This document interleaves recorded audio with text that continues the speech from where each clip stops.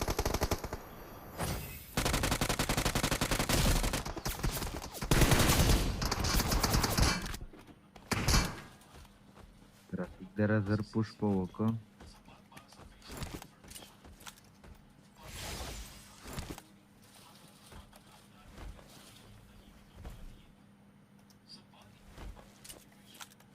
Spring तरफ तरीका से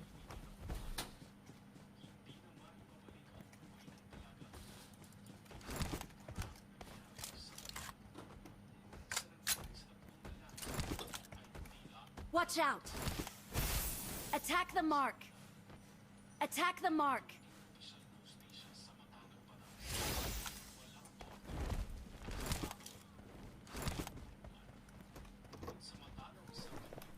Watch out! Watch out! Ratika dilta Watch out! kadi wo dilta Marked a kadi location.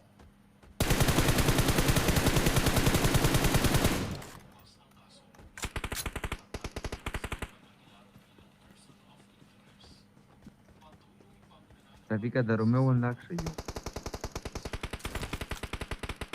Attack the mark!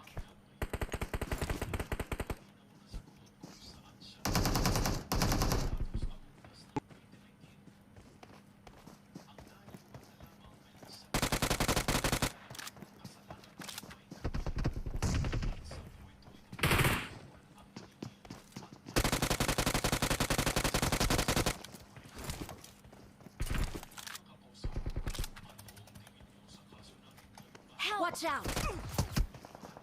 Watch out!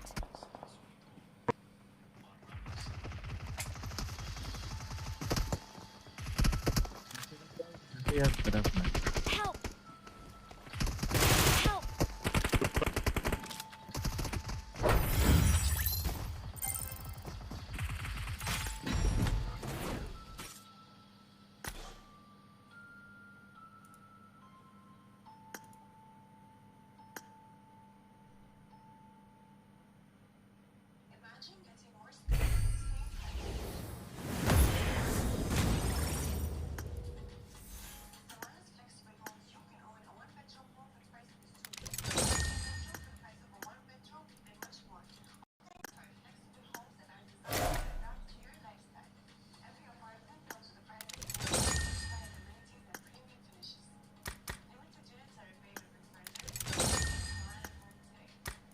त्याला कपडे देईल आणि शिव फक्त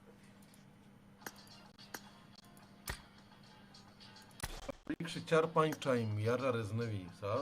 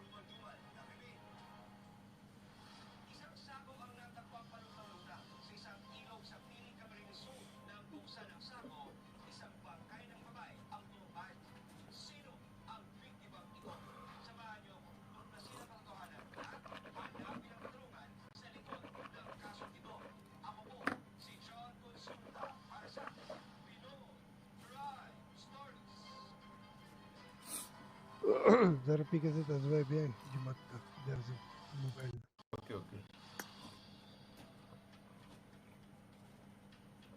लीडर वक्तर Umar abraço be game ki sara le wan yawai nashi. this is Munzerten. Okay.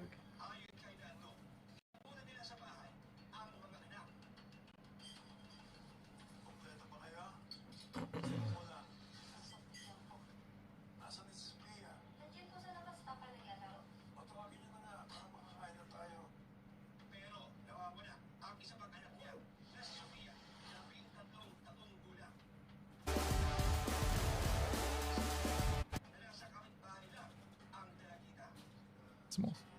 What do we need? We need Arena, Istanbul, are you ready?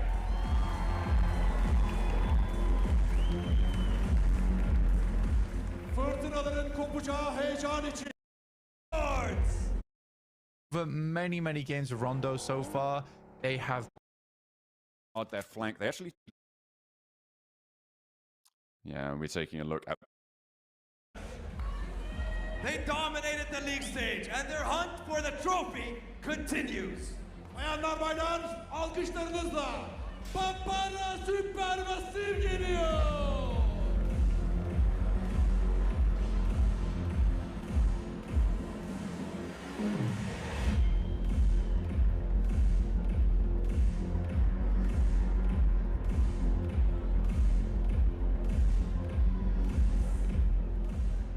Geçen yıl çok yaklaştılar. Bu sene yarım bıraktıkları işi tamamlamak istiyorlar. They came within touching distance of glory, and this time they mean to go all the way. Regnum Carrier Esports.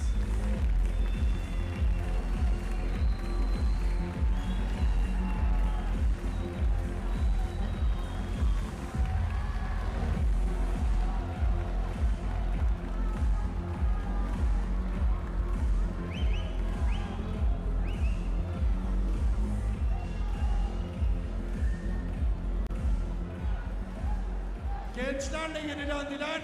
Şimdi bugünden, dünden ve cuma gününden itibaren küllerinden doğmak istediler. Renewed with youth, and it's their time to rise from the ashes. Bıra Esports!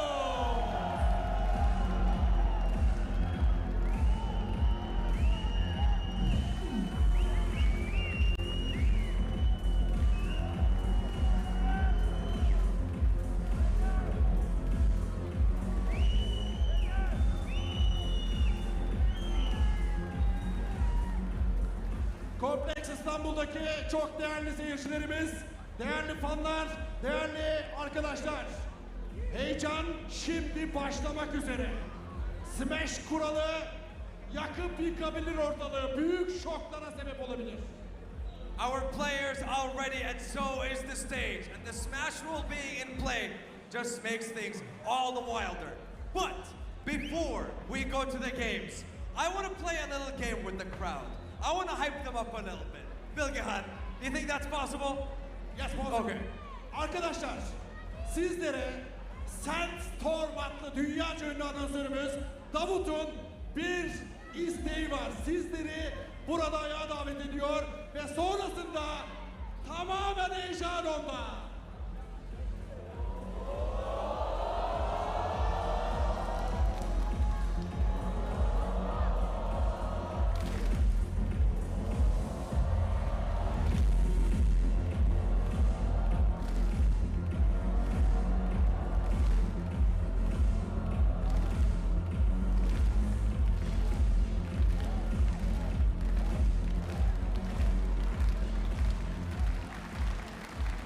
Şampiyon bugün belli oluyor. Bu muhteşem kupanın sahibi birazdan belli olacak arkadaşlar. Smash kuralıyla birlikte heyecan dorukta. Analiz masasında çok değerli arkadaşlarım Gökhan, Yargıç, Tony ve Tankut Hoca var. Sözü onlara bırakalım. Davut. The games are ready, so are we, and so are the players. So on to the analysts we go.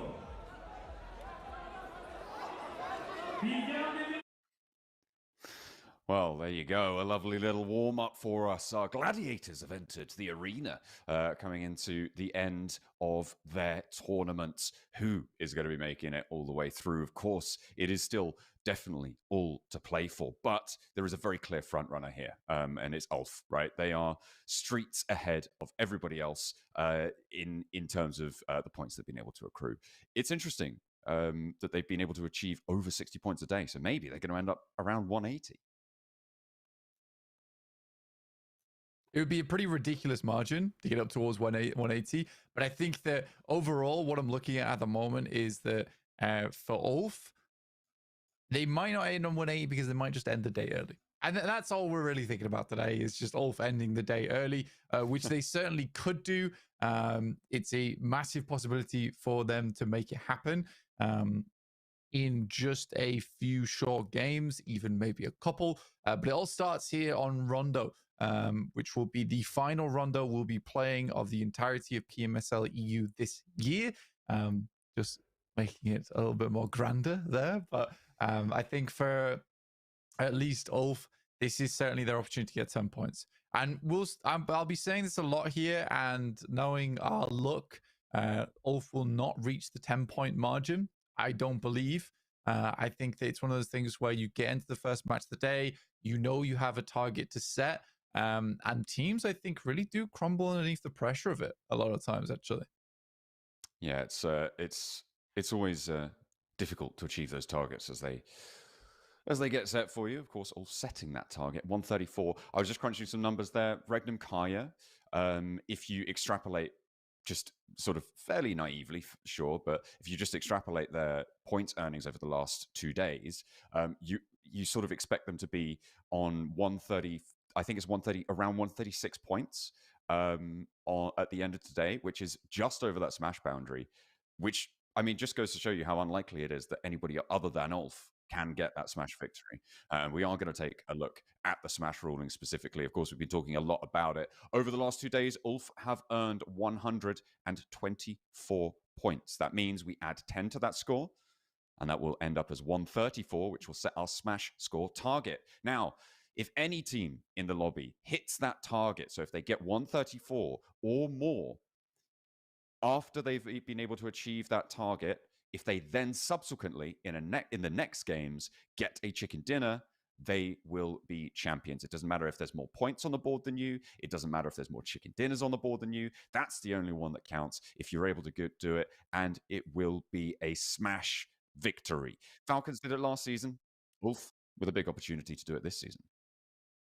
Yeah, absolutely. And I think that it is not a massive target for Ulf to hit here. As you said multiple times now, the Rondo is a great spot. It's a great map to grab yourself those 10 points. And here will be the maps we're playing today. Rondo, Erangel, Miramar, and finally on Miramar. You can see here yesterday, Ulf were not able to win that second match, but they did win the first one there on Rondo. And I believe it was Kara into Kara once again. A lovely back-to-back coming through from that team, which has set themselves up wonderfully for today to catch up.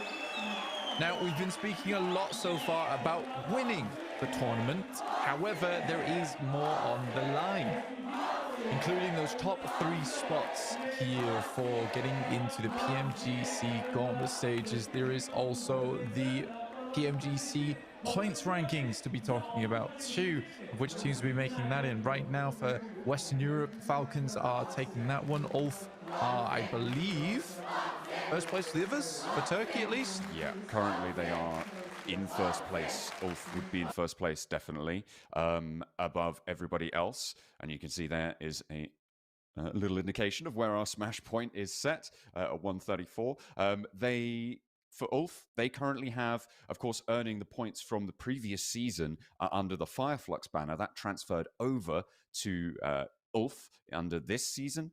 They got 125 points last season. And then this season, they've been able to earn 124 already, which means that they're on a total of 249. Regnum Kaya behind them on 208. So they are more than 40 points behind there. And so it's unlikely, unless Regnum Kaya also just beat Ulf in general, then it seems like Ulf are getting that accolade. However, if they qualify in a gauntlet spot of the top 3 here, that point spot gets transferred down. And remember, it doesn't go down the regional points tables. It gets transferred down through the PMSL finals rankings. So if the tables close right now, it would be Jetgo who would get that spot that Ulf have earned in the Turkey region.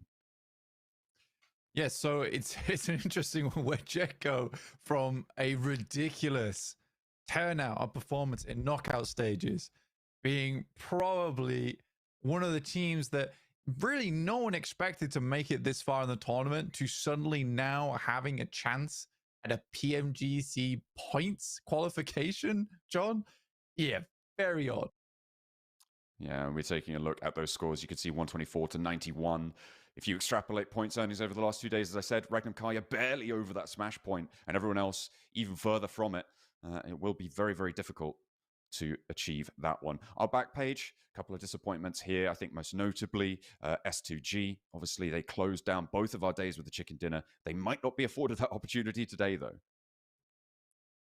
Might not be, because we are getting through to the end of the day. 6 matches, lovely, could happen, but easily the smash rule could end everything early. Now, we did see a lot of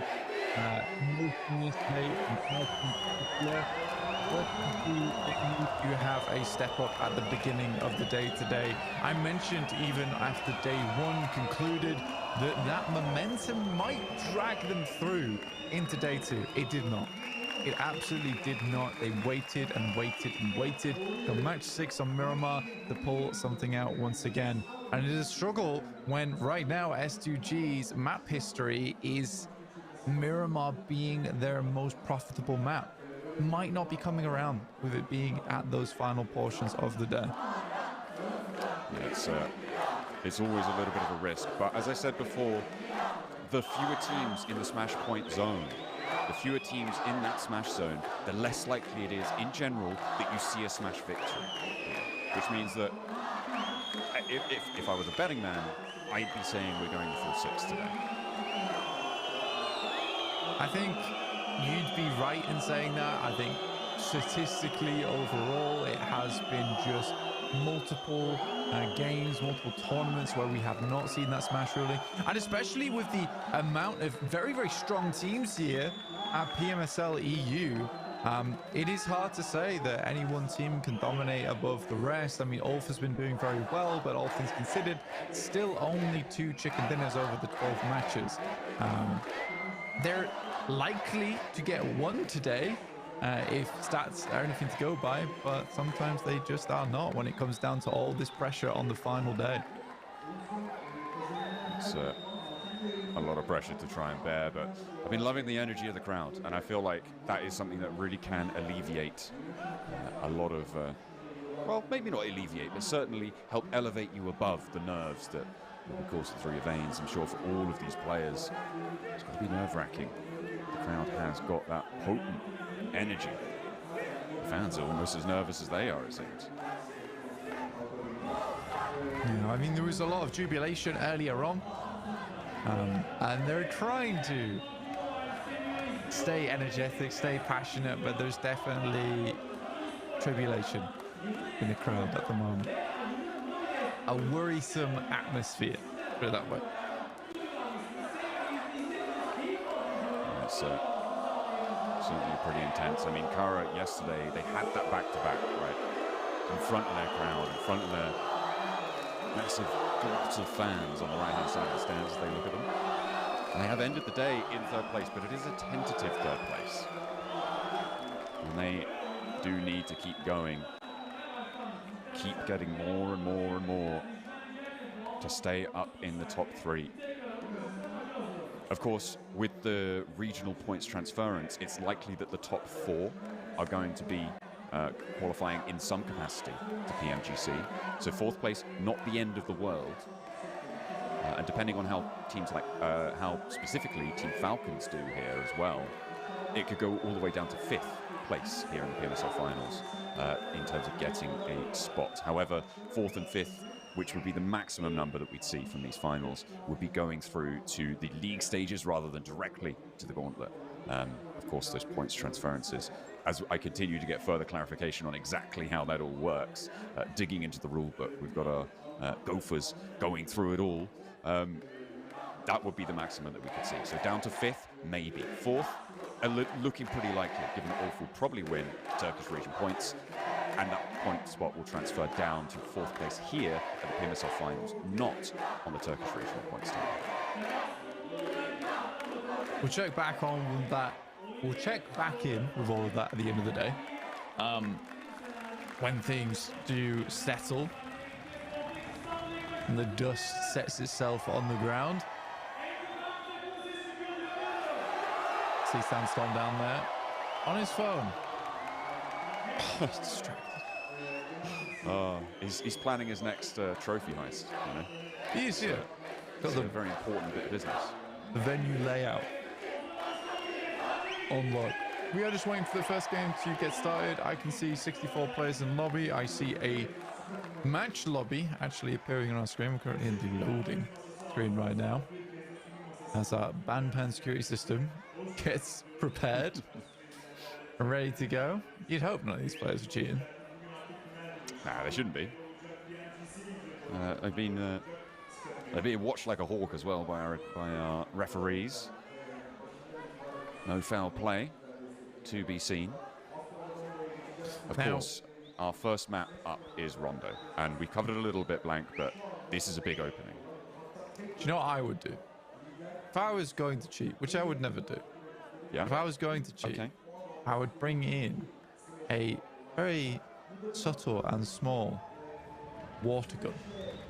Okay. And I would just spray my opponents at random intervals. Okay. No one would ever know who it was. How? What's going on there? And then they would go down. Glasses, like, tap it and it goes. Wow. That would be good, right? Not enough water for it to be like I'm being sprayed by a water gun, but enough water for it to be distracting. Well, they all think you're gonna cheat by, you know, aim hacks, wall hacks. I'm gonna get physical. Yeah. Not in terms of I'm gonna beat anyone up, but you know, I'm gonna get the water gun out. Don't influence the.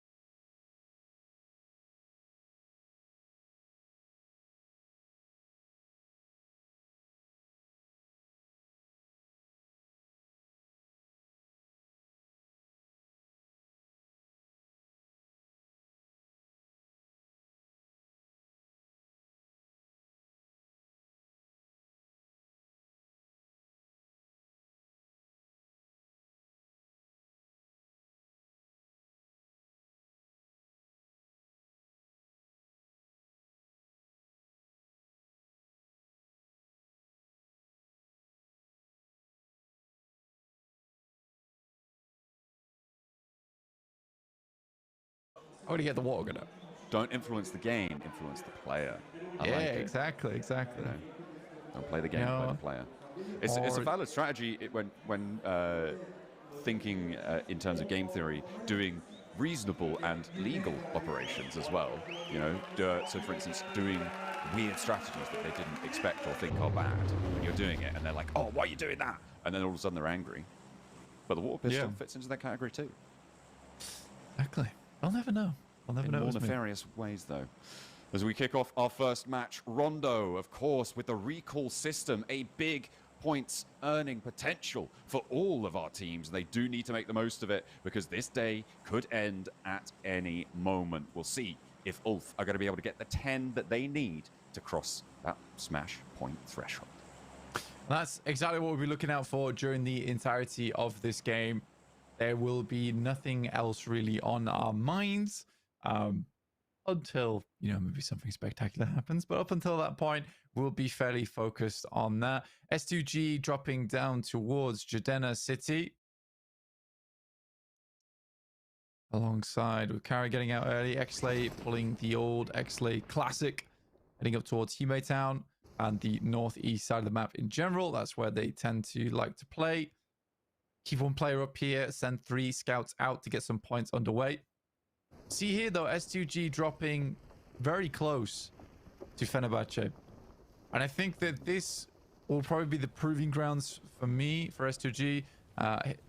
Over many games of Rondo so far, they have been terrible in the early game. Kalsi and Hamzy G both going down very early. Pretty tough circle, honestly, around Tuling. We know that Tuling is a massive feature, really big high ground here, quite difficult to rotate around this area as well over towards that northeast edge. There's 2 long bridges, at least main bridges you have to cross there. Yeah, tough. Very, very tough. I just enjoy the fact that it was Tu Ling near Tu Long bridges. That was, oh, it's so true. Yeah, Tu Ling and Tu Long. Enjoyable little linguistic lick there. Having a good time with that one. Pablo Supermassive, they're up near Ryan, and keeping track of Ulf. They are sticking to their guns. So no hot drops out of the ordinary for them. They are not going to try and make that one work. They're over by Stadium. They're a bit close to Andalthos's Famagusta, but they're about coming up on a kilometre away on average, so still fairly chill. Fenerbahce, though, in Jadina City. Got some noisy neighbours. They are in this next circle, so they can take a little bit of time with it. But Solke down the staircase. Look at a sleigh, and Savian goes out. Double flush as Lux falls next. Good job. Solke is still confusing player to me. I'm impressed. That's good, though. That is very, very good. Not the player that I expected to step up, but he certainly does. Very, very well done. I would say a lot of pressure on Solke as the new player coming into this. That's a good nade. Just down the stairs, and it is a knock. A three-piece now for Solke at the start of the game. Is that Fenerbahce just out now? No, they had sent, 3 players back up. Okay. Yeah, they had Razy on and off post here. A little bit further north of Jadina City, we see this recall coming on. They're going to be fine, Blank. There's no worries about it. What are you talking about? They're totally fine. Yeah, they're all good. As you can see, they're dropping down the JS9 gun in tow for Simple Domac. A couple of those supplies still on board as well. Yeah, you're basically on your way back down again here over on Rondo. So you're not just dropping in with nothing. Which is maybe another change they could make. Yeah. You do drop in with nothing. Yeah. Right now it is fun to watch. So S2G already getting 3 elims, 3 points. Right at the start here sits someone 69. And you can see that the difference between them and 4th place, not that large anymore. 69 up to 84, 15 points total. That and more can be arranged here over on Rondo. We see teams do need to get a move on though, John. We see big elim games fairly frequently on this map, but only 1 hot drop this game, Blank. And this is new territory for Rondo, right? Teams have actually sort of chilled out a little bit here. Which is curious. You know, we normally see at least 3 or 4 different hot drop situations, but we've only seen the one with S2G and Fenerbahce. I think that people are kind of moving back towards a little bit more of a safe play style here on Rondo, especially on the last day. I wonder if everyone was like, well, we really don't want to give Ulf any points. And Ulf could be any one of these teams. So let's just be a little bit more calm with it. But again, like, we've seen 30-point games. We've seen 27-point games here on Rondo. For a team in 8th place, a 30-point game would put you in 2nd. So it is just one of those things where do you want to take the risk? Because I think Rondo is interesting as well in being in map 1, where if you take a big risk and you have a big game, you shake up the leaderboards in a dramatic way.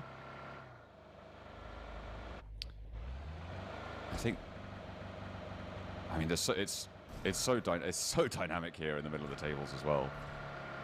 It can definitely get quite dramatic. I mean, 4th place now is the goal for a lot of these teams in this middle bit, right? And as you say, a lot more achievable to get to that 4th place than it is to think about getting in towards that top 3.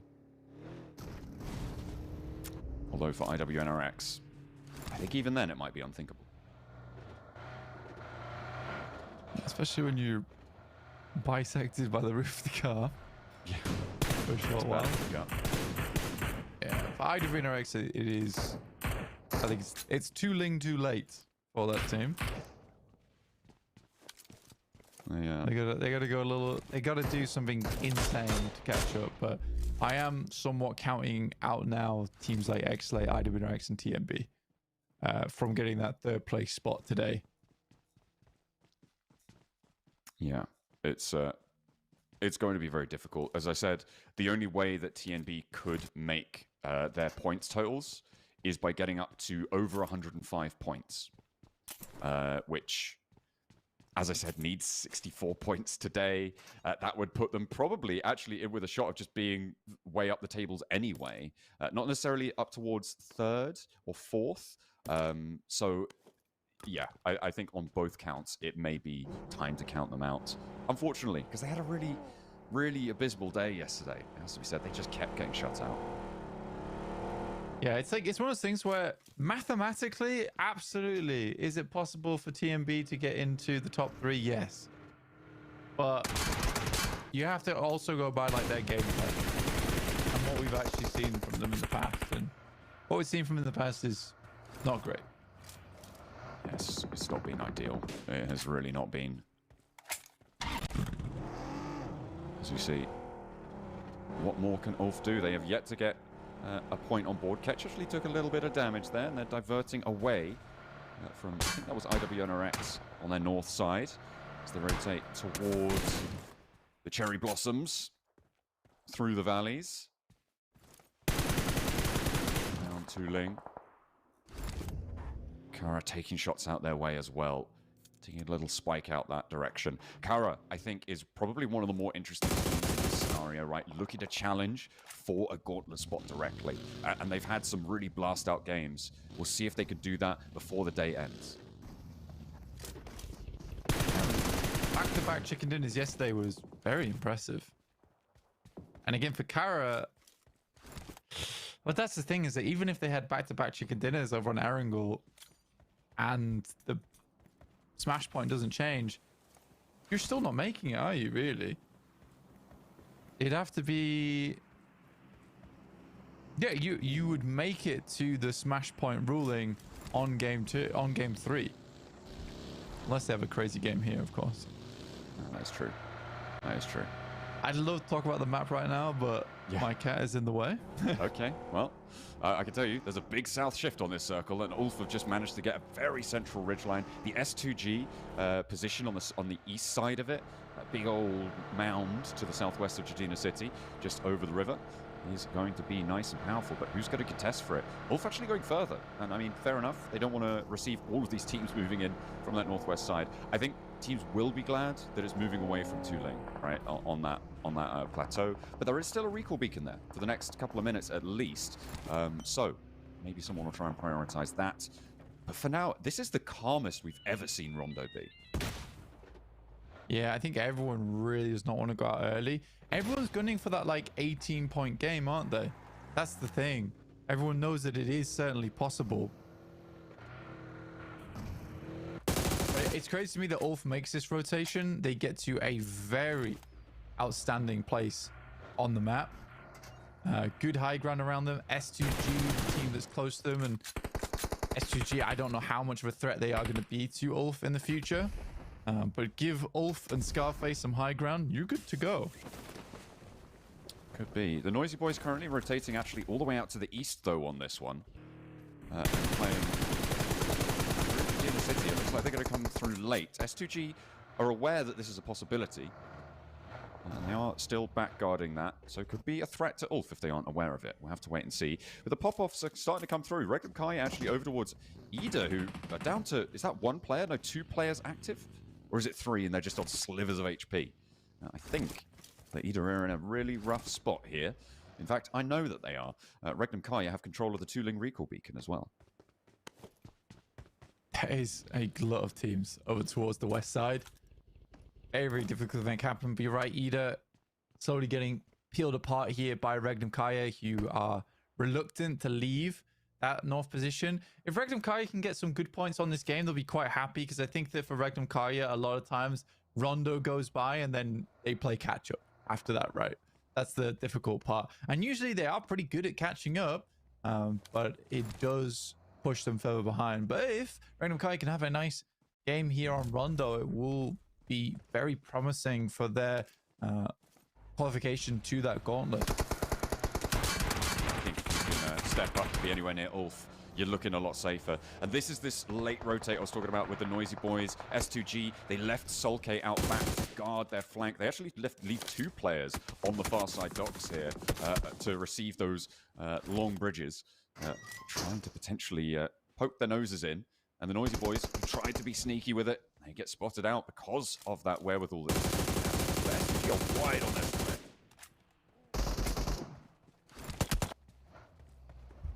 TMB. Head down. Goodness me, what a shift on the circle that is over towards the northwest side. I think Regnkai will be able to get a lot done with that one. X-Lay coming through on the northeast, as we know they usually do. In the meantime, Fenerbahce been taken down. Ulf is on our screens. Scarface knocked. No. Not likely getting a res here, though. Eren down as well. Ketch and Solus now looking for the fight, but with Eren down, with Scarface down, these are the two heavy hitters on the team. The rest of them, sure, they're potent. What can they do here to pull themselves back up? There are still recall beacons available, not for long though. And into the vehicle, Ketch goes. Yeah, I think this might be a recall situation, because Ulf may have been denied their 10-point opener. Yeah, Ulf actually has to dip out. And Fenerbahce will get away with it after holding them. They will have to go for the recall beacon, as you say. Taking damage on the approach towards it. There's so many teams at stage 3 that should have really good control over these beacons. You sort of really can't afford to have just one player going out there to pick it up. Most of these locations are picked up.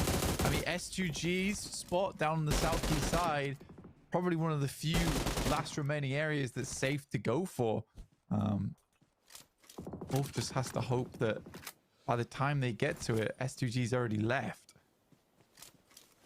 0 points so far, John. I'm looking. No game 2 smash.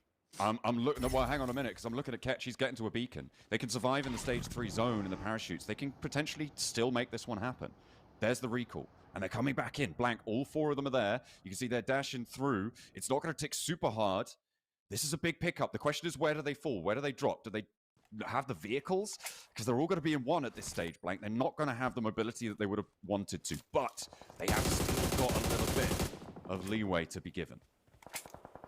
I think they were very lucky that S2G left when they did, but yeah, I think for honestly, the boys over on Ulf, they've got really no loot to work with. They're playing with JS9s. They sort of need a close quarters engagement to make this happen. I just think that even though they have 4 players, it's likely that going forward, they're not going to have huge amount of firepower on side. They would have to backstab some teams to make this work. Side, the next circle goes to the bay. Look at Regnum Kaya's position. Blank, we're talking about them having a good game here. With the high ground that they've got, they've still got control of a recall beacon for the next few minutes. It's really not that long now anymore, though. And they go, ooh, no, the Noisy Boys popping up with Eren. But Regnum Kaya could be chasing this one nice and heavily. Eren gets pushed as well. They can't go back for another recall. There's really nothing doing. They play it on the 3 now. I think it might be game over right now for Ulf. I don't think they're getting past TMB, who have just sat down the south side for so long, just have not moved, and they expected players to come from behind. Watching out for parachutes, I imagine, leaving Ulf now just on the 2. Ketch is able to find Emre and finds another. Eliminates Ida by himself. Goodness me, well played. All right, okay, fair enough. So there's 2 points for Ulf. He's got a med kit as well.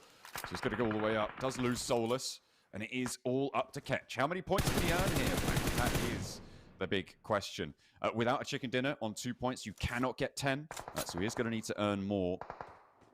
Or get a chicken dinner solo, but I think that one's a lot less likely. I mean, for Ketch, what is it? What do you need? You need... If it was second place, he'd need 4 elims total. Yeah. 3rd place needs 5. That's a pretty tall order for Ketch. Frustratingly as well, the only recall beacon still in play is the one that's controlled by Regnum Kaya in Tu Ling. Ah, what a rough start for Ulf. Not the team I thought was going to be going down so early. I mean, you've got to wonder how they've let that one slip. It is not great news for them, but they still do have a sliver of hope. Bruh, maybe not so much, because they've got Mazzaro bearing down upon them. Spray down. Okay, they have an answer. The Stage 4 zone, though, is pushing in, and it will not be resable, so they have to get a move on. It's unlikely that these reses come through. There's actually a lot of danger there as well. Sprayed down, and damage continues to be rolling on down the hill. Quantum is spotted, so it is just the one player now for Brat. Kiss you. Spots one. The Noisy Boys down in the valley, but across the way, S2G, ever vigilant. Sorry, that's Fenerbahce. Both yellow, so I can understand where you went wrong there. I actually can kind of understand where Ulf went wrong. I think any other day, Ulf just commits to that engagement between them and Fenerbahce. It gets so scared, though, on two players, it's 2v2, that instead of just going for it and trying to complete the fight, which I actually had confidence that they would be able to do there versus Fenerbahce, you see Ketch just dip. And I think that was a call that was made within the team. I think everyone on that team agreed with that call. I personally think that that call was made in weakness.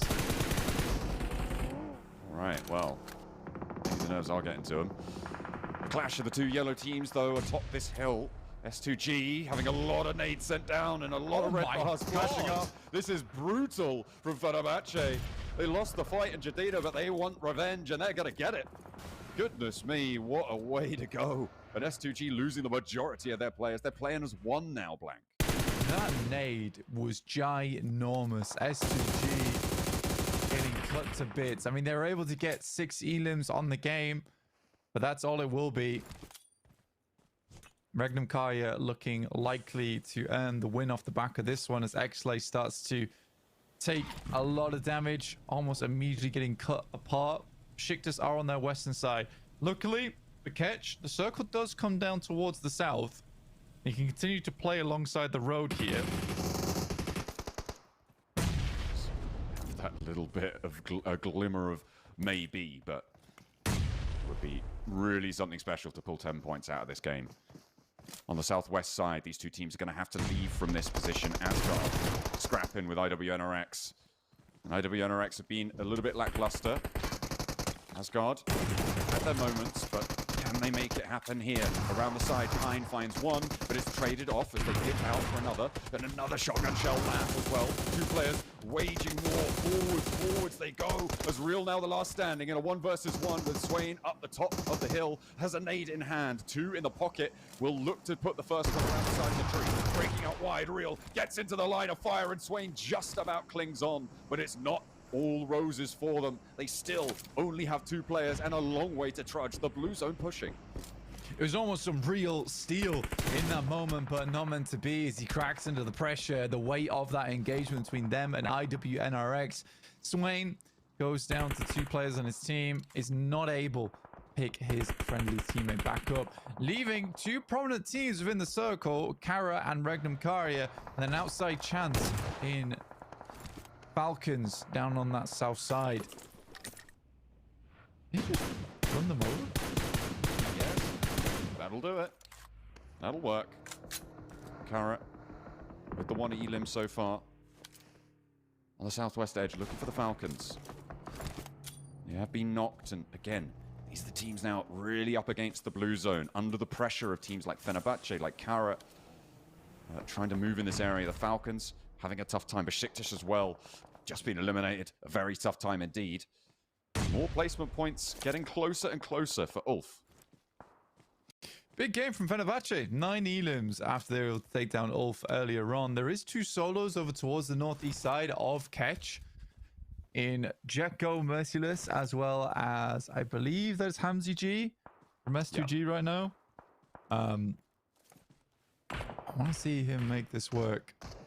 It would be incredible. Like you say, a long way to go, but we are slowly cutting down players. Falcons, Ralph looks for a quick sweep and scout. Spots Lewis. Goes flying. I mean, he's safe though, at least. Hey, he is a Falcon. He's got to take to the air at some point, but you're right. Does manage to find his roost. For the time being anyway, just about the next circle.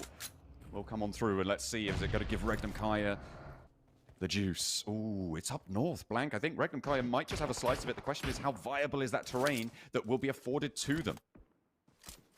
There's a problem now, though, for Ketch, is that Fenerbahce likely are the ones wanting to push around this corner. PMGC is spotted by Loxy, which likely means sooner or later Ketch is going to be visible by Regnum Kaya also.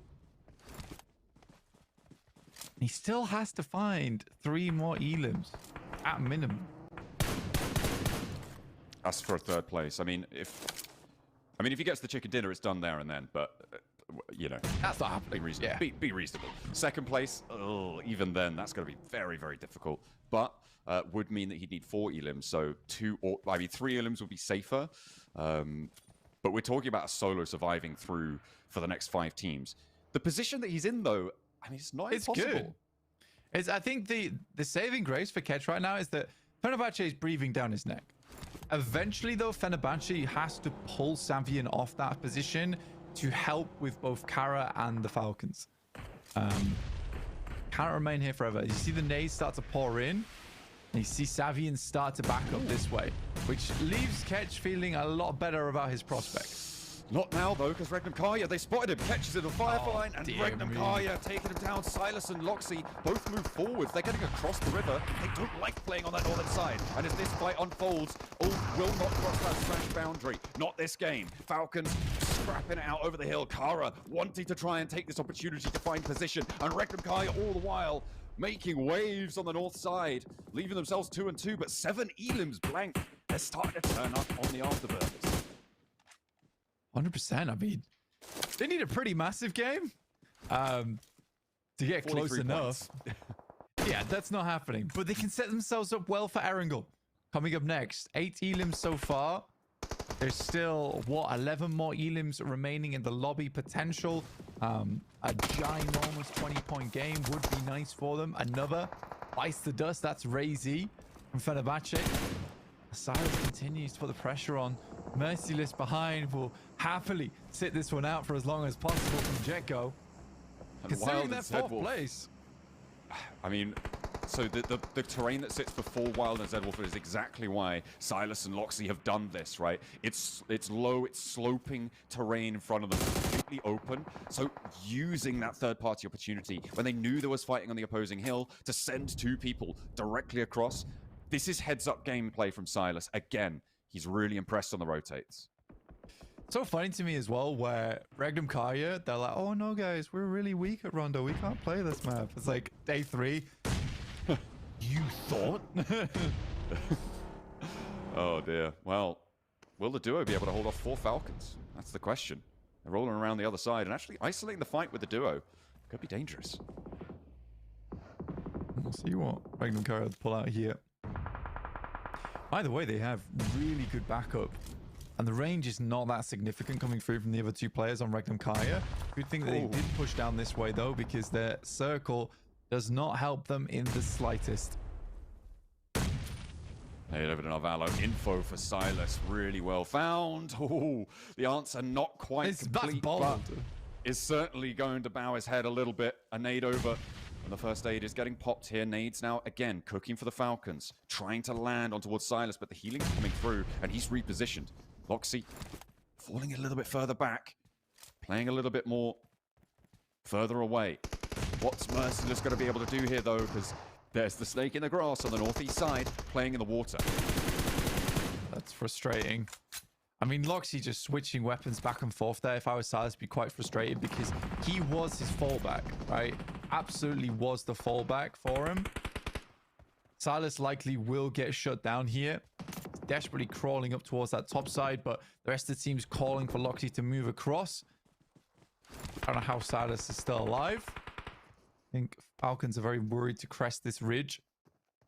Good nade should be the end of Lewis there, and it is. Silas has a little bit of smoke cover that was launched earlier, but I'm assuming that's going to be burnt away fairly soon. Kara just getting bled out here. And this is unfortunate because Jetgo is still alive. And remember, this is the fight for 3rd and 4th place. For Kara, currently in 3rd, but if Jetgo are able to outlast them, maybe get an elim or 2, they could jump up into that 3rd place. And the Falcons as well. I mean, they're very likely to be already in with the points, with a regional points qualification spot, but we'll have to get Gauntlet direct. And out they go. 3 players now remaining as Ralph did get flushed away. Navallo, though, not so lucky. He's been spotted by Zedwolf and Flush too. Regnum Kaya are on a tear. Blank, they really want that smash boundary. I mean, they're getting very close to it. And Marso goes down to Regnum Kaya. Stolen away once again. Now just 2 Falcons remaining. Have they still not res Silas? Like, come on, guys. He's ready to go. Get my boy back up. Get him back in the fight.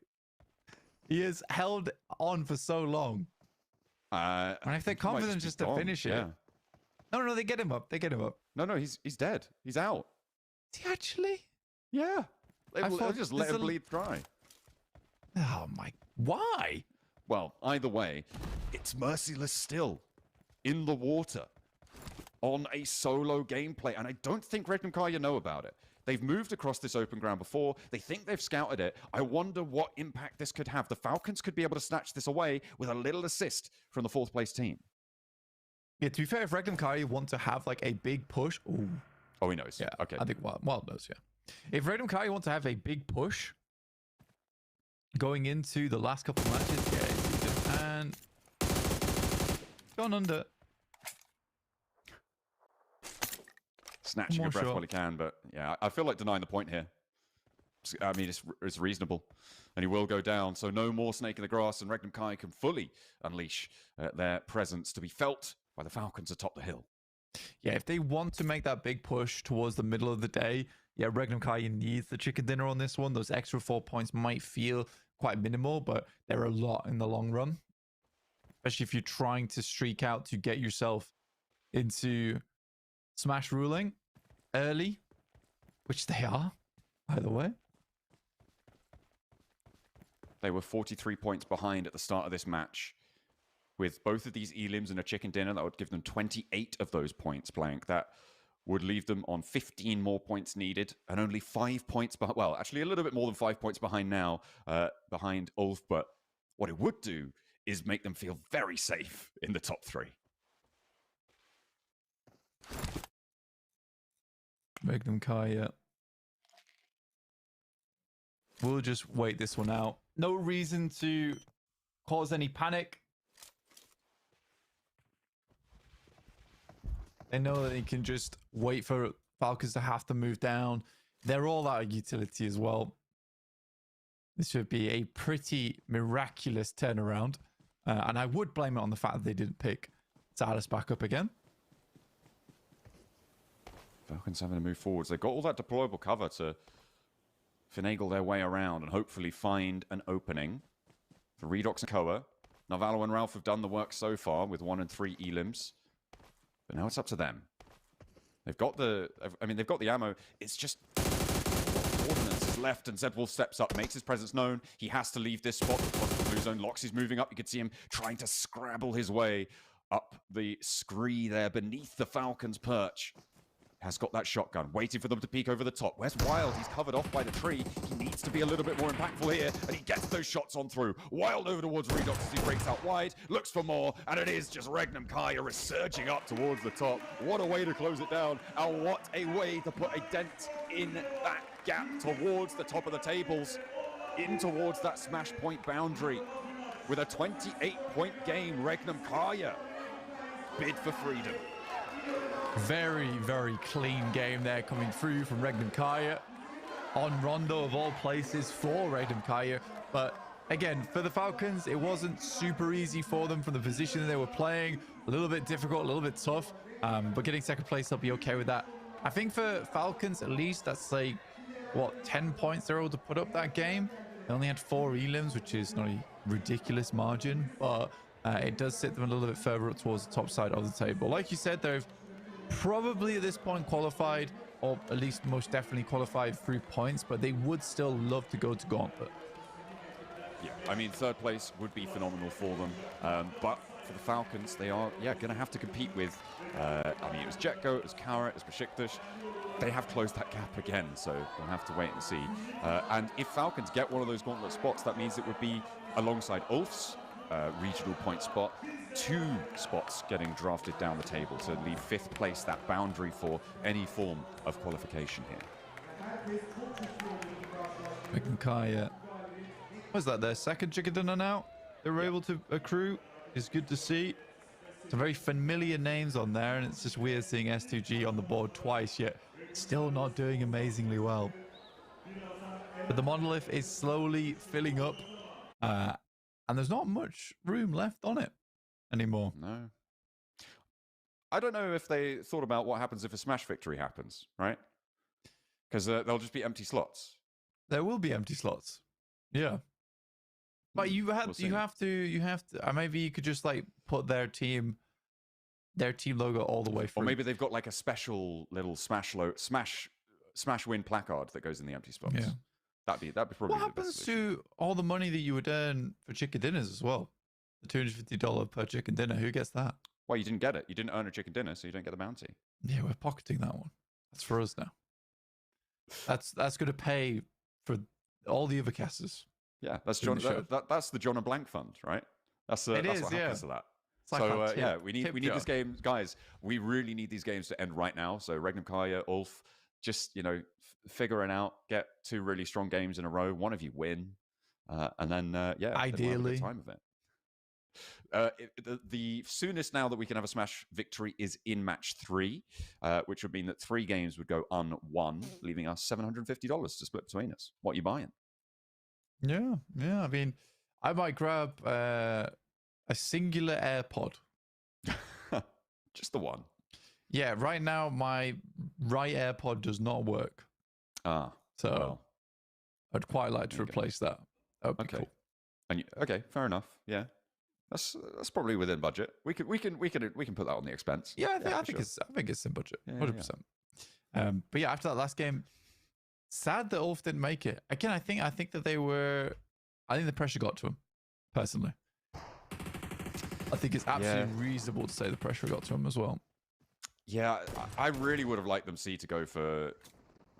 And this was the only opportunity they had to go for it, was go for a hot drop, right? Go for a 3-player hot drop onto just anyone, really, and see what they could do. I mean, for instance, I think it was Bra in the midst of all that who were fighting a lot early. They got 10 points this game. But MVP, Zed Wolf, at range, able to do so much work from across that valley, up on that high ground. They played in that position for so long. And they were brilliant on the assist going across the river for the forward duo. Yeah, I think for the guys on Regnum Kaya, they're slowly utilizing this guy better and better every single game. Still kind of annoyed no one picked Silas up. Whatever, these things happen. But I think overall, 28 minutes and 29 survival time, very, very good for Zed Wolf over the multiple games he's played. I'm pretty sure that game was like 30 minutes long, though. Anyway, Zed Wolf with 967 damage. Zed Wolf with 6 elims. 7 was here. The 2 grenades got after that massive one he sent down towards S2G, which cut their game very short. Yeah, and they had a little bit of retribution found, of course, for their hot drop in Jadina City. But with the recall beacons, they were able to go back up as 4 and exact their revenge there and then. No waiting around for it. Yusuf, 361 meters. I felt like we might have seen a little bit of a longer elim coming on through, especially given that open valley, right? It could have been potentially a little bit longer range. But no, 361 is going to be there for Yusuf. 967 damage there for Zed Wolf. Crazy stuff. But Loxy not far behind with 5 eliminations of his own with 868 damage. It was all around a very, very good game. Silas always taking the most damage on the team, considering he usually scouts out first. But see here, Loxy took 0 damage that entire game. You do not see that very often. Yeah, with I know. Silas. Wow. Pretty crazy. That's why Silas went down, by the way. He was trying to keep his perfect, flawless record. He was like, if I go anywhere near you, they're going to throw an aid, and I'm going to take 5 damage, and that's going to ruin my day. I wonder if that's the first time we've seen a 0 damage chicken dinner from a player before. I'm not sure. It's certainly notable, and probably very, very rare to be in those final circles and alive, right? With 0 damage taken. So that's pretty cool. And he was right up there, right? He got the final blow, no? I believe. Moved up the hillside. Yes, I think so. Yeah, I think it was very, very fun. Very, very fun to watch. I think Regnum Karya are going to be super pleased with that one because I think yesterday when we talked about it, it was like, it feels kind of like out of reach right now for Regnum Karya. It feels like it might not be able to make it. It's a tough run ahead of them. But with that game, yeah, it's a lot easier now. It's a lot easier. Yeah. They're 15 points behind, if my calculations are correct. They are 15 points behind that Smash point as it stands. I think that means 119 points at the end of that match. So needing 15 in a game, it is still another big game, right? And we're still going to be looking more towards Ulf, who were able to get 3 points that match, therefore needing 7, which is so much more achievable over a single match in general. So it'll be very interesting to see if they're able to do that or if they're just going to win this next game, because they always win match 2, it seems, in these finals.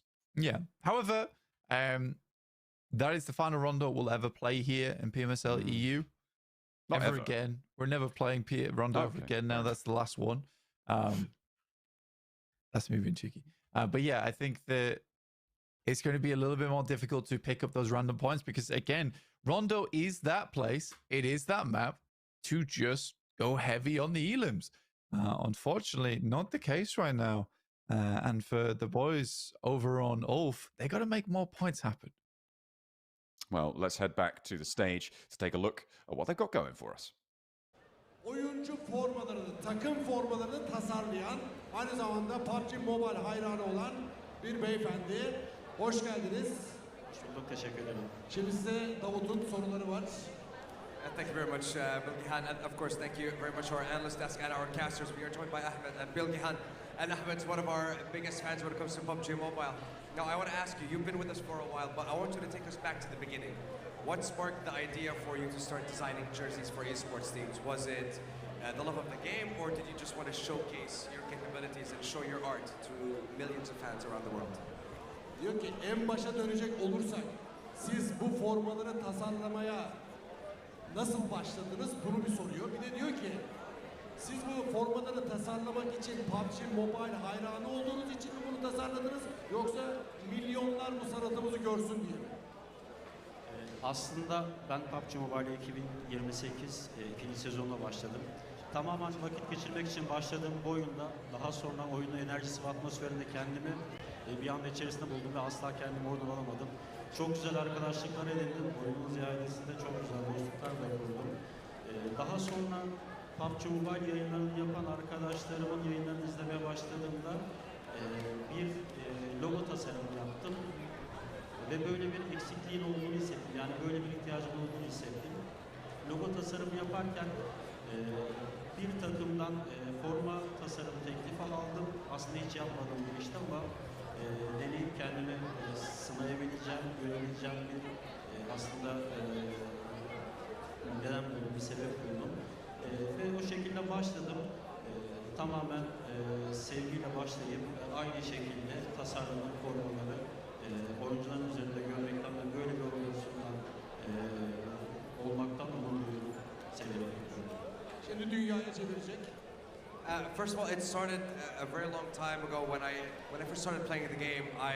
I made so many friends online, playing with them day and night, and randomly I got the opportunity to create a logo for someone, and I tried it out. I really enjoyed the process, and they really liked it. And I would say a little while down the line, I was given the opportunity to create a jersey for a team.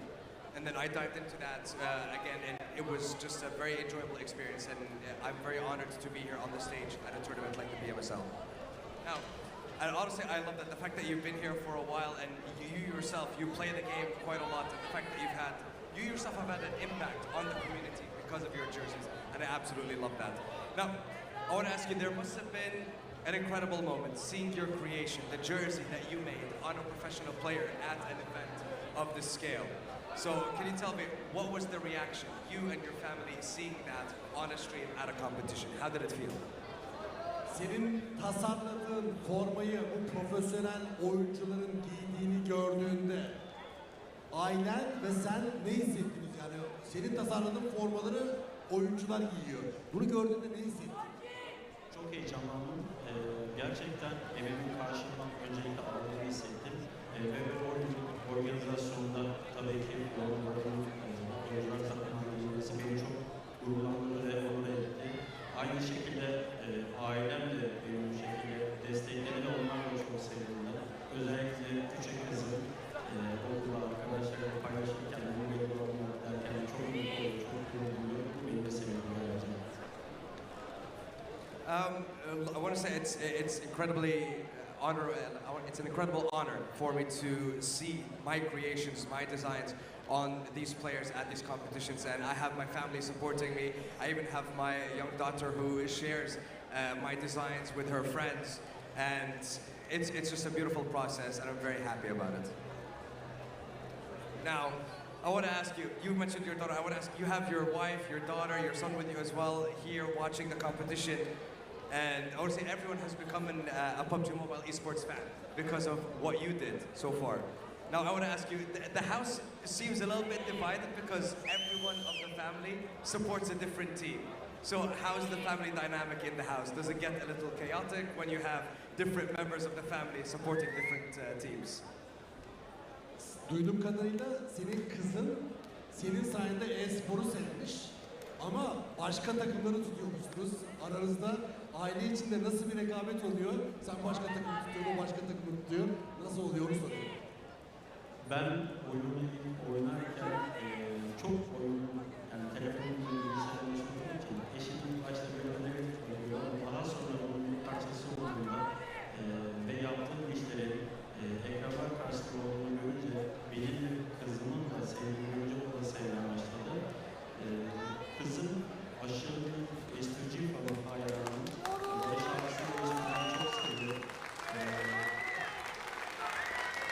Tabii ki biz de STG'yi çok seviyoruz. Çünkü ülkemizin dünya şampiyonluğunu getirdiği için.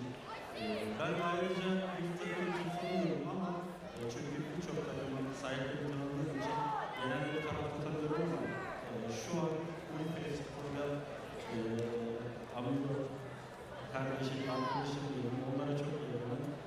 İnşallah birinciliği hak ederler diye düşünüyorum. Well, at the very beginning, my wife didn't really enjoy the fact that I played a lot on my phone and on my PC at home. But once she saw that my daughter started getting into the process and she liked watching me play, and my daughter is a huge S2G fan, and I want to say from there it kind of grew more and more, and then once she saw how much I got involved with the community, with the designs that I've had, she started to believe in it a lot. And again, like the whole house seems to be massive fans of S2G. I don't have a specific team that I root for because I design jerseys for multiple teams, but if I was to choose one at the moment, the biggest would be, you know, I'm a big fan of Amigo, I'm a big fan of Ulf Esports, and I would say like they might be the ones I'm supporting. They're doing pretty well. And honestly, I like that. I love there's a little bit of a difference. You support multiple teams, but I like the fact that your family got into esports because of what you did. It's absolutely beautiful. And it just goes to show the wide range that PUBG Mobile attracts to the game and how incredible the community is. Now, you dressed so many fantastic teams. Well, I want to ask you, beyond just looking cool, what is the most important thing that a team's jersey should say? Sen bir sürü forma tasarladın. Çok güzel formalar tasarladın. Tamam. Bu formaların güzel gözükmesi de çok güzel bir şey. Ama sence en önemli anlatması gereken şey ne? Formayı tasarlarken.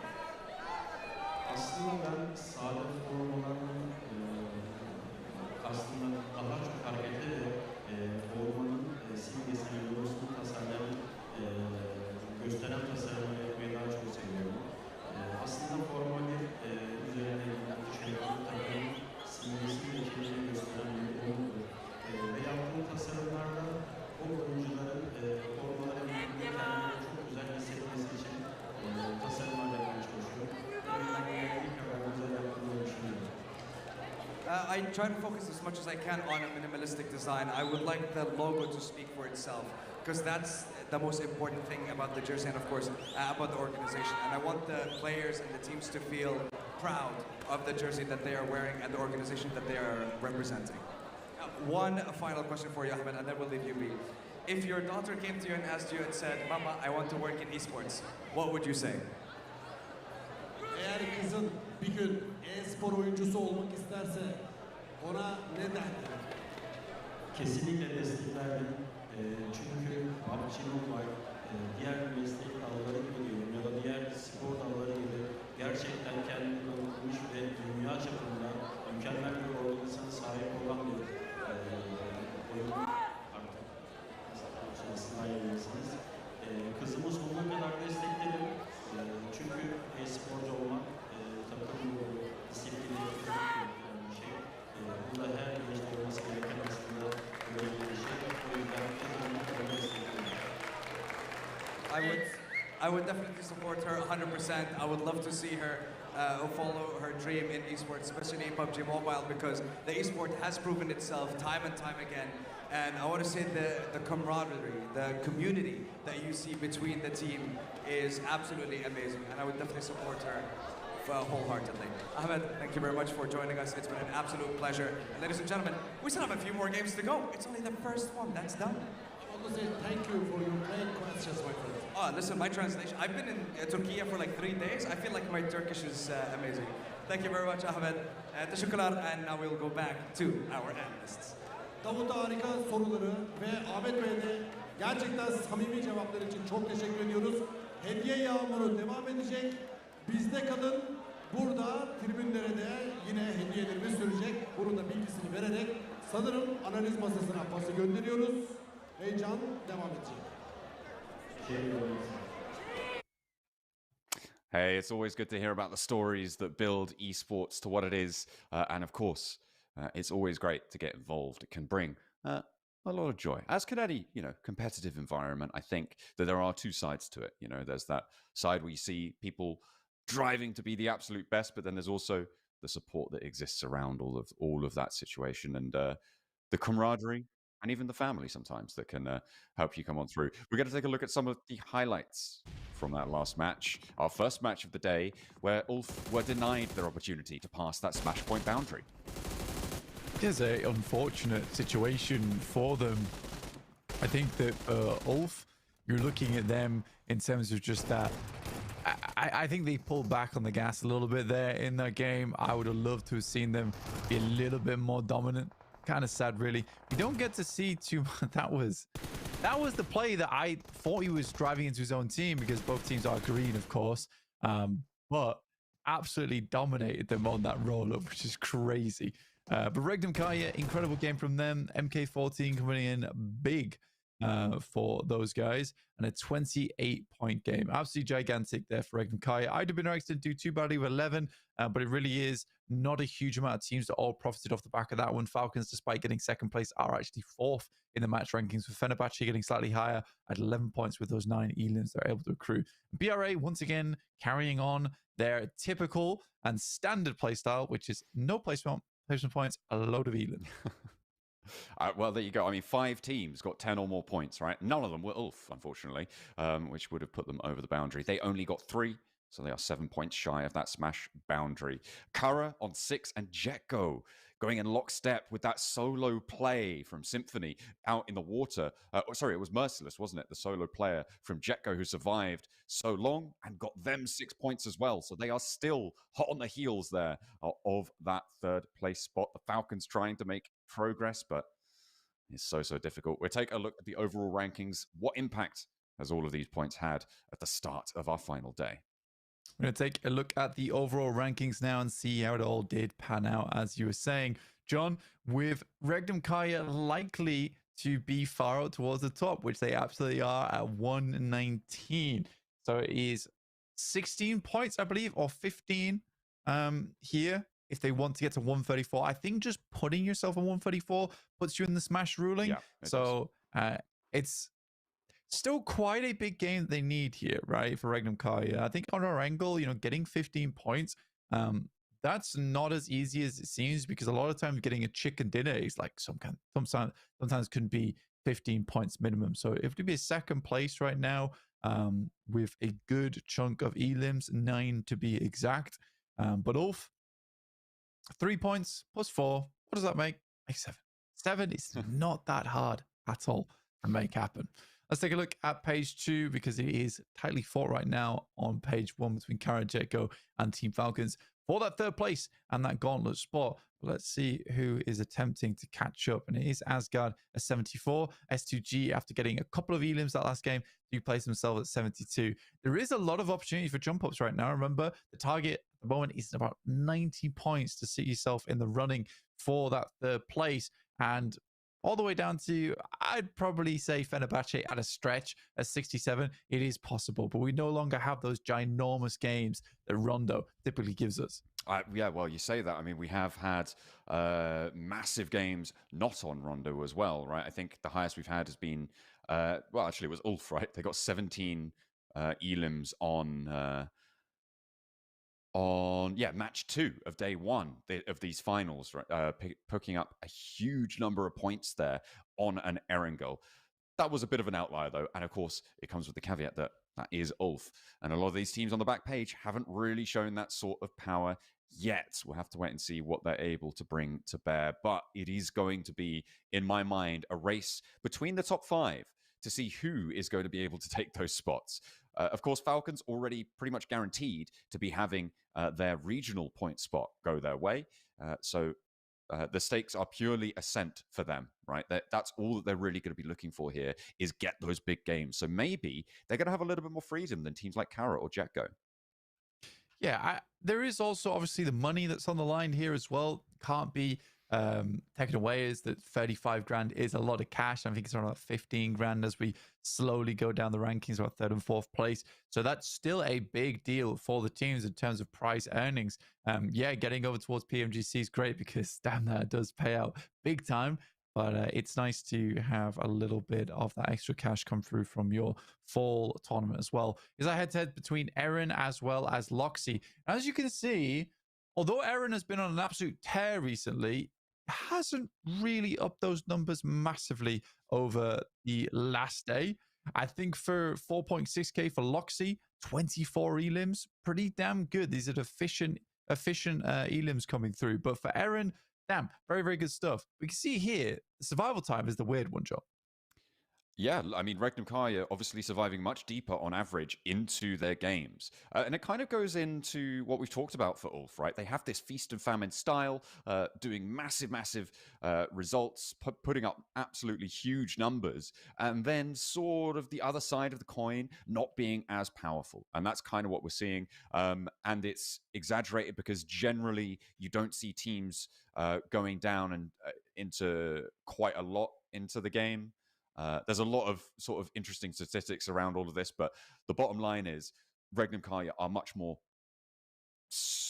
consistent in terms of their longevity into the game, and Eren often denied the opportunity to stay up late. I think that is exactly what is going to push them through to maybe even a first place spot here, is just purely their consistency in terms of getting towards the end of these matches so far, because they have been damn good at it recently. I think that for Regnum Kaya, they are a dog that you just cannot get to stop chasing you, which is typically what happens in a lot of Regnum Kaya's tournaments and how they play. They are just determined. They're a very, very determined squad. Absolutely. They are a team that cannot be satisfied. And I think that that's something that Silas has definitely embodied over the course of his PUBG Mobile esports career. And right now, the tool that he's using, one of the best to ever do it, is using one of the best to ever be. The Infinix GT30 series, of course, for every clutch moment. You need that FPS all day for the hashtag 6R carry, as we are going to be heading in with all our players using these GT30 series phones, and they're having a great time with it. You know, we've seen some great stuff. I mean, you talked about Silas not being satisfied with a second place, but he's certainly satisfied with this phone, the Infinix GT30 series, getting us through all of our game days here over at PUBG Mobile.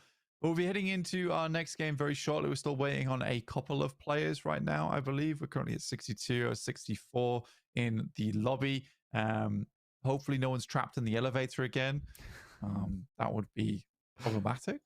Yeah, someone get the getting crowbar. underway with it as soon as possible. Yeah, get the crowbar out, absolutely.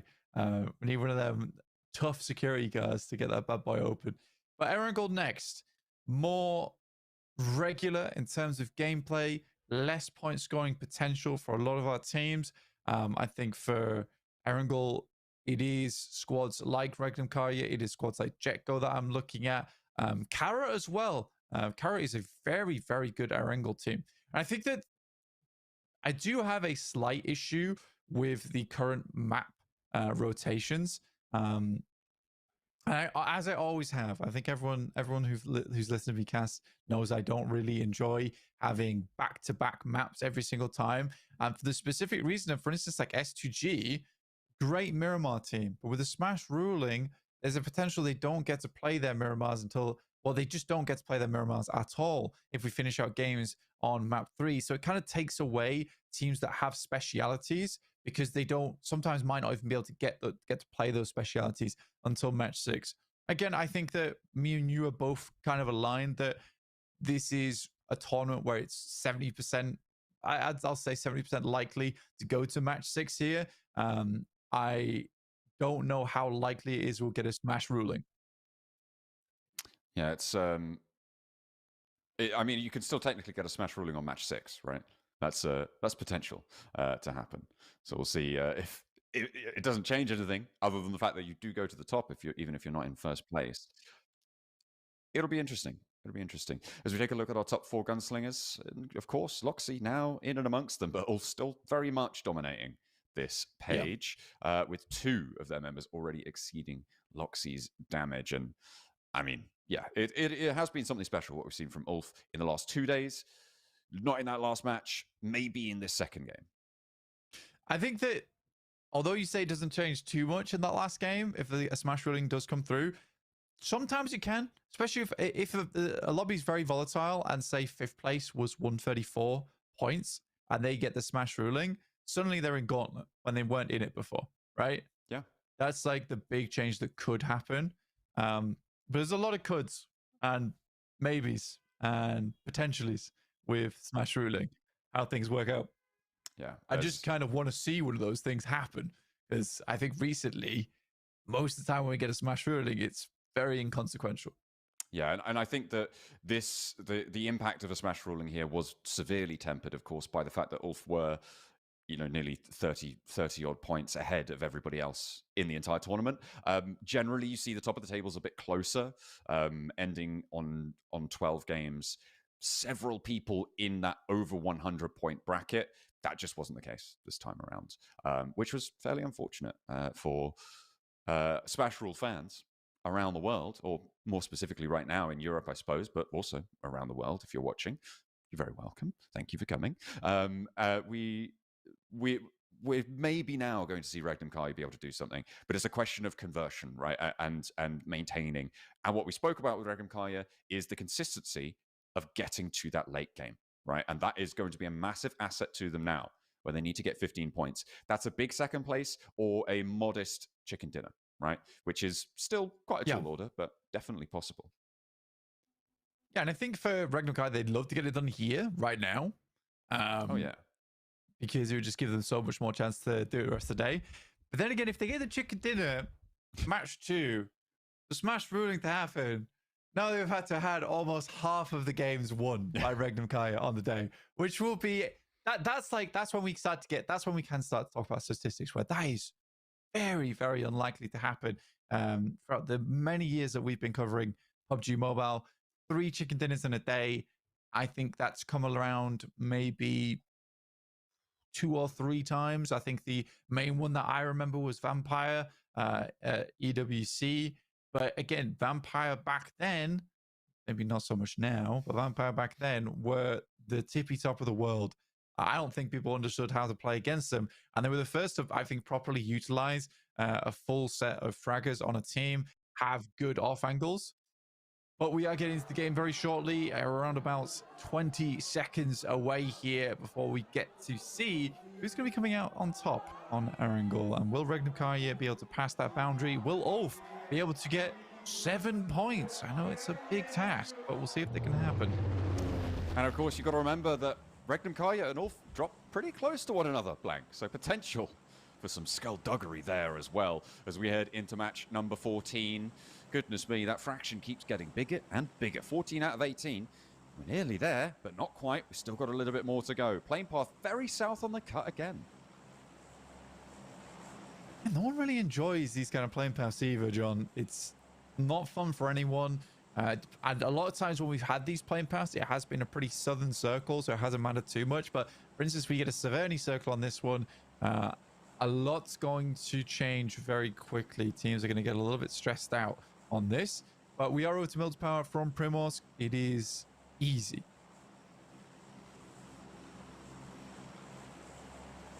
Teams dropping out now. No one really getting too stuck in, and you don't expect it to be. This isn't Rondo, although, again, notably quiet Rondo that we had at the start of today. Maybe nerves, maybe teams developing their strategies. We're not going to find out, though, because we're not going to play another one here. Certainly not in this setup, not in this lobby. Ulf and Regnum Kaya, this actually does prompt this conflict a little bit more over towards that Potato Hill position. They're both going to be competing for vehicles.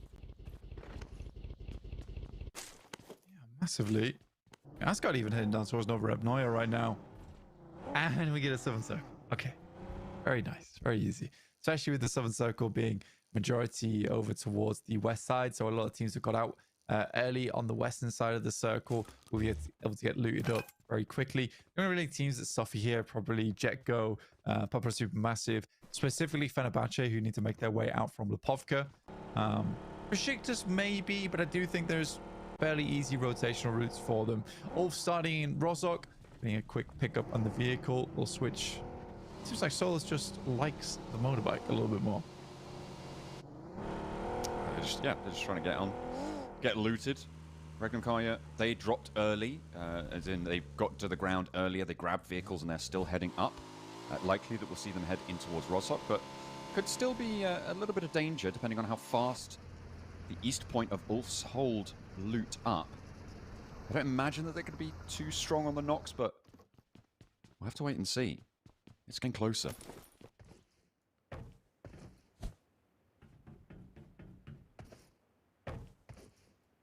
Kara 91. Again, I think I say this every single game, but I am still so surprised that Jet goes here at 4th place, 90 points. There's a real world where Jet goes through to the grand finals into Gauntlet. I think in Gauntlet they're going to get mashed, if I'm perfectly honest. Yeah, it would be an interesting dynamic to see them come in, because what we said of them here is that they feel a bit timid, right? So, well, that's certainly what I've said of them. I'm not going to put words in your mouth, but they do. For me, they felt a little bit timid, a little bit reluctant to get stuck in on opportunities when they've been presented to them, and that is not a global mindset. That is not a mindset that you can really take to PMGC and expect to do well with it. So I think you're right on that assessment. I think, especially if they went straight to Gauntlet, I think they'd get absolutely rinsed. They might be able to do something in the league stages, but even there, that's going to be really tough. Ida from Rita from Ida. Been taken down there by the Falcons as the rest of Ida attempt to come on over, but they think better of it, realizing that the player's gone. No reason to continue on that one.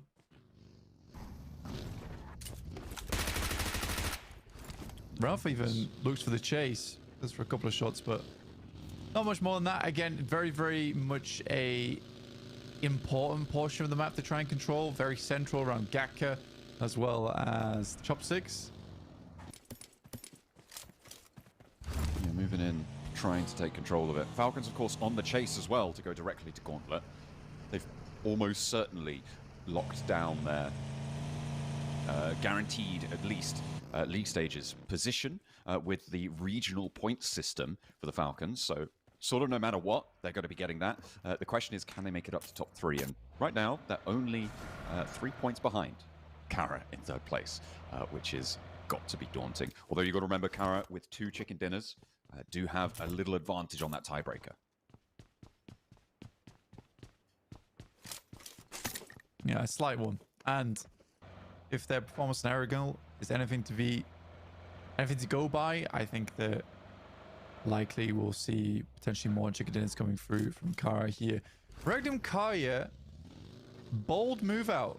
I think they understand that Ulf likes to leave Rozhok early, send down towards that south side, and Regnum Kaya is like, fine, we'll take Rozhok for ourselves. We'll play on this north side of the map. That's a very good read, and likely a day 3 read at that. generally left fairly early. East, but this time they don't have fast access to it. Eda getting harried every single turn. This time it's Xlay to rebuff them. The Falcons have taken their turn, but this time it's unscathed. And maybe that's because it's Xlay. Maybe that's because they had a better approach. We'll never know. Larkin picked up here. Eda down to 3, as we saw earlier from Falcons. And since then, they have just been looking for a home. And no one has been willing to give up the keys, honestly. Only 2 players do find a spot, but Xlay are in the market. Back off. There's a loot crate pretty close by to them. Nobody going for it though. 6 minutes in, not much has happened. There's been a pretty bog standard game. Most teams just trying to navigate around those fields, around Gatka, trying to get into a better spot. With the usual suspects down towards the south side, like S2G controlling the northeast side of Quarry if they're coming out from Primorsk. Wolf. Split on the northern sides of Pachinki out to the West Hills as well. Regnum Kaya trying to move in and around that area too. They're going pretty close to one another, so could potentially be some conflict. Papara Supermassive going further down towards that southwest side, but Eren trying to land the spray. Not going to connect this time. Not this round. And they'll get away for the time being.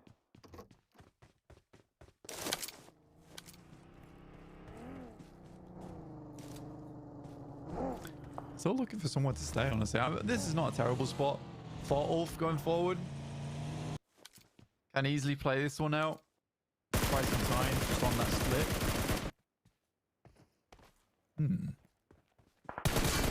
Not sure what that was. So checking the spray pattern. Guess so. Sure, why not? S2G, they've managed to play from that southwest side, obviously in Primorsk, moving up to these hills around Quarry. Going to be fairly easy as rotate, and they'll have been there nice and early. Following on the inside of the building, though, making sure that staircase is secure. He's got it on lockdown. Fenerbahce is making a long rotate on the north side right now. We're going to pass by Box Compound, turn down towards the south. Upper Supermassive look to be just on the south side of the Falcons, which is around Gatka. I think most teams are trying to hunker down for the long haul here, knowing that this is going to be centering up around the field. But with Pachinki now a very focal position of this circle, I don't think we've seen a proper Pachinki finish in quite a while here, John. No, it has been a while. And actually, Ulf maintained control over a lot of the hills to the northwest side of things.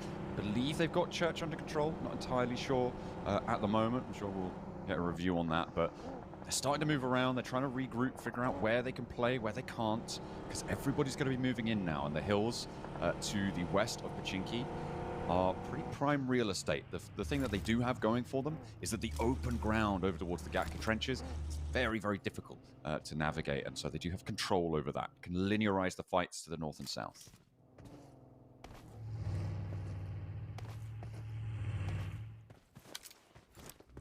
It's just it's definitely a weird zone too on this one, where because there is so many positions now, because we went over towards the east, that are available to play in and just aren't really that dangerous compared to the fields of Gatka. I feel like a lot of teams aren't going to get stuck in versus one another too early, unless it's to try and defend Pachinki. That's not a bad spot from Ulf, though. I don't mind that one at all. And at the moment, it is just posturing. I mean, we've seen the second elim of the lobby for S2G. Over towards Papara Supermassive. As we enter our 11th minute. Pachinki now. 3 teams inside. Regnum Kaya lining the northeast. Probably the team with the most mobility out of their position. They can step out rotate away with the vehicles that I'm sure they've sequestered in the alleyways. Whereas for the other two, they're going to be heading out, but towards a lot of other teams. And out on that west side, it is a lot more full, especially when you consider the open fields that sit to the west of Pachinki. It's going to be very, very difficult. But Besiktas equally could control Regnum Kaya in this spot.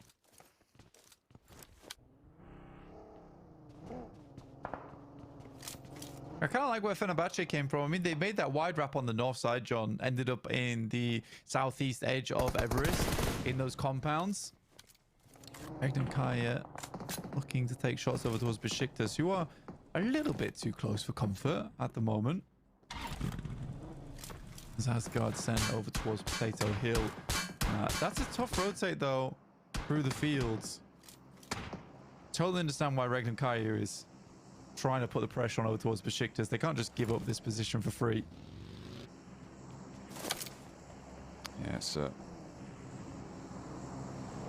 necessary outpost, but Falcon is now up on the high ground in the building as Besiktas continue to move towards Pachinki. Circle goes southwest here, Blank. That opens the Pachinki fields to the southwest side. This is really nasty. Those Gatka fields as well extending into this valley.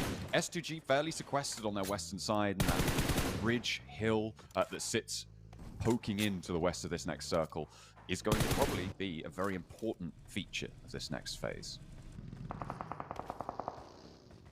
Yeah, again, it's just a weird one where right now it's a super slow game. 12 minutes, only 2 players gone down, so that's an elimination every 6 minutes, which is pretty crazy.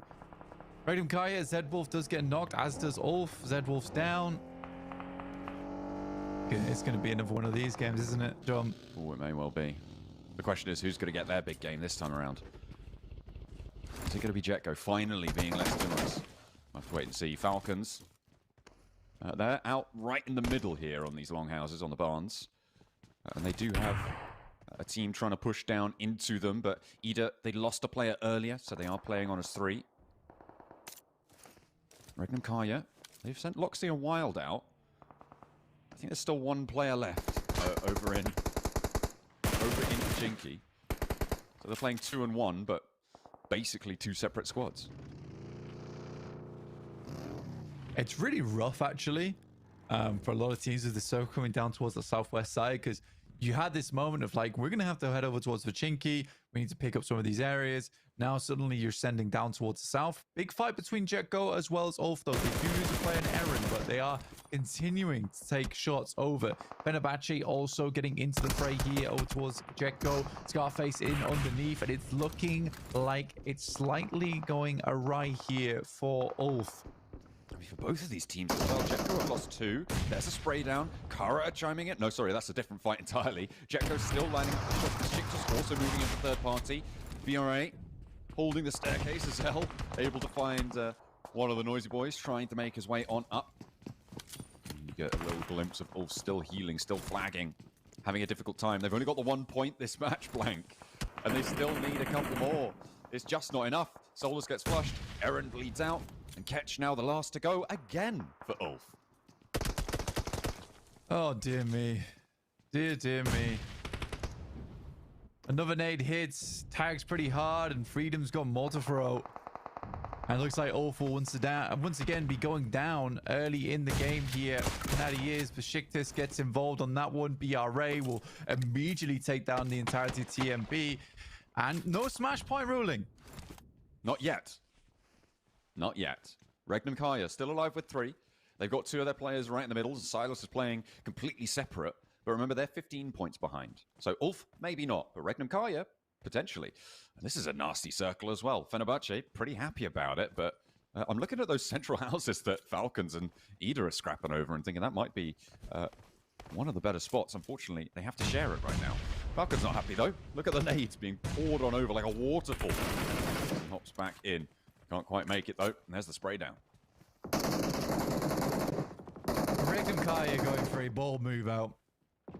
It's the best they can do of a bad situation. The fact that Silas has been left behind with realistically no vehicle to work with. But 1 player is taken out. Regnum Kaya puts 1 more on the tally. I think Silas, it's sort of a case where Regnum Kaya are playing as 2 now. I don't think Silas is getting out from that position. I think he's stuck. Yeah, it's a very difficult route out, right? There's open fields to the southwest side of Pachinki. You know, the storm drain on the edge of Pachinki. I'm sure you guys at home have played it. It's really difficult to get across that. And if he doesn't have a vehicle, all the harder. So we'll see what their two in the middle can do. I think the big news after all of that, though, Blank, is that Jetco are now in third place. Kara need to respond. Falcons still looking to chase him down.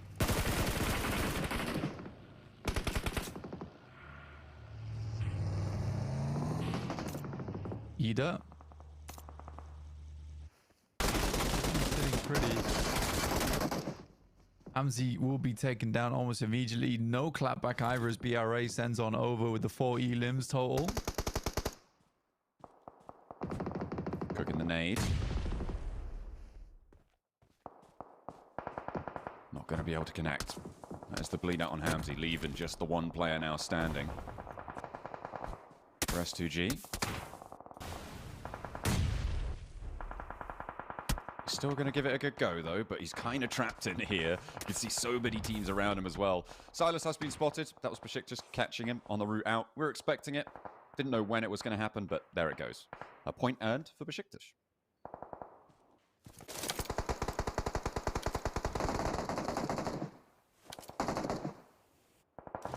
And Kai, you can see there. I mean, like I said, Silas is going down eventually. You're right, Besiktas will pick up that point. Asgard coming in from that eastern side. But Regnum Kaya, I think even as two players, there's still a good chance to put some good points on the board here. It's not an easy circle to play whatsoever. Most teams coming in are going to be battered and bruised. Regnum Kaya has the benefit of being towards the center fairly early, which means a lot of teams are going to have to fight against one another even to start having a look in over towards that position. Papra Supermassive taking down a lot of the players from Anathosis Famagusta. Down to just 2 now, and health bars are dropping rapidly. That is unhealthy, certainly. Papra Supermassive, though, they're taking shots, and Baghdazada still giving it a go. Trying to earn those points. Nico with the nades. Looking for the spray down. Final player from S2G does get eliminated there. And they will go out in 10th, so closer to the placements yet again. Starting to build up and see what we can find. Nico moving in the wake of Lost on the bike. Nice and fast up the hill. Pretty dangerous, though. Can go for a tumble. Make it to a shack, and they're playing nice and central. Kara. Now, this is a team that we haven't seen too much from so far this match, but Jetco have overtaken them here. With only one player, their point scoring potential severely diminished, but Kara needs still to put those extra points back on the board.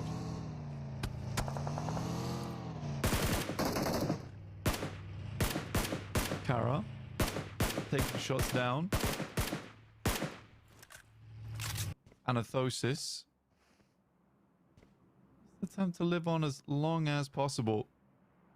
See here, Regnum Kaya on your screens. Loxy is locked in at the moment. Hovercraft being repaired a little bit. Very much necessary towards these circles. Regnum Kaya went for a 2-man split. Correct. Looking to try and crash here on towards the southwest side of Falcon's position. Be nasty, especially with Ida still in the mix of things. But there's spray downs. Anathosis Famagusta chiming in as well. And it is going all out, all ways. Falcons losing 1, IWNRX losing 1, and a knock on the approach. Ida not really suffering too much here. And there is going to be a crash on that northern side as well. Goodness me, everyone wants to try and get involved there. X-Slave potentially trying to bite off a piece, but Papos Massive slowing them down. There's 6 teams or so involved in this fight, Blank. I mean, fair enough as well. You want to try and get in here and get as much damage done as possible, earn as many points as possible. But I think a lot of teams had the same idea at the exact same time, understanding this is one of the few areas left remaining that might give you some sort of sanctuary into the future of this match. Ooh, okay. Another nade on in, and it's now starting to put pressure in. To make this one work. Koa, good with the pump action. Will find the shot, will find the knock, and looks for the flush as well. Kain on the outside, can't really do anything about it. This is getting messy on the southwest corner, Blank. Nobody's having a good time. Falcons, they've lost one guaranteed. 2 more are bleeding out. Narvalo unlikely to get back up, especially with Kain standing guard.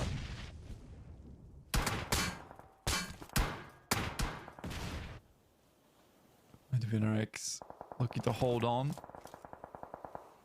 But we are evaporating players all over the place right now, John. That is true. Asgard now out. Yeah, it's good news for Regnum Kaya. I mean, obviously, they would need more points, and there's one of them. We're going to try and earn. I mean, it would be great to get over Ulf. It'd be even greater to get over that 134-point smash point. That boundary beckons. But it may just be a little bit outside of Regnum Kaya's reach. Another team falls, though. We are once more closer to those placements. Jetgo closing out their game on 93 points gives Kara that clear window as to what they're going to be looking for. And actually, Kara are fairly isolated, not really getting stuck in too much right now, but the circle shifts away and out into the open, Blank. I mean, Regnum Kaya is not too displeased about this. Isn't a good spot to play around them, and even as 2 players, they can really put a world of hurt on a lot of squads attempting to make their way in. And for them, if they can make their next game even easier to get towards a smash ruling position, good for them. Besiktas also attempting to hold on to some semblance of a spot towards the top, but they are taking shots from many different teams on an absolute lineup and a half. Actually, moving in towards Besiktas, who themselves are on the chase. Fenerbahce not so much. A knock already sent over towards Besiktas makes them a little bit of a softer target, and Savian steps up for the spray down on the rock.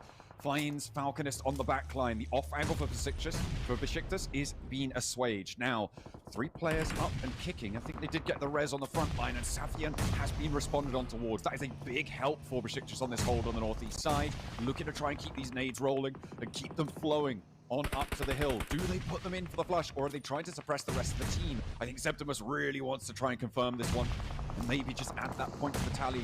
Make sure that he can't be a threat anymore. Fenerbahce downhill, sends a nade in. Not much information gathered off the back of it, though. Just layering the Molotovs down, making it uncomfortable to move. You can see here Regnum Kaya squeezed in as Loxy had to reposition. Getting to a point now where nades are going to be very dangerous for Regnum Kaya going forward.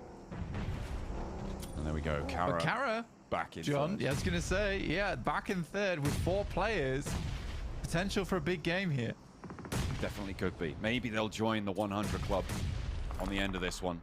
Boran holding fairly firmly against Fenerbahce. Felt like maybe there was an inroad towards Besiktas. They had a knock. Savian found another, but it's all been picked up. It's all getting healed away, swept under the rug. Another nade in for Simple Domak. He doesn't have any more left now. The shotgun trying to find something, but the more you step out, the more Regnum Kaya could get involved. And there it is, over towards Septimus. Looking for more. It's Fenerbahce to step up with the Boran. That's 2 down now, and this is Fenerbahce's signal to go. Falconist needs to hold strong as he drops down in towards the smoke. Rookie as well at his back, and Septimus is not going to be long for it. They're going to potentially be falling here, but can Regnum Kaya extract stolen points? That's what Regnum Kaya needs to do, right? They just need to pick up points left, right, and center. Lewis is sending in. Talon says 12k, absolutely wreaking havoc on the likes of Xley. Marceau getting up close and personal with that squad. Despite everything, Regnum Kaya does make the way up towards a top 6. Loxy takes some shots with the barrel. Bit of a laser, but hard to handle at long range. But they know they're here now. It's an ammo issue now for Loxy. He's only got 26 in the mag and then the shotgun in the back pocket. I imagine that Wild's searching through his inventory right now. Have you got any ammo for me? Can I, please let me shoot at him? Because Loxy, you know how much he loves to inflict that damage on the lobby. More so than almost everyone except the gold players.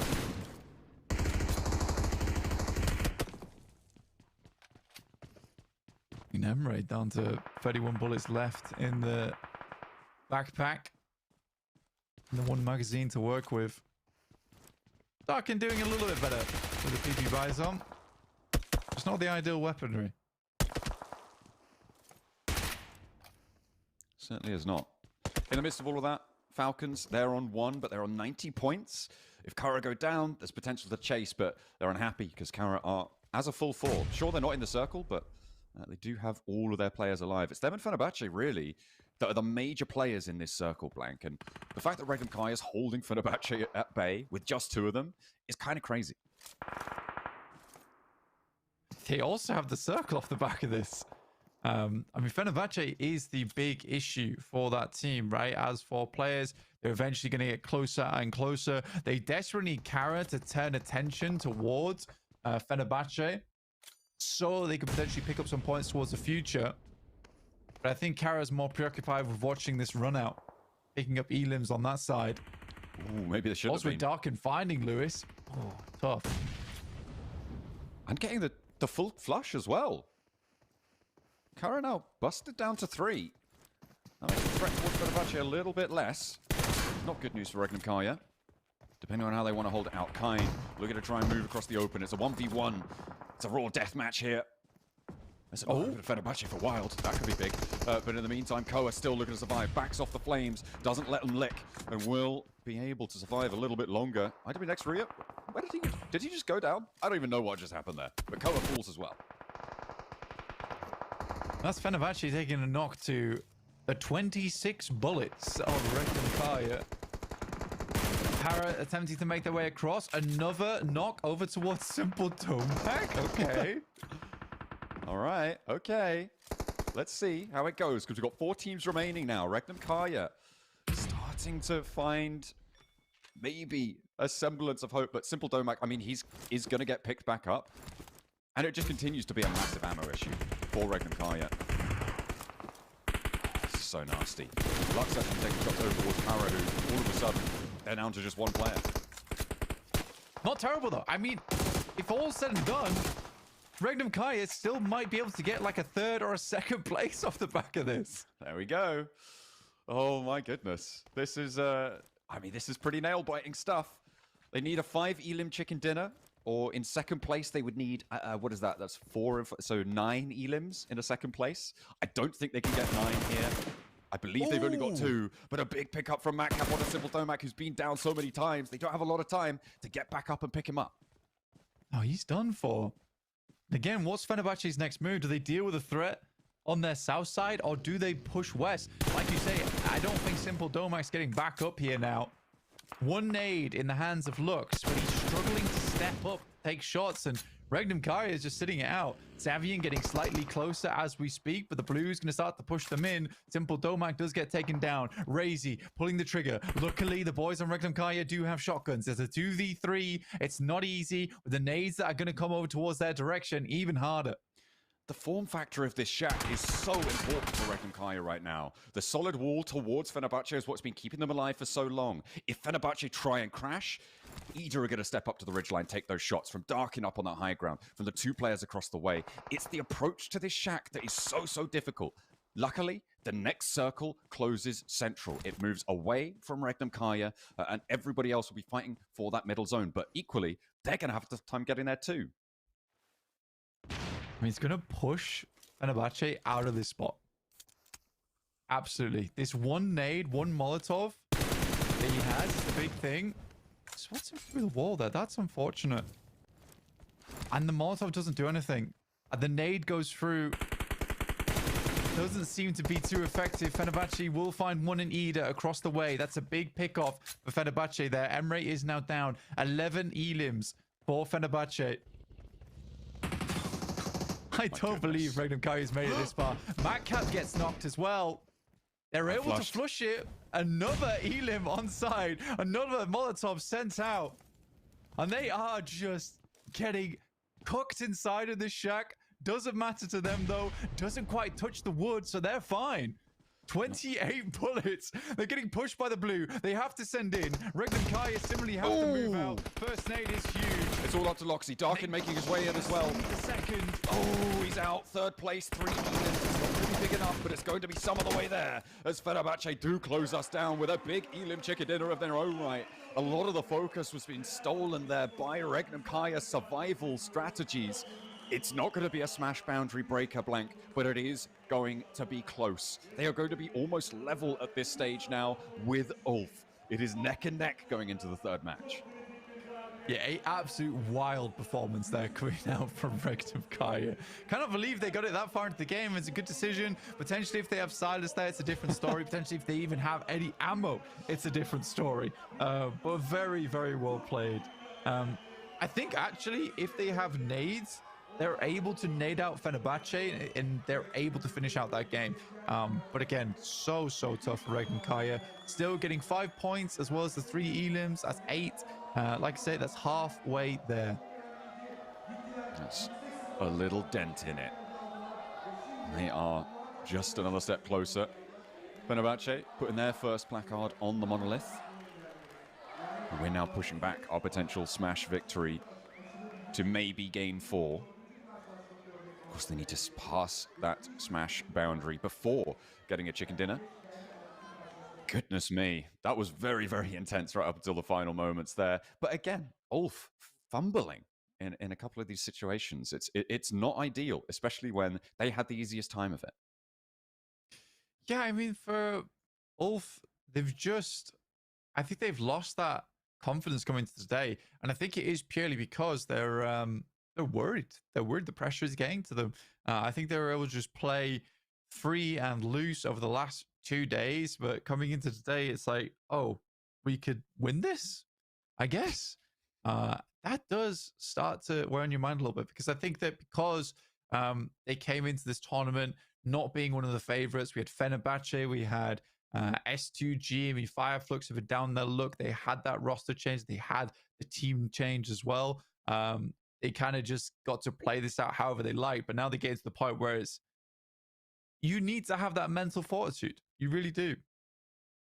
Yeah, it's going to really be a big test here coming into the second half of the day. Obviously, on match 3 still to be played, but we're definitely going into the second half of our day.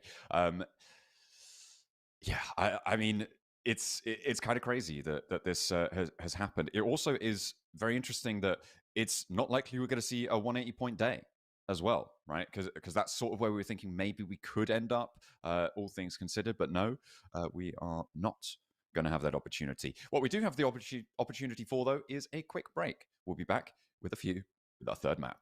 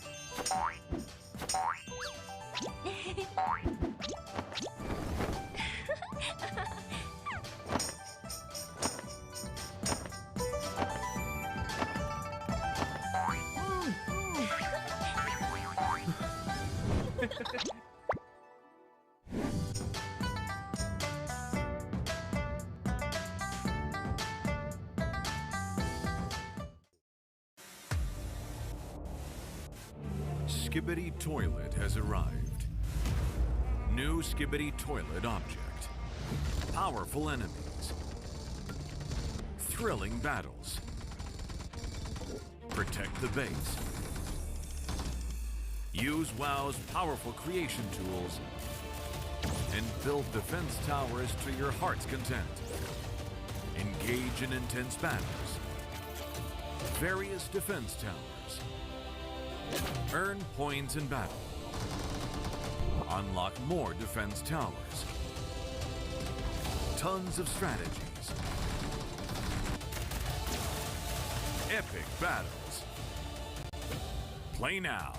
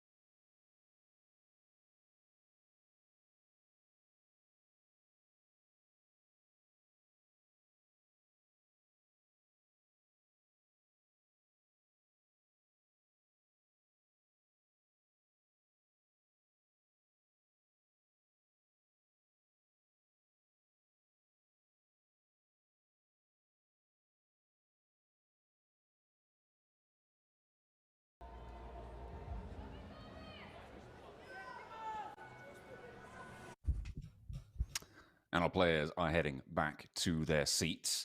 They need to get locked and loaded, get into that lobby as fast as they can, because we've got more games to play, more PUBG Mobile to be diving headfirst into, or whichever bit first you so choose, because the Smash Point boundary is still intact. It has not been shattered so far.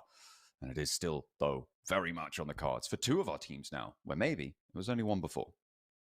Yeah, it's kind of, I always find it annoying where these games just do not go the way you want, and like the top place team fails to earn 10 points over 2 matches.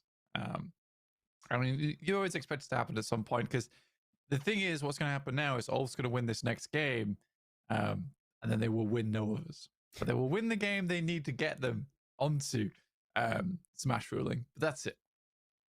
Yeah, maybe that could be certainly the case. We'll have to wait and see, though, because we do have plenty of other teams looking to try and make their way up the tables. I mean, we saw Fenerbahce able to get a pretty big chicken dinner there, and whilst they're probably still very much definitely still very much an outside chance for the top of the tables, it's getting a little bit easier as time goes on, right? That boundary between Carrot and Jetgo still fairly firm. The Falcons as well, trying to push on up there. It's getting a little bit out of reach for a lot of our teams, but Fenerbahce getting a chicken dinner, what was it, like 16 elims or something? A pretty high elim count chicken dinner. I mean, it could actually put them in the running here. Yeah, it could do. And I think that there's quite a few of our teams that I'm excited to see do well. I mean, for Regnum Kari, it's kind of frustrating considering they've had like 2 pretty damn good games, yet still aren't on Smash ruling off the back of that. I'd love to see them make it happen, but right now it's just not the case. In the future, though, we may see something.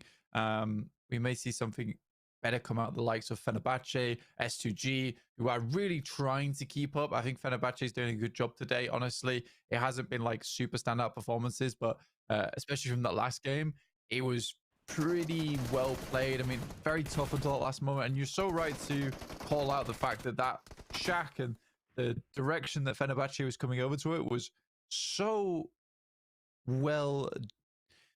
I don't want to say it was divined from the guys on Regnum Karya, but they did have a very strong spot. I don't think it was the case that they knew a team would be coming from that location and it was going to be the one thing that sat between them and victory, but either way, still very good. Yeah, absolutely. It's difficult to manufacture that sort of scenario. But again, if they'd had ammunition in that scenario, right, they're taking at least a good chunk out of Fenerbahce. Right, they're peaking that. They're taking those spray downs because they can fairly safely res. They knew that I think it was Ida, right, on the south side, weren't going to be able to peak too much until Fenerbahce left. I do think if they had 100 more ammo, this is a different game. Yeah, very much so. I think they're able to take more shots, be more proactive as Fenerbahce was coming in, which would have been cool. But let's take a look at the match stats from that last game where people ended up. We did have Darkin at 1100 damage from Ida. That's kind of surprising. But it is Lux from Fenerbahce who was able to get the most elims in that game. Yeah, 1.126. I mean, they were in the really hotly contested buildings that we saw the Falcons having a tough time on. That 6-team engagement. They were involved in all of that as well. So maybe not too far flung for him to be able to have achieved such high damage numbers there for Ida. And Darkin, I believe, was also the last player to stand for them. He was trying to make that dash out in the open after they had been taken down a notch. Let's take a look at our winning stat lines here. Savian breaking the 1,000 damage barrier as well. Yeah, it's actually crazy that Savian was able to get 1,000 damage done. Maybe Lux was just stealing away a lot of those eliminations from him, but he was able to really pump out some big damage that game. I think Fenerbahce, credit to them, credit to all the teams playing that game because it's not an easy match to play. I think it was a pretty disgusting area of Erangel to have to go to. Yeah, they all stuck it out. They all tried to push it through right to the end. I think Ida had the worst of it. They were constantly in battles the entire time, and they were struggling through. By the time they get to that area, they know that realistically they need to take the fight with Fenerbahce. I think they were worried about Regnum Karya taking shots. Fenerbahce obviously seemed scared, but that was because they had no sight lines on them. And I think that the fact that Ida was like, oh, Fenerbahce don't want to push them, so that must be like a 4-4-man squad. We got to be worried. So they don't push down towards Fenerbahce for that reason, where I absolutely think that if that was the case, Regnum Karya would have sat back and been like, you guys take that fight. We're not getting involved.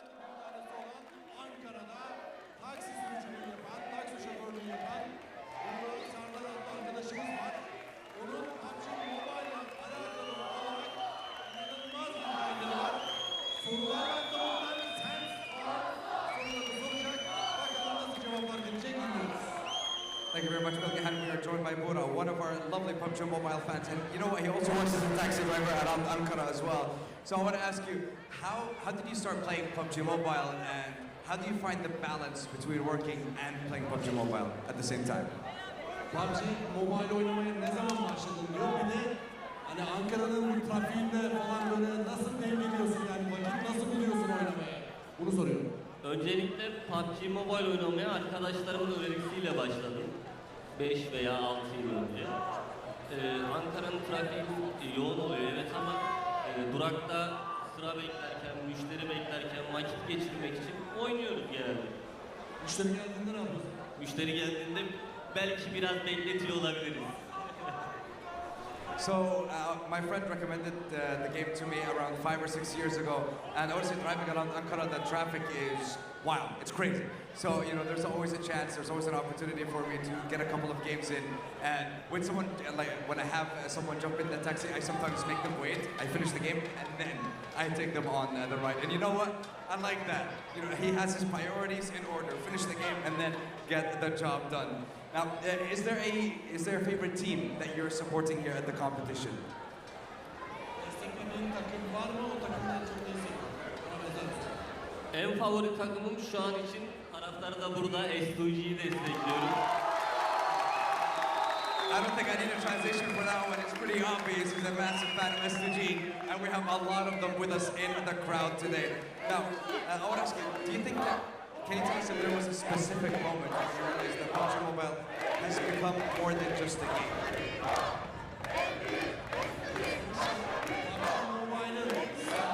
Oyun olmaktan çıktı ve senin artık vazgeçemediğinden olduğunda nasıl oluyor?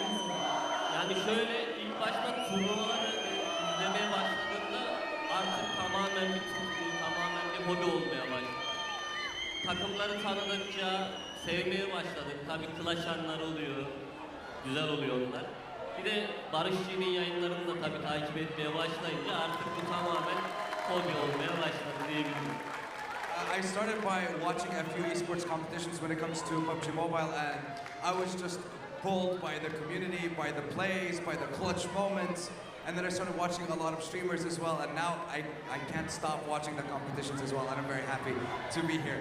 Now, have you ever had someone, I want to say, you know, a passenger who jumped in the car with you and who also plays PUBG Mobile, and did you end up talking about the game as well? Enteresan bir soru diyor ki PUBG Mobile oynamayı seven veya oynayan bir yolcu aldın mı? Onunla böyle bir sohbetiniz oldu mu? Tabii ara sıra denk geliyor PUBG Mobile insanlar. Sohbet etmeye başladığımızda yolculuk çok hızlı geçiyor. Nasıl zamanın geçtiğini anlayamıyoruz. Sohbetlerimiz de güzel oluyor. Hatta şöyle bir durum oluyor. Numaramızı alıp size abone olup bizimle sürekli seyahat etmek isteyen insanlar oluyor. Bu oyunun çok bağlayıcı bir gücü var gerçekten. Çok memnunum o yüzden. You know, it happens sometimes where we end up talking about the game, and just because we end up chatting the whole time, the ride just flies by. And you know, sometimes we actually add each other and we play together as well.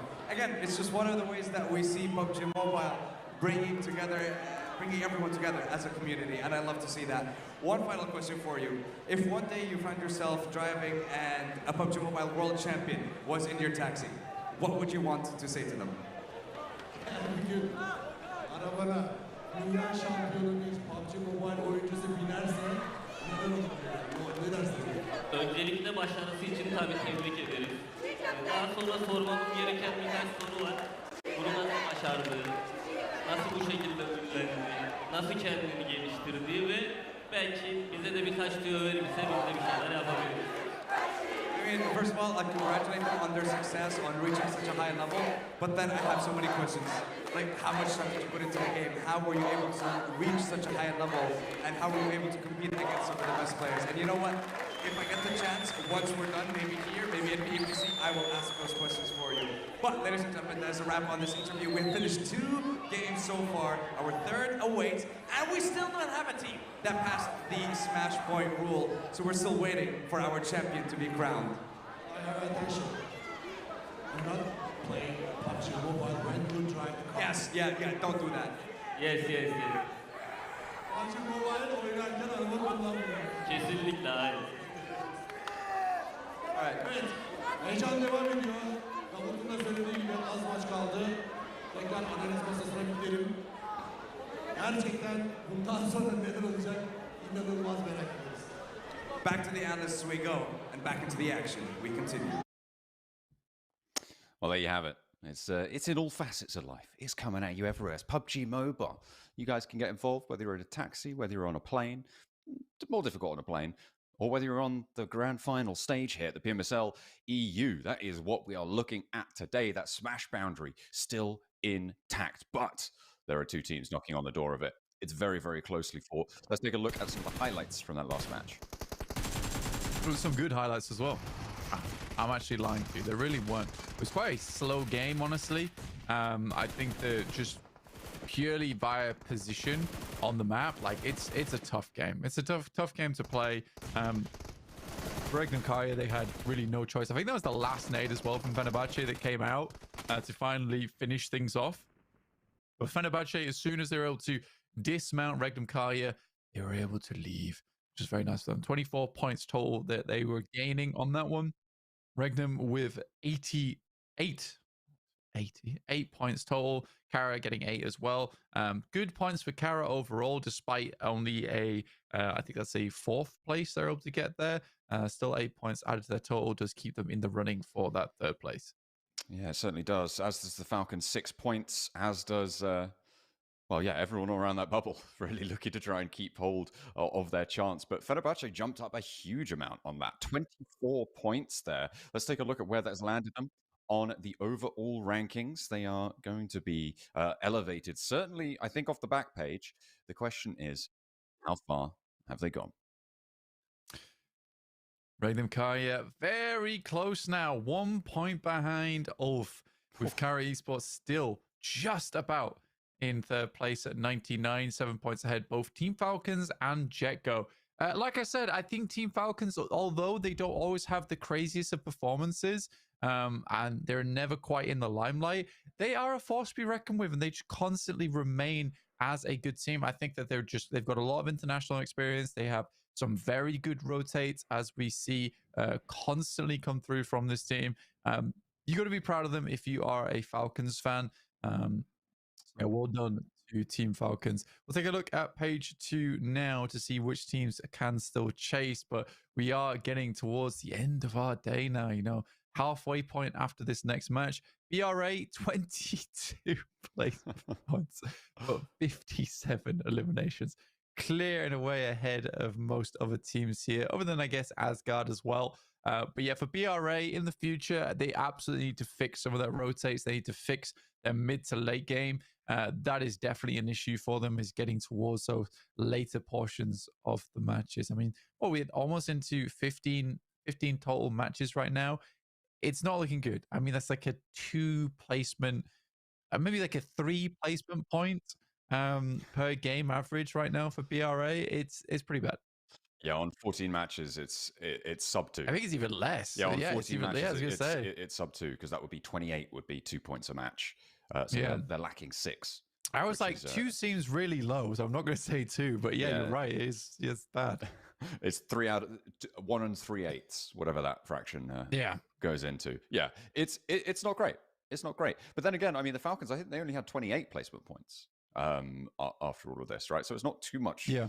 Too much gap there. They actually notably had a lot of eliminations, which is interesting, right? Because we've talked a lot about Ralph being a really solid IGL who's had great strategies in the past, but it's kind of a little bit on show that maybe he doesn't quite know how to rotate around this lobby. It's not well, I'm not going to lump all the blame onto him. The Falcons don't seem to know quite how to get into these later games.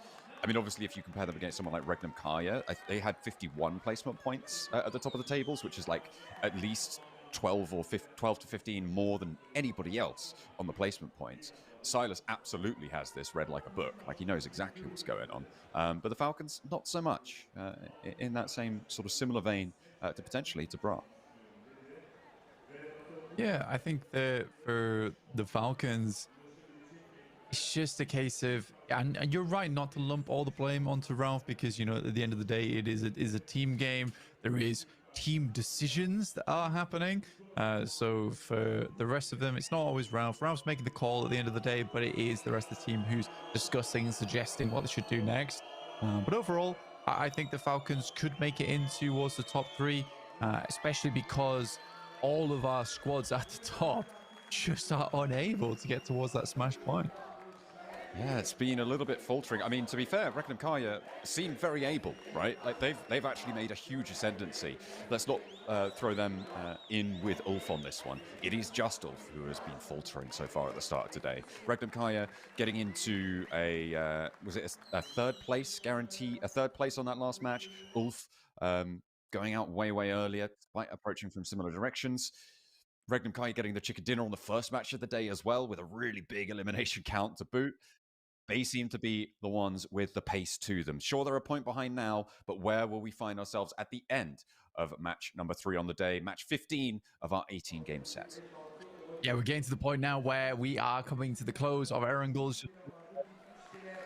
We are heading into the game right now as lane path underway, and it is heading over the top side of the map. Oh, no, it's from Pmsl all the way up towards Pmsl.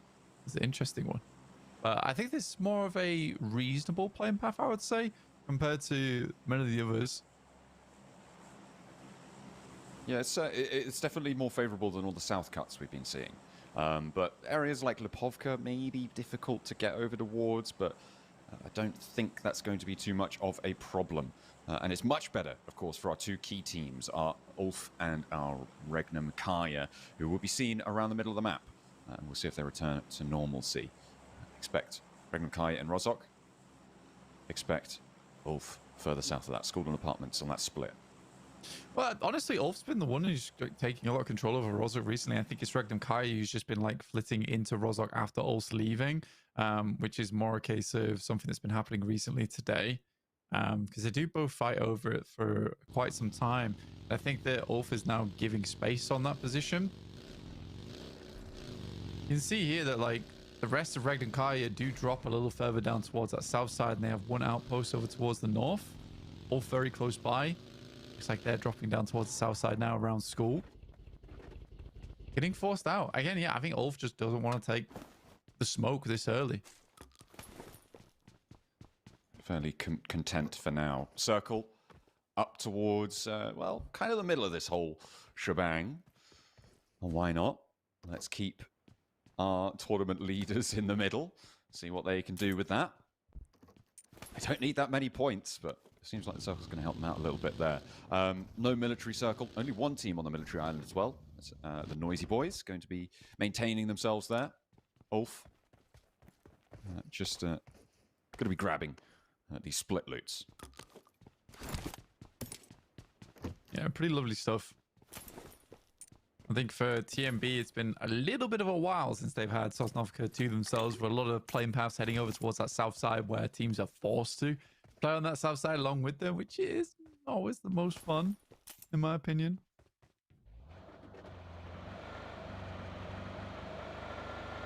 Yes.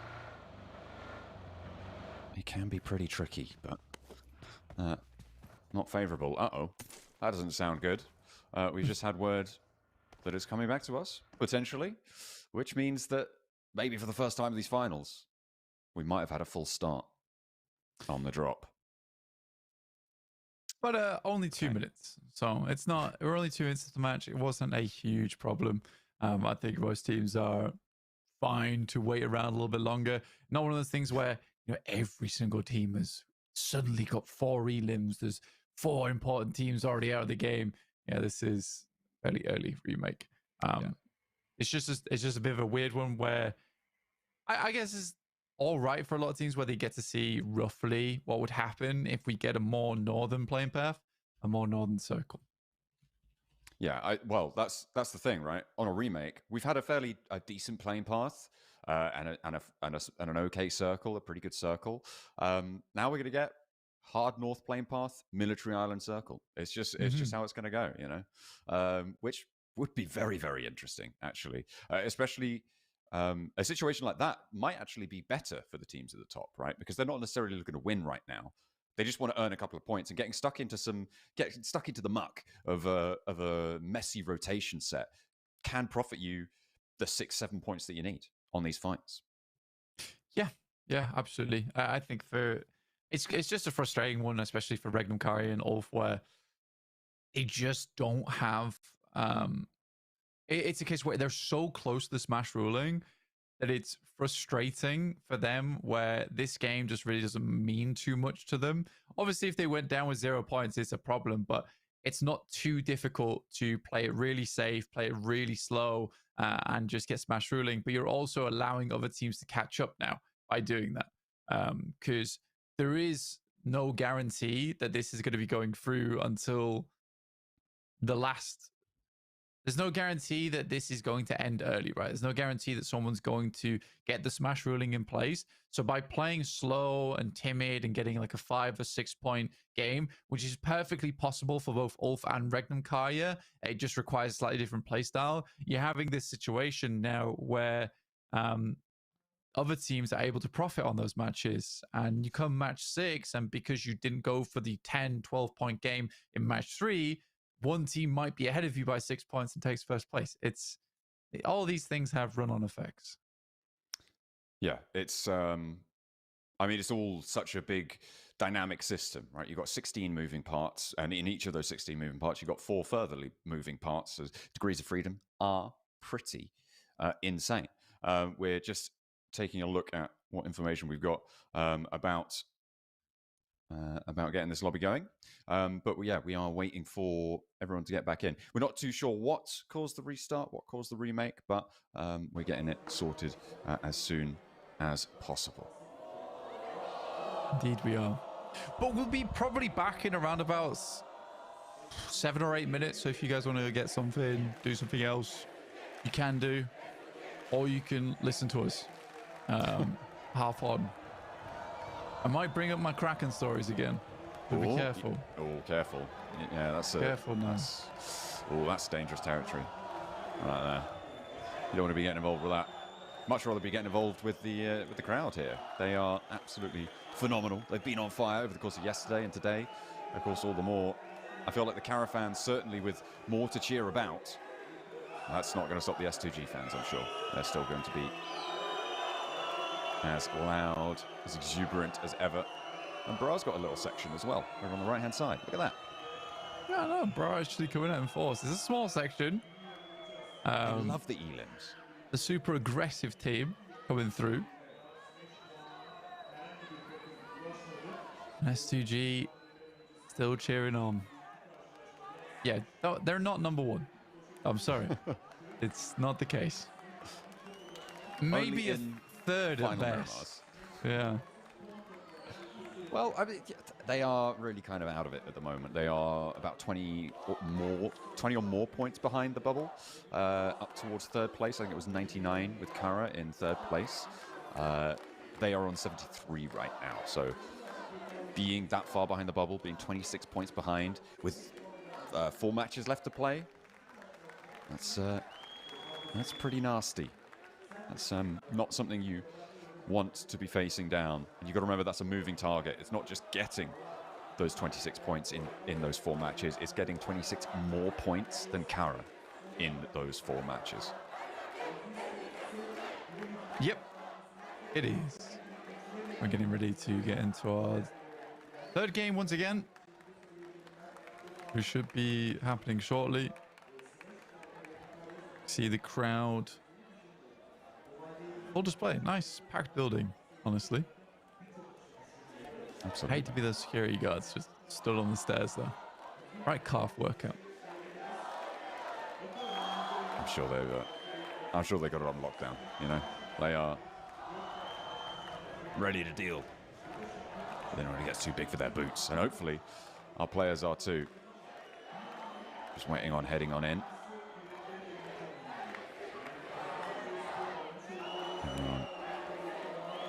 Building up the tension. They want to get in. Well, actually, I'm not sure if they do. They're having a great time, just sort of chanting back and forth at each other. I wonder who's winning. I wonder who's winning in the crowd. Yeah, I know. Seems like we're getting back into the game pretty shortly. Zooming straight into this one. And we're back in. Lovely stuff. Over towards our goal. All right, our playing path this time is going to be coming from the south. It's a deep south cut, Blank. to Deep South Cut Plain again. We're going from Primorsk over towards the Miltopau Peninsula, this time just touching over the military base. Goodness me. They love a South Plain path. That must be why they did the remake, you know? Just to make sure you've got that plane all the way on the south side. It just has to happen, apparently. I know. I mean, this is a horrible plane path. I mean, most teams are probably quite frustrated about this. Going from Primorsk up towards Stalbert to now getting a south plane path it does really suck for a lot of our teams. Probably quite a few heading down towards Sosnovka, I can imagine. There's definitely going to be that scrap. Anathosis Famagusta dropping on over, but I feel like at this point they're very aware of each other's presence. I'm more interested in where the circle's going to go, right? We've seen bridge camps happen, more by Anathosis Famagusta, because the Noisy Boys do tend to just maintain C block. And Anathosis Famagusta stay out very late in order to catch them if they think they're going to get away with it. Everybody else dropping out as well. Of course, Ulf and Regnum Kaya, still eyes on them. They're going to have to make that same rotation, grab those vehicles up towards the north. And it's an east side circle. Almost certainly not going to be a military island finish. Up towards the north, potentially up towards Shelter, this sort of area. I mean, eastern circle here is not bad, right? It's really not bad. Doesn't encompass a lot of Sosnovka, so we do cut out a lot of playing space early, though, because I think a lot of teams won't want to be playing in that area of the map anyway. So they're likely more to be a case where I'm just fast forwarding my map feed. And once you catch up, are on that Novo position, could potentially be a roadblock for the two teams on the south side. Or maybe the Noisy Boys are going to try and go west again, and Anathosis Famagusta are going to catch them again. Yeah, maybe. I think there's quite a few teams, actually. I mean, I said this last time, right? There was no real reason for multiple teams to be in Sosnovka, but this time around there is. Going back to my original point, this is one of the cases where a lot of teams are going to be moving across over towards north side of this circle. Not a massive reason to play in Sosnovka other than at the beginning of your game.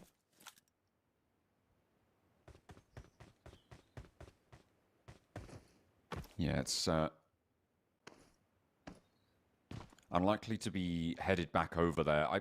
I mean, I give it maybe a 5% chance that it's a Sosnovka finish. I think that it's very, very unlikely that we will be ending up there, but on a 5% chance, that means, 1 in every 20. 1 in every 20, it happens. Unlikely, though. We'll have to wait and see. The question is, what will teams on the south side do? Because on that 1 in 20 chance, you basically win the game. So is that worth it on average to make that play? Or, because of the lack of games remaining, is it just going to be too much pressure, go for a more consistent strat? Yeah, it depends, like, if you're... I think it mostly depends, like, if you're blocked out.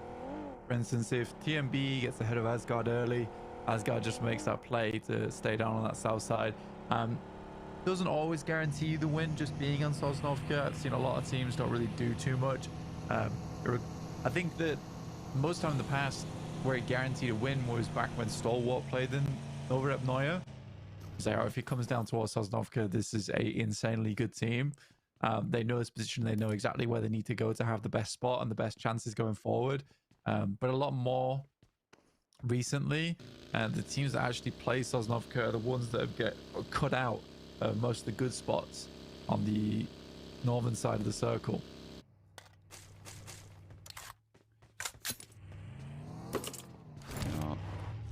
Going to be difficult spots to cut out as well.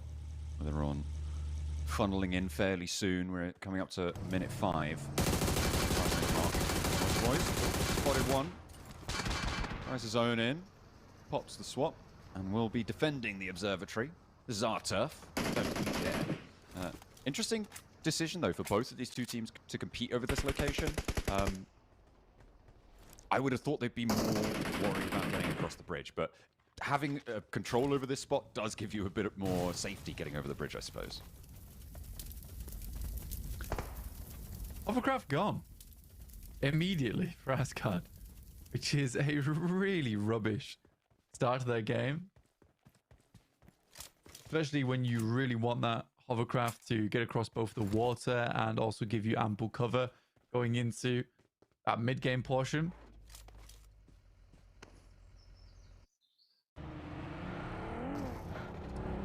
Are the Noisy Boys just convinced that if they stand on an observatory, they win games? Do you think that's what's happened here? Yeah, man. They're like, we're going here. We're going to win the game. You'll see. You'll all see. Well, and now it'll be a Sosnovka circle, and we'll be fine. Well, so maybe TMB are going to get the chance to overtake the Boars after all on their regional points. S2G still in Primorsk, so I think it's quite the wait here. I think a lot of times when you play Primorsk, because it has a great loot pool anyway, you want to get as much loot as possible and then start moving. I know that there's the case where there might be teams ahead of you, but there's certainly a big capability to start moving much faster than this.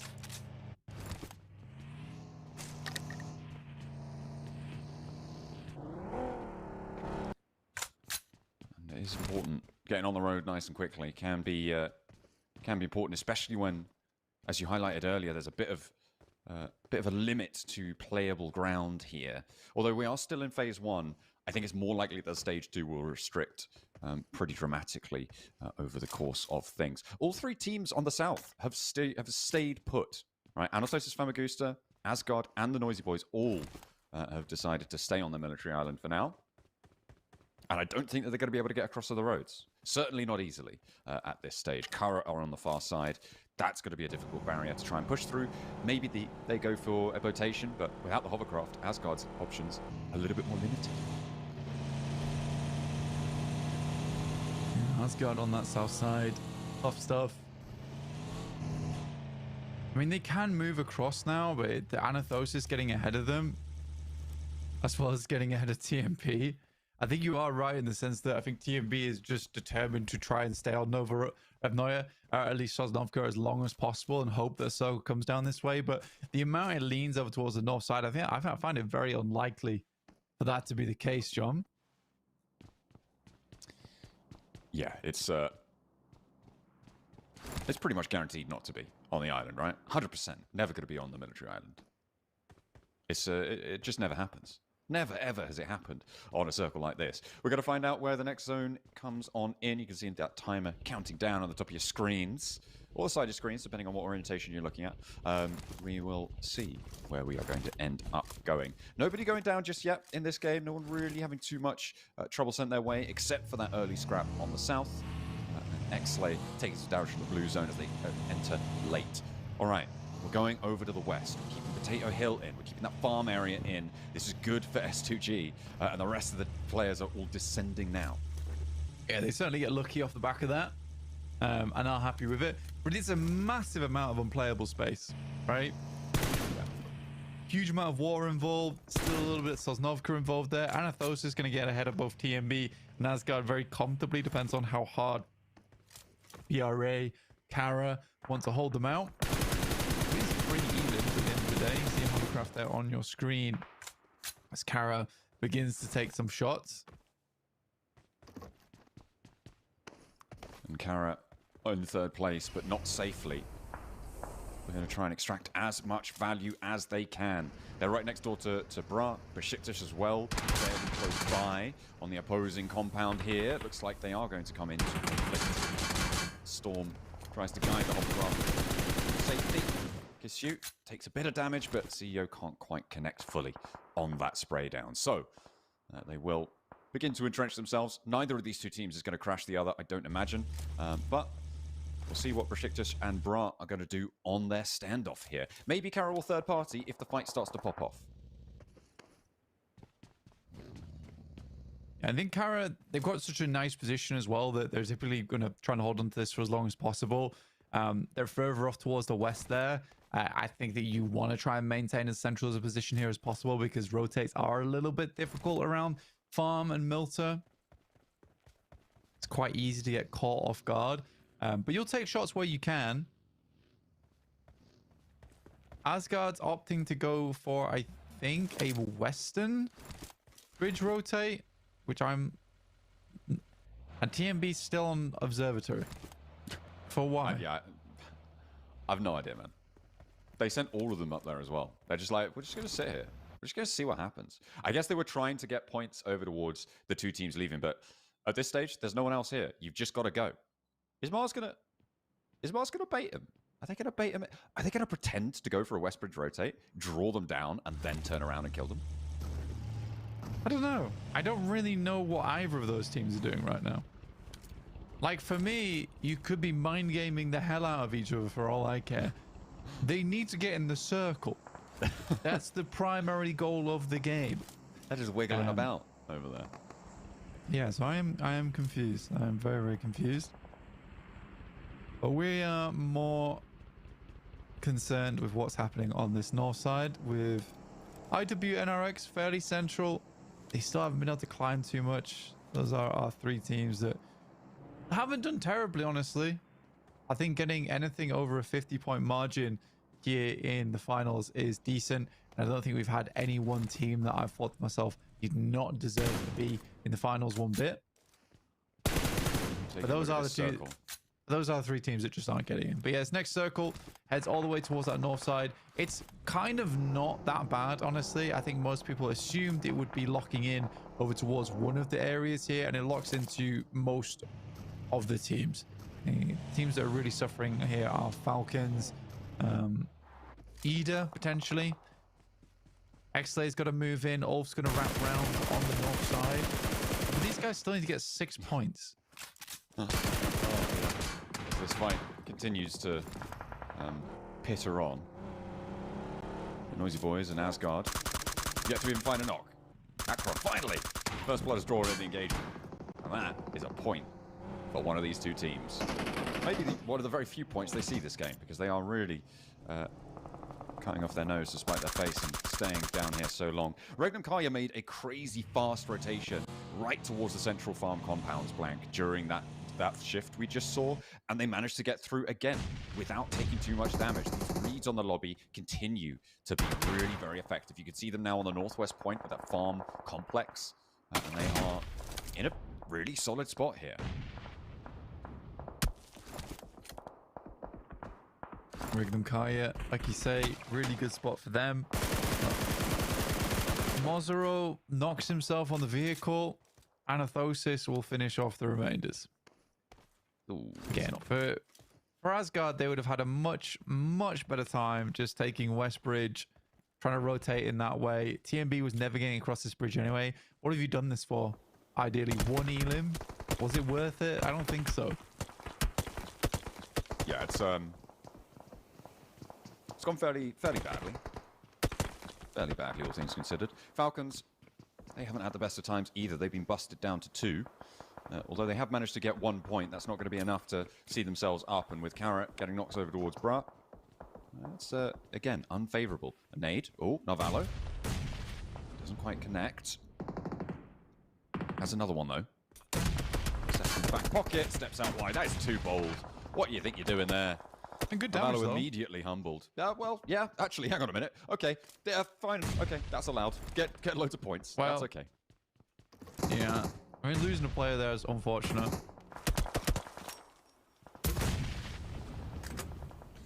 First nade was good because it knocked the door off, right? And then I don't think they expected him to peak for the second nade. Yeah, at least get 3 elims. But it's just Redox remaining, which is really sad. And Kara is starting to get some points on the board, and they just hit the sentry there. 100 points accrued for Kara over this finals. Oh. This is easily looking like a Regnum Karya win. Man. Which is unfortunate, considering last game. Imagine if they'd have passed the boundary in that last game as well, right? Like, this would be absolutely insane that this is happening. I'm also still wary of Ulf, right? They're on that northeast side, sorry, and they are rotating down now towards Milta, trying to move into the hills on the east edge of this next circle blank. But still, this farm complex is just such a difficult position to be moving in and around now that most of its corners are filled with deadly players. Yeah, I think for Ulf, they are trying to rotate as far out on that eastern side as possible, limiting vision away from a lot of our teams. They may run into Anathosis from Augusta, needing 6 points to get towards the Smash ruling. Ideally more. Again, though, for Regnum Kai, if they win this game, it's not the end of the world. With the way that we're seeing Ulf play, they might not get to Smash ruling until game 4. So for Regnum Kai, it's not terrible if they get a chicken dinner here. It just means that they will set themselves in first place. 35 grand almost secured. Got a few more games to play after this one to make it happen. At the moment for Regnum Kaya, I think the north side resolving is the most dangerous thing that could happen right now. There's 3 teams up here who are on board with Papara Supermassive. Of course, you've got Jetgo, and further out west, you've got Ida, who are trying to make things happen. Oh, okay. S2G, fine. Sure. That's 130 for Regnum Kaya. Didn't even see them coming in, but they've gone immediately. Evaporation sent their way by Silas and Wild. Yeah, and it's the first time we see Ulf dismounted from first place. So Regnum Kaya now our first place team inside the lobby at 130. 4 more points required for them to set themselves towards the top. Merciless also getting knocked by them. Ulf finds Fenerbahce, that's Savian. That's a backstab coming through from the east side as Ulf really huffs and puffs to try and catch up. They definitely need to be big and bad in this game to try and make sure, well, it looks fairly certain now that Regnum Kaya are going to, with their position, be able to pass that smash point boundary. Still need 6 points. Peter trying to get out of there. IWNRX going to let them. They didn't manage to connect on the spray down, unfortunately, but where do you go? Where can they try and make their way towards? Because it is just open season. And there's a 4th point as the Regnum Kaya tally. The rest, not too sure where they added up on towards, but they've gone to the lobby nonetheless. Yeah, Macap just, I think, again, out of the vehicle too quickly, runs himself over and goes down. 3 more points is all it'll take. But you're right, I think for Regnum Kaya's position, it's highly likely we're looking at least a podium finish here for them. And even if it does switch down towards the southeast, the only team, I mean, I say team, player in one of those southern buildings in Farm is Redox and Falcons. So that is more open than potentially teams assume. Ulf now starting to get stuck in on the southeast side. Can they earn their 6? First nade over to Wagnazada. That will be a knock for Scarface. Hopefully they can confirm that and get those points starting to flow, because they've got that high ground, but they do have to leave it. 30 seconds they've got over here. Circle heads over towards Regnum Kaya. Oh, yeah. I feel like a Regnum Kaya win here. Again, that would mean if they were to hit Smash Ruling today, it would be 3 chicken dinners, which would be insane. It really would. 3 overall. Yeah, they managed to obviously open up with a big chicken dinner. Only a 3rd place in the 2nd match. 3rd match, though, back on top. There's a point. There's a point for Ulf. As we come up towards that 130 mark, they've started their game. And they are still on the hunt. But their next move, I think, is going to be one of the most crucial that we'll see from them. How effective can they be then? Russian pose over towards Asgard. Akron being a little bit too aggressive.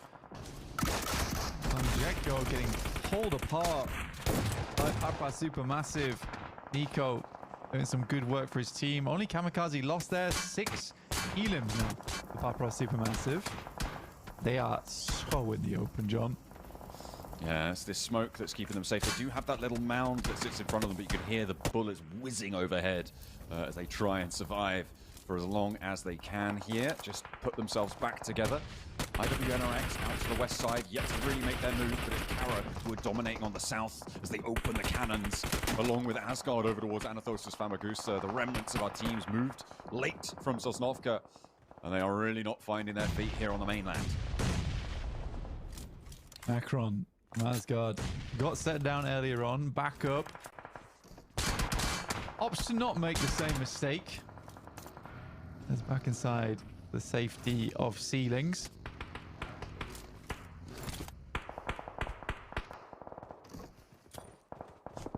Ulf have managed to get in. Nades from Asgard, though. There's 4 players who know that they're here. They're waiting to try and find these angles. Shots as well over towards Ulf's position. The step up from Asgard is pretty dangerous, though, because you've got Kara to worry about. You've also got Fenerbahce off in the distance. So Ulf are being kept a little bit safer by that, but it's still very precarious. The split that they have, not terrible either, but they're expending so many smokes to stay here. Kara, Southwest, playing it out for as long as possible. Remember, this is our 3rd place team looking to catch up and set themselves apart from the likes of Falcons in 4th place, who are now very, very close to overtaking. We're only Fenerbahce chasing at 91, looking fairly decent. And I think Fenerbahce on the next circle will have a tough time of it as they attempt to leave. Regnum Courier still has Silas playing on the south side of them, playing as early warning system for a south side push from Kara. The next circle, I think, does head over their way, but favors Kara much, much more, alongside with Ulf, I suppose. This is potentially going to help Ulf's position. Remember how difficult it has been for them to play. They're right up against the wall, but you remove that east side threat, which is going to have to resolve, which is going to have to move. All of a sudden, they can use those ridges as actual cover, rather than just trying to hide behind the vehicles and sandwich themselves between those 2 spots. I do think it's, yeah, you're right. I think this is going to favor Ulf. It's going to help them out. Yeah, it's one of the situations where Ulf is playing, they're protected by Kara. Their issue will come from the east in Fenerbahce, Besiktas, as well as Falcons. They have a lot to hold out and over a lot of open ground. They have 4 players to do it, though. That is the major grace that they're given. Is getting 4 players to this spot that you need multiple sightlines to work with. Depends how aggressive Asgard want to get. Only 30 bullets here. Ooh. I don't know how Scarface is still alive. There it is. Finally gets taken down. Oh my goodness. What a swivel. What a switch up. Of course, it's Eren. He's making it work. In the meantime, Fenerbahce, Lux, the last player of the Falcons to deal with, but he's already inside the house. Not to matter. A shot to the gut puts him down, but Fenerbahce now on 2. Besiktas looking around the corner. Falcons are out, and the placement points have kicked in as well, Blank. That's really important for our teams at the top. 3 points away for Regnum Kaya. They now are only 2 points away with that extra placement. The res came through, but no, instant re-knock coming on through. Besiktas bearing down upon them as Savian fully flushed away now. Scarface as well. Ulfa down to 2 in the midst of it all, but we're back on board with Falconist. Besiktas with 4 players looking to try and keep their pace up the tables, potentially challenge Kara. I mean, for Ulf, it's not done yet. They still haven't got themselves into that position of Smash Point. They're 4 points shy. Regnum Kaya way more likely to make it happen, but you're right. Lots of damage being done. Papra Supermassive still on 7 elims. IWNRX likely next to fall here. Fenerbahce are eliminated. Weren't able to really get too much done that game. Only 1 point, but I think it's a monumental rise actually from Fenerbahce, from considering how they were doing over in the knockouts, the groups. Getting here to 5th place in the finals, I think that fans can be proud of this team. Absolutely. It is very impressive what certainly they did in the last game. And now they're up in the 90s. But Kara in the hundreds already, broken that century. Silas! Oh, no. Spotted by Papra Supermassive. Of course, they only need 2 more points, Blank.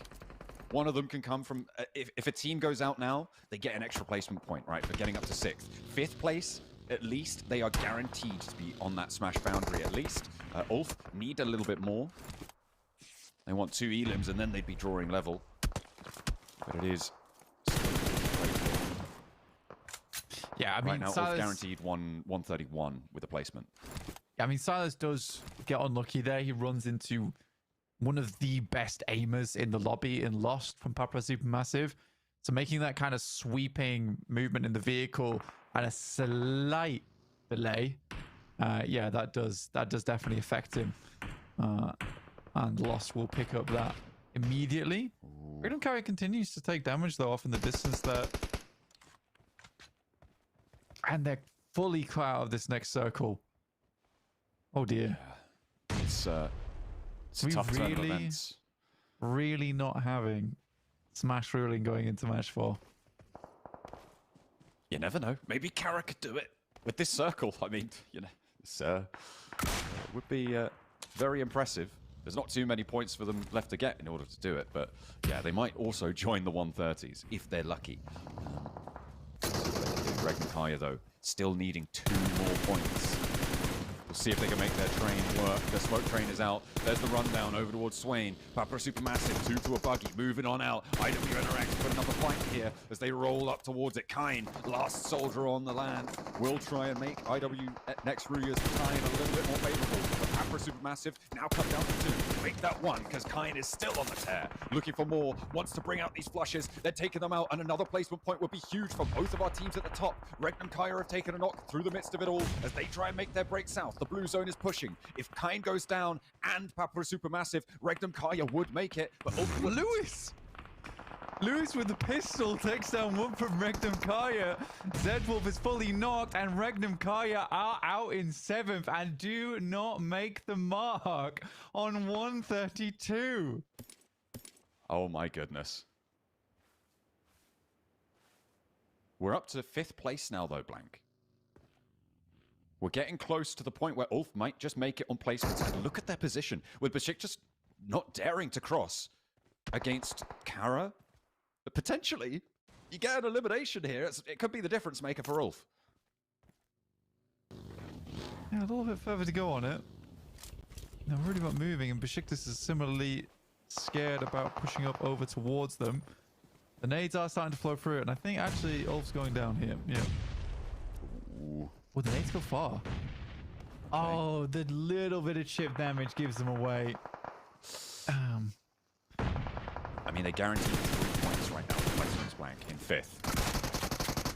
If another team goes down, Blank, I think that's it. I think they've just broken the smash boundary. They are over. Look, the scoreboard's acknowledged it as well. They have managed to make it up into 4th place, and we will be having a team having that option available to them. Kara go for the rollout, and they give that smash boundary break to Ulf. That's going to take a lot of the weight off, I think. Now they can go back to playing exactly how they would normally. Okay. We get a little zoom out there on the team to break the boundary. But we've got Besiktas. We've got Kara. Both in competition for 3rd, but if Kara stay really deep into this game, this is going to make 3rd place really difficult to achieve. They could go very, very far here. Do a lot of work. Can Besiktas take them down early?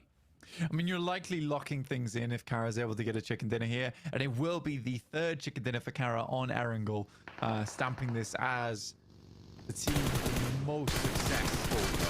Over on the side of Erangel, able to find 1, but another buggy is too much. Both players from Ulf get squished underneath the tires, and now Besiktas start taking down Asgard. They went as far as they needed to go for Ulf. Exactly where they needed to find themselves. And they didn't need to go any further. Get set for the next game because they got an Erangel to play. Now the joust over the hills. Besiktas scrapping it out here as 3 teams remain. And Kara's just observing this from a distance. A bloodbath before them. And they're all too happy to let this one go in. They've got oversight onto a lot of it. It's a full front-to-back fight between these 2 rosters. Sequester behind the hilltops. The stage 9 circles close. Besiktas fall. Asgard the last to go.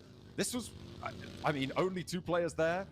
Kara just going to be able to close this one down. Surely there's no way that they get slipped on this. Yeah, this is a really easy finish, especially PMG3 in hands, but might not even be necessary. Kara looked to finish this one off, and that they do. Kara cementing 3rd place a little bit more. As we head in towards our 4th game of the day. Last match on Erangel. Last match of being able to get a pretty reliable chicken dinner. Miramar, it's a bit more difficult. A lot of times, if the circle moves too far away from you, it is a look of the draw there. For Erangel, anyone can make that win, in my opinion. I wonder how many of the Kara fans have been booking their plane tickets after that game. Over towards Thailand.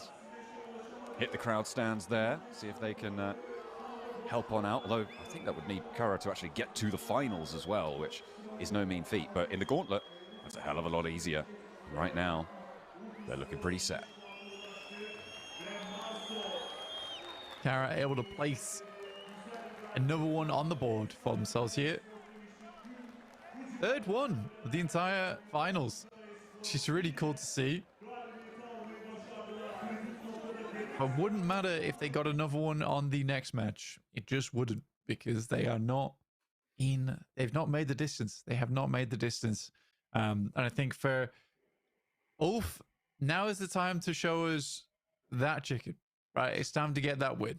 Show me the chicken dinner, because they don't really have any worries anymore. They don't have to worry about slowly playing things out. That's not their playstyle. It's never been their playstyle. Their playstyle has been very aggressive, and I think that Aaron's been chomping at the bit to get a bit more freaky with it in these finals. Yeah, they had to move that placard back over. Kara, a little bit inaccurate on their placement, but it will be on the board for match 15 there, earning themselves that third chicken dinner accolade, as you said. Yeah, Ulf looking for the chicken dinner as we make our slower approach. We've got one more Erangel still to play after this one, and then we head over to Miramar if Ulf don't win it. That's what we're going to be looking for. Yeah. And I mean, I'm so interested to see what this circle does, right? Because that will really change it. That will really change things up based on how accessible it is for Ulf. Yeah, I think for Ulf overall, there was this feeling that they just couldn't play to their maximum potential. And I think now more than ever, they have to start figuring out where these points are going to be coming from. Because they can no longer really afford to allow Regnum Kaya to be jostling between them being second and first all the time, with Karen now hot on the heels as well after a big game like that on Erangel. Yeah, I don't think first is guaranteed anymore. I felt guaranteed finishing off yesterday, where they were so far ahead, like it was hard to catch up to them. But with after Regnum Kaya's big chicken dinner on Rondo, yeah, it's not easy anymore. What is very likely is that Regnum Kaya get over the smash boundary in this next game, right? I think it's like 1 or 2 points that they're going to need in this next match. So if Ulf don't win it, it's super likely that we're going to see a 2-horse race going into our Miramar sets on that front. Not to mention Kara also, they might not have gone the distance in that last game. They could also join them with a big game here, and they are strong on Erangel. Very much so. I think that for Kara, at least as well, they are typically a very, very good Erangel team. Could shoot up further. I don't think Ulf is bad at Erangel at all. I think that, like I said, they have just been lacking confidence massively to make these games happen. Regnum Kaya, though, their rotates have been good. That last game looked decent. It's such a shame that Regnum Kaya isn't able to get over the smash point rule going into match 4, because this is the last time they'll play Erangel, which is a map that they're very, very good at, yet they won't be able to clinch the game out. The only team that has that possibility will be Ulf going forward now. Maybe that'll change next match, but we'll wait and see. Hey, and just to remind you guys at home, if you just tuned in, the smash rule is in effect. We had a smash boundary set at the start of today. That was 134 points in that last game. We just saw Ulf achieving that metric. They got, actually, I think bang on the nose, 134 points. They didn't get 1 point more because technically they didn't need to. They are now in the area where they can win a game and immediately end and win the tournament. If they get a chicken dinner from here on out, the tournament's over, and they will be crowned as the champions of this season and get that qualification spot to the Gauntlet at PMGC, which is that all-important prize for our top 3 teams who end up in the podium. Yeah. Bloody good stuff from Kara. TMB, on the other hand, terrible. Really quite bad. Was not entirely sure what was going on with them. I think that they thought the circle was on Sosnovka. That's the only thing I can think of, is that they had like a mind meltdown where they were hallucinating circles of where they might be and where they weren't. It was like, this is for sure that other day when we won from this spot, right? That's exactly where the circle is right now. That's what they were thinking that. What's going through their minds? I'm curious to know. I think Because we're going to the stage at some point, but I don't know when. Could be sometime soon. Actually, no, it might be. I think it's just break. I think it's break after this. I'm not sure. I mean, I don't think we've seen the rankings. But we gotta look at the rankings and etc. first. Yeah, I don't think we've seen any of the stats so far from that game.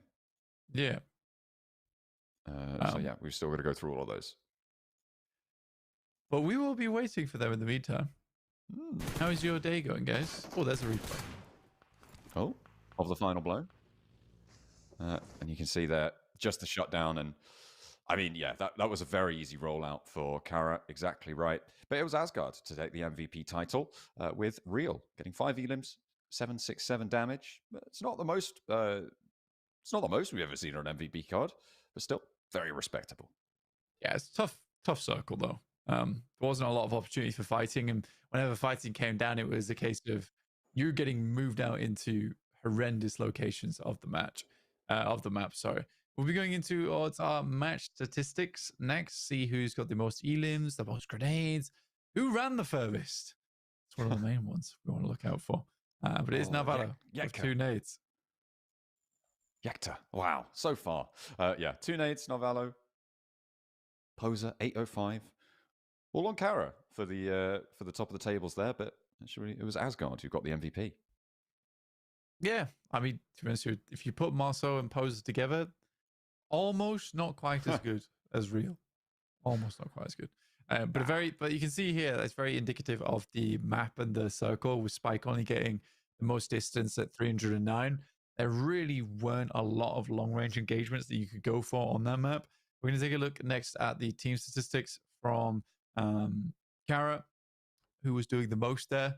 And it's a lot of them, realistically. That's a nice spread in terms of damage from where they were playing.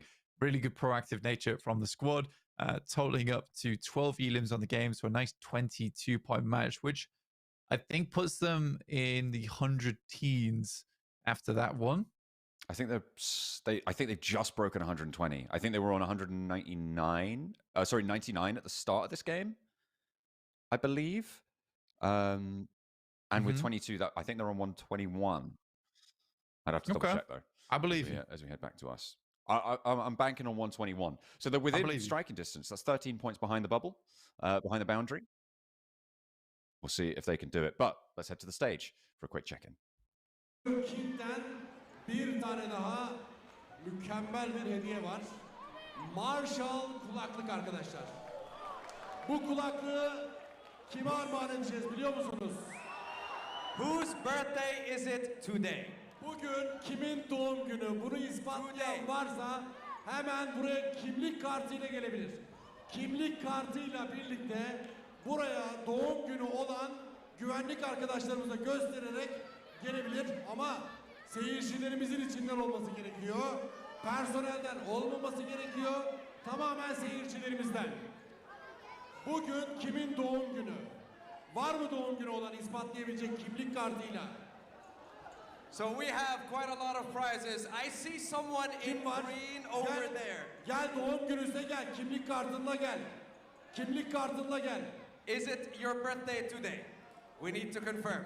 We'll give you this lovely prize, the Marshall headset, and I believe we also have some other goodies in the bag. Bugün doğum günü olan sanıyorum yok. Var mı? Kimlik kartını gösteren gelebilir. Yok. No? Okay. Bazen şöyle yapıyorlar. Benim diyorlar. Kimlik deyince when I ask them where is your ID card? Yeah, I was gonna say I don't think a 7-year-old is gonna have an ID card. He's like yay high. I don't think so. Kimlik kartınızı ispatlamanız gerekiyor arkadaşlar. O zaman yine de dün doğum günü olan var mıydı dün? This week. Anyone's Yarın doğum birthday günü olan this var mı? week? Yarın doğum günü olan var mı? Kimlik kartıyla gelebilir. Yesterday? Dün ya da yarın doğum günü olan. Did we not have someone whose birthday was yesterday? Yesterday. Yeah. Or tomorrow. Or tomorrow. Okay. Yesterday and tomorrow. Anyone's birthday that you can show us. It was yesterday or Kimlik tomorrow. kartını ispat edebilen gelsin. Hemen gel. Okay. Oh, İşte wait. We might have one. Hold on. 5, 4, 3, 2, 1. Yetişemezsen başkasını çağıracaktım. Heh. 1 second while we confirm. Yarın eğer doğum günüyse Marshall kulaklık onun doğum günü hediyesi olacak Burger King'den arkadaşlar.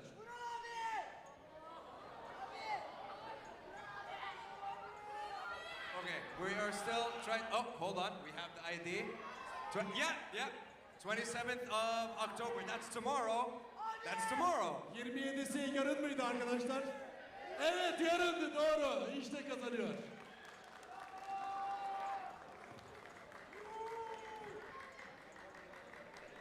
Well, that was only our first prize. Gel. Wait. İsmin neydi?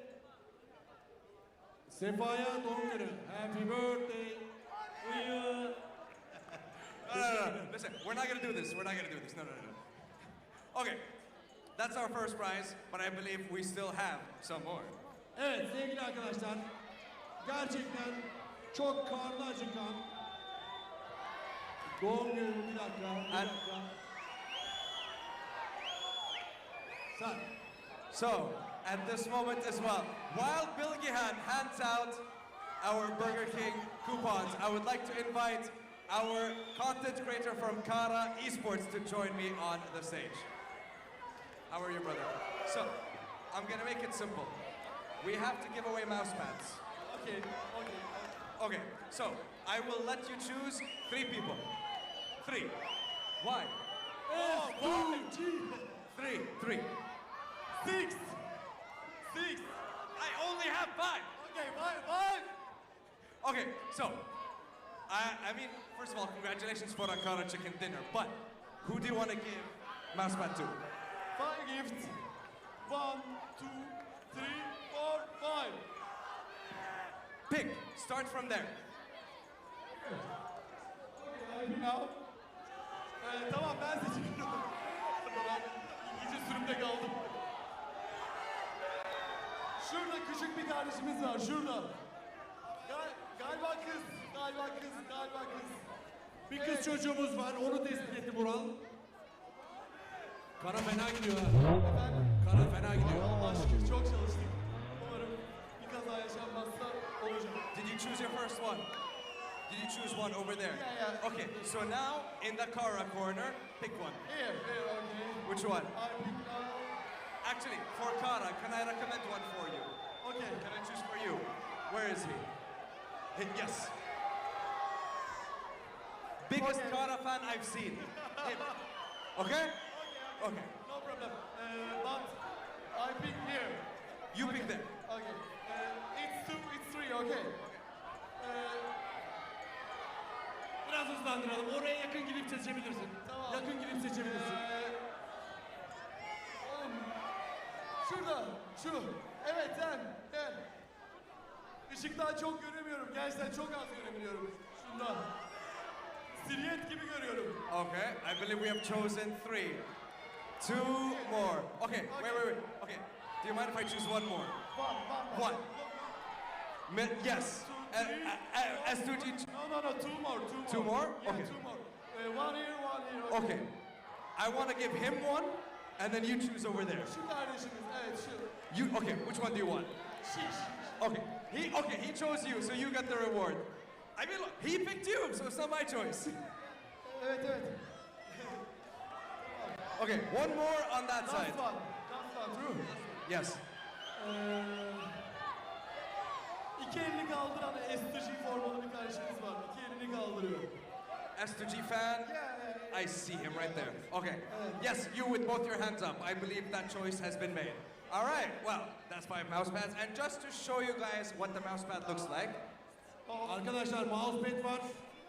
X-Vega'dan mükemmel bir mousepad. Sadece mousepad adıyla da değerlendirmemek lazım. Klavye ve mouse için mükemmel. UC yok mu? Evet. 5 arkadaşımıza daha seçiyoruz. 5 tane daha mı? Evet. Tamam. O zaman yine oradan bir tane yapalım. Tamam. Şurada beyazlı bir kardeşimiz hemen o. Evet o. İkinciye geçtim. Yine orada bir beyazlı kardeşimiz daha var o. Mutlaka bir tane karadan seçiyorum değil mi? Burayı hiç görmüyorum. Samanyolu gibi burası. Şu. Evet sen. Sen orada değil. One more? All right, one more it is. Şu elinde ışık sallıyor şu an. Elinde ışık. Evet. Tamam. Last one. Oh, sure. I mean, I don't know where from. That was the last one. Listen. We have more. 1, 2, 3, 4, 5. No, that was mouse pads. Now we're talking about hats and socks. So there's a difference. Okay. Evet. Yönetmenim uyarıyor. Tamamlanmış. Teşekkürler arkadaşlar. Hediye yağmuru yine devam edecektir mutlaka. Sizleri seviyoruz. PUBG Mobile'de Avrupa Şampiyonası tam gaz devam ediyor. Teşekkürler. To the games.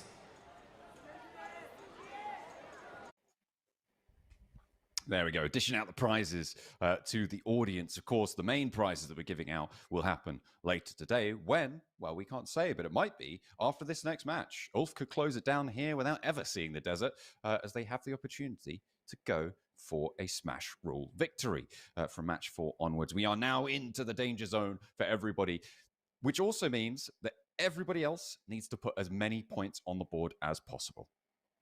Absolutely, because if you want to get towards that top 3 to go towards the Gauntlet, there is still an absolute chance that this doesn't end until Miramar, the final one, in which case you have a big goal ahead of you to get towards that top 3. Falcons falling behind, but they probably made it through via their Western European points anyway in terms of the PMGC rankings. But money's on the line here for a lot of these teams. They absolutely do want to pump out. Highlights from Kara that game, who were able to do very well towards the end there. But yeah, not an easy part of the map to play at all, Joe. No, it was that open area around the farm positions. I mean, even Regnum Kaya towards the end, I mean, they had the tower, sure, but they had to lay real low. And in the end, weren't quite able to get the 6 points they needed.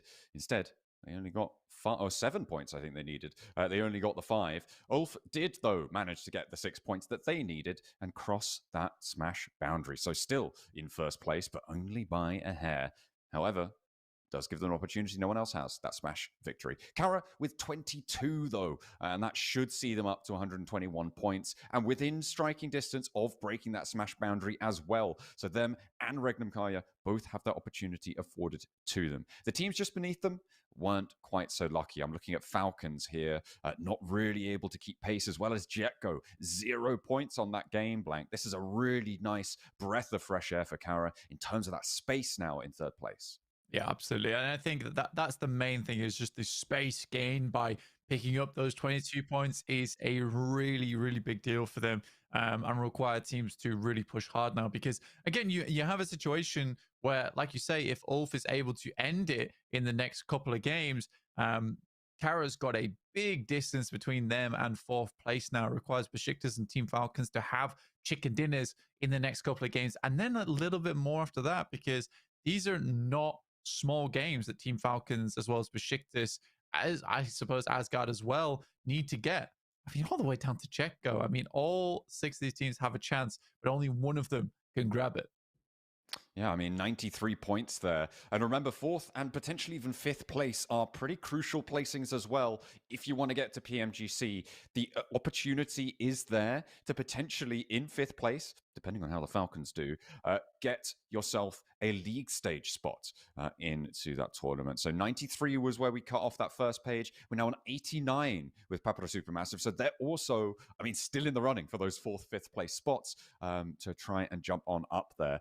And in fact, probably at this stage with 3 matches left, all the way down to Bra. I think from Anorthosis down, that's where it's starting to get close to impossible.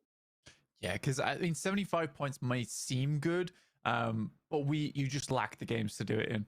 Like, for instance, if we had 12 matches, that's 12 matches of chances for Anorthosis to hit 3 big games. You only have 3 games left. So it's just there's not a potential there for them. It's super tough. Very tough to make happen now.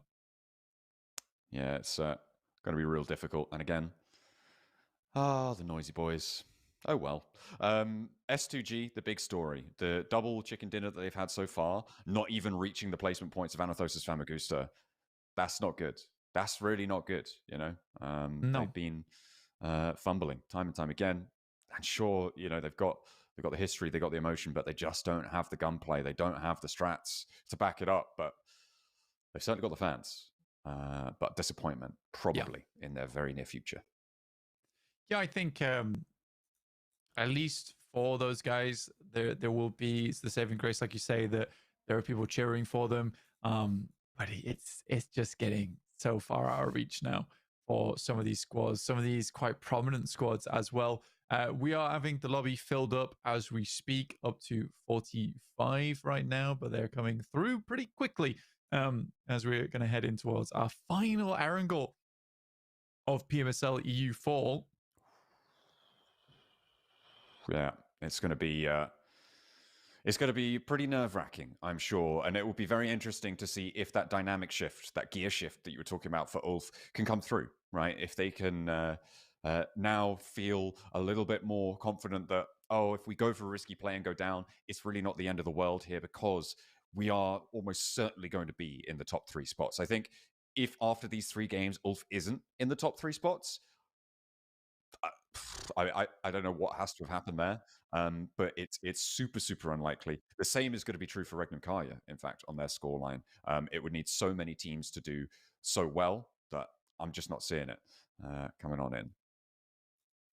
Let's take a look at our top 4 Grenadiers. Not Fallow with 7, actually, which is a pretty significant portion of all of them. He was on 5 before that last game, but there was a really good Nady tossed through the window over towards BRA, which set himself up lovely to hit that 7 marker. Here's a head-to-head between Real as well as CEO. So that's Kara and Asgard from that last game. Real's been doing some good work over the last few matches, especially for Asgard. I think he's one of the players that is definitely keeping them in the mix in a big way. But yeah, CEO also doing very well. But I think it's Marceau and Lewis who I'm mostly looking at as the big performers from Kara. Yeah, I think that's fair to say. What's interesting here is the survival time for Real on Asgard, right? Being in the games longer than Kara, but Kara have 3 chicken dinners, which is pretty notable, I think, for Real. Maybe surviving a little bit longer than the rest of his team in general, but yeah, to outperform a Kara player on survival time, that's pretty impressive stuff. It really is. It really is. I think that, like I said, I think for Real, he has been doing the majority of the work over on Asgard. And you are always going to find this with a lot of teams that you have 1-star player on it. It's very few. I mean, there is a lot more here in PMSL EU that we have like Titan squads, let's call them that, where they have 4 players who are all insane at what they do. But yeah, I think for Asgard, they're certainly still in that boat where you have 1 top performer, and that top performer is definitely Real. Yeah, it's been really good to see that from him, but unfortunately, it's just not being backed up right now with the match results. Right, that is what we're looking for. That's what we are missing for the time being, which is unfortunate. But that's just the way it goes. Not everyone could be a winner when it comes to these championships. The PMSL does not hold any bars. We will be seeing who's going to take the top spot. Kara securing that 3rd place nicely. I feel like, Jetgo, you were talking about them being a bit of a surprise entry towards the top. I feel like now other teams are starting to come alive and sort of take advantage of that passivity, of that sort of just let the points come to us kind of approach. And they have been giving a real run, and I don't think that they've got the stamina, their cardio not quite up to scratch. Yeah, I think that would be fair to say. It would be fair to say. I think for quite a few of our teams, they're looking to, at least in this next match, get over the smash point. There's 2 of them that can still do it, which is Regnum Karya as well as Kara. I knew it would come back to Bayers at some point, the double Karyas. But again, that does require them to not have that same issue that Ulf had, which is a little bit of passivity, a little bit scared in some of these matches, not make it. Again, I think this could be a big blast out from Ulf, considering now they don't have that massive pressure on them to get over the smash point ruling. Yeah, they have a little bit more room to breathe. What happens if Regnum Karya take down Kara with a Kar 98? What happens then? To Karya getting dominated by the... God, yeah, never mind. Ooh. What about this? Regnum Karya take down Kara with the Kar 98 out the window of a car. And then you've really got me having an issue there. And I'm not prepared for tongue twisters today. That's a real tough one there. Might happen. You never know. But I feel like leaning out the window of a car with a car 98 and hitting the shot to take down an entire squad, that's very unlikely, I would say. So we'll wait and see if such unlikely futures are going to come to pass. I wish I knew what that said. I'm sure it's lovely. Yeah. He looks very friendly. I mean, cheering for Kara. I think that there's certainly a team that has... I think this match is probably going to be the make or break match for Kara, though. Considering it's Erangel, I think that their Miramar is a little bit weaker. It's the case with a lot of teams that haven't consistently played an international format, that they have one big map that they're good at, and that map usually is Erangel. I think Alpha 7 is definitely that kind of the outlier that was always insane at Miramar, and that was their map. Everybody gearing up for the last Erangel. The last time we see the grassy pastures here for the fall season and for 2025 in Europe. Next time we'll see it will be on the global stages, but not all of our teams will see themselves taking to the skies over it.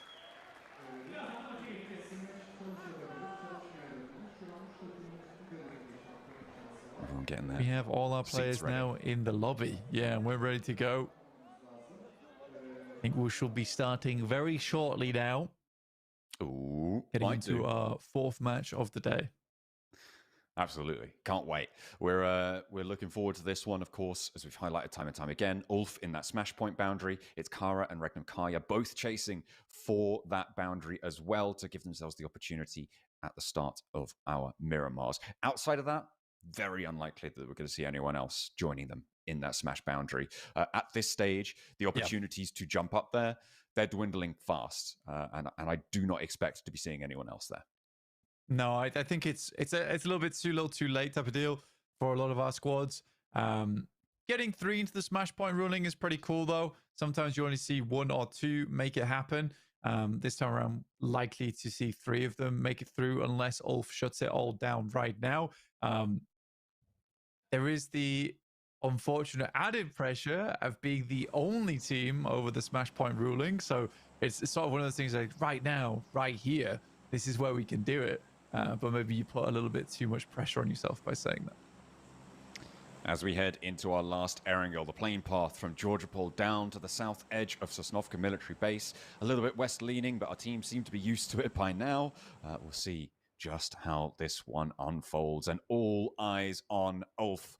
With that smash boundary passed, their options are very clear as to what do they need to achieve.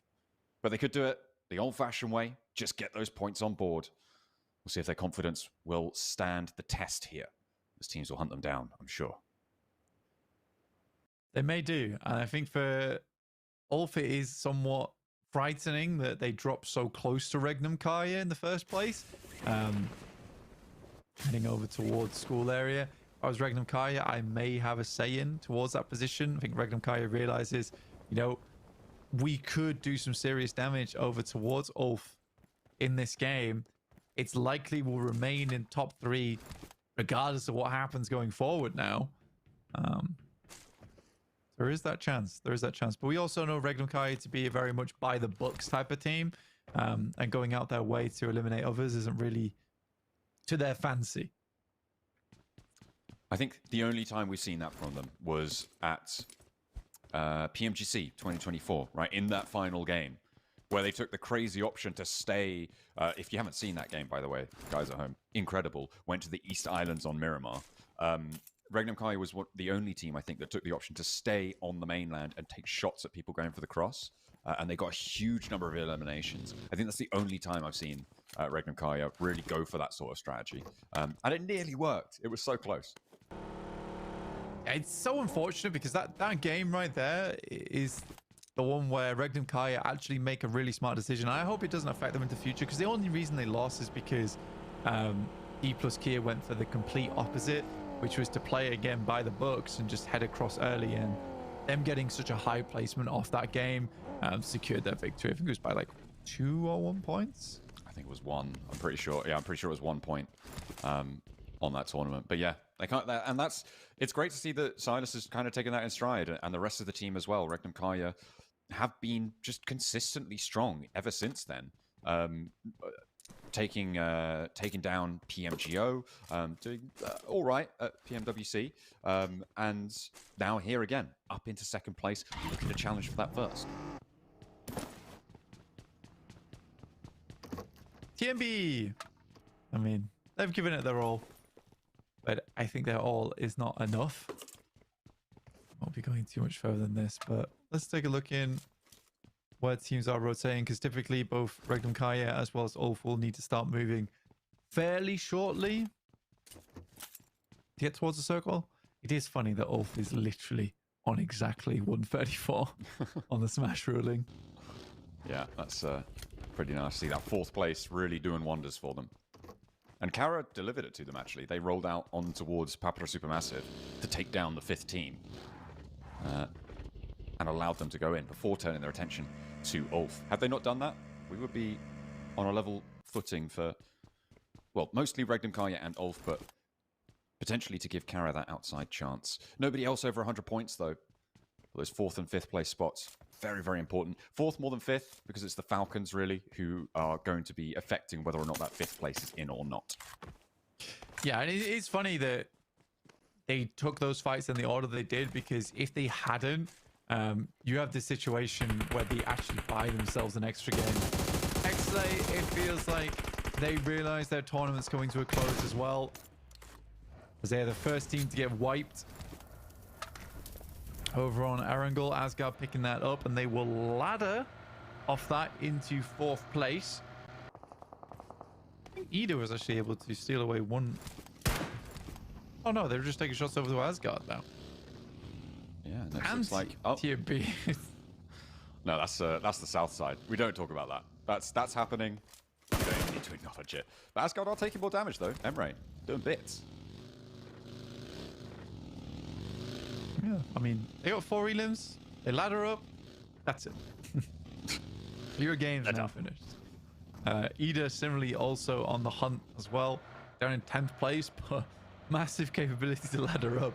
This like middling portion of the leaderboard is so disgustingly volatile. 98 in 4th down to 87th in 10th. It's very, very closely fought, especially after 15 games as the Noisy Boys go down as well.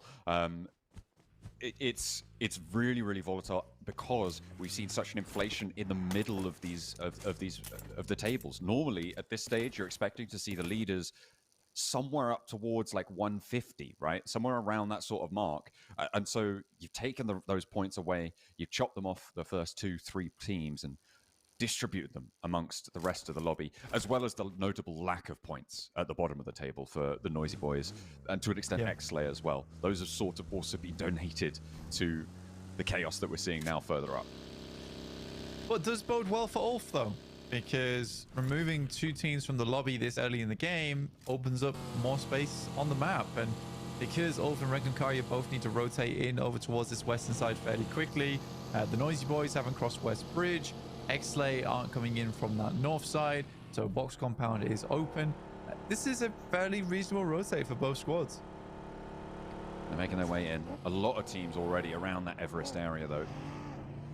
It'll be difficult. Regnum Karya have got there a little bit further to the north, a little bit quicker over towards some of the ruins positions. And that's going to divert Ulf back up to the hilltop there. But they're playing smart. They're playing for the win. They're playing for the win here, not just of the match, but the whole tournament with that smash rule.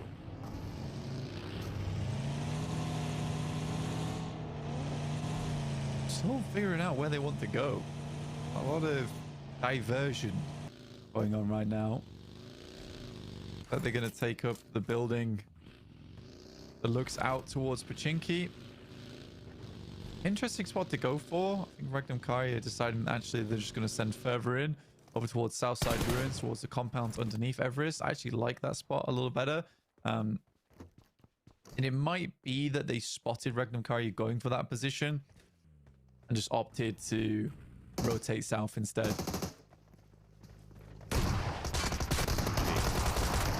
Looking to try and take on Time Issue. Goes well. They don't take a casualty. Point picked up. Bra losing 1. They're now down to 2 players alive. And that's going to be happy days for S2G. They got 2 points, but they're still on 75. Yeah, S2G falling massively out of favor now. With so many other teams having like their step-up performances, I mean, I think Fenerbahce's definitely redeemed themselves. Papa Supermassive, maybe not, but still 89 is really not bad. Not the performance we expected after what we witnessed in the group stages and knockouts, considering they did really well there.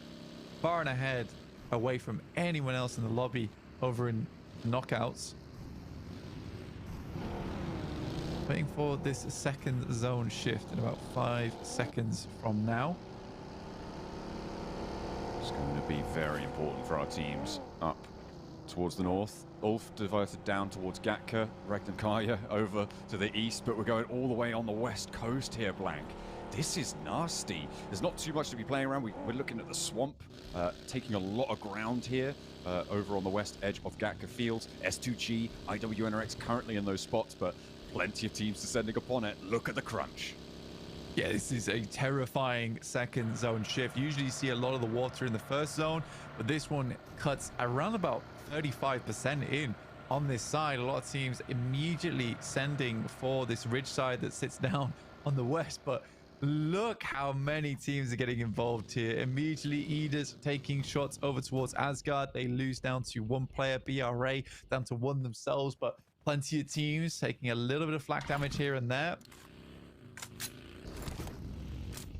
It is getting nasty, getting close range, and that zone too. It's a big shrink, and then as you say, cutting out so much of this zone with unplayable water is going to make things even harder. Ida, they've managed to get into some buildings on the west coast, and I feel like this is probably one of the more secure spots. Falcons to the south, S2G further south than that.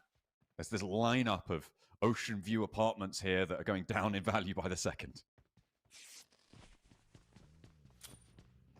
Koa, quick bandage.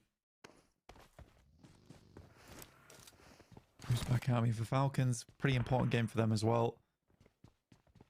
Set themselves apart. I mean, although the run could end here, they definitely want to place themselves in a position where they could still catch up to the rest. I think Falcon's spot isn't terrible, honestly.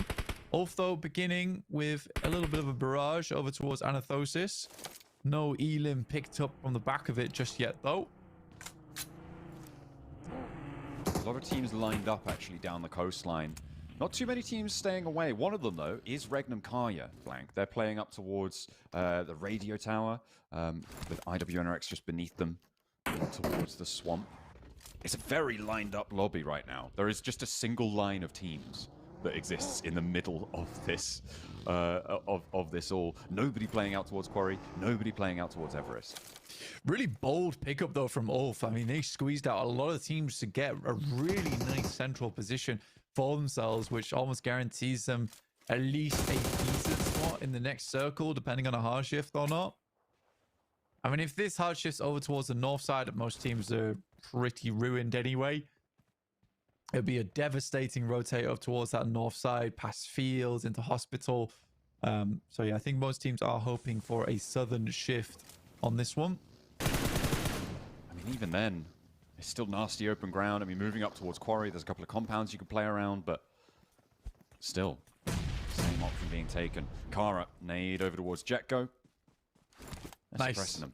There's that south shift. This is probably, as you say, one of the kinder positions. But I'm looking at Regnankaya and thinking about where are Besiktas going to go? Where are Fenerbahce? Where are Papa Supermassive going to go? And they're going to have their first challenge. Besiktas looking to crash.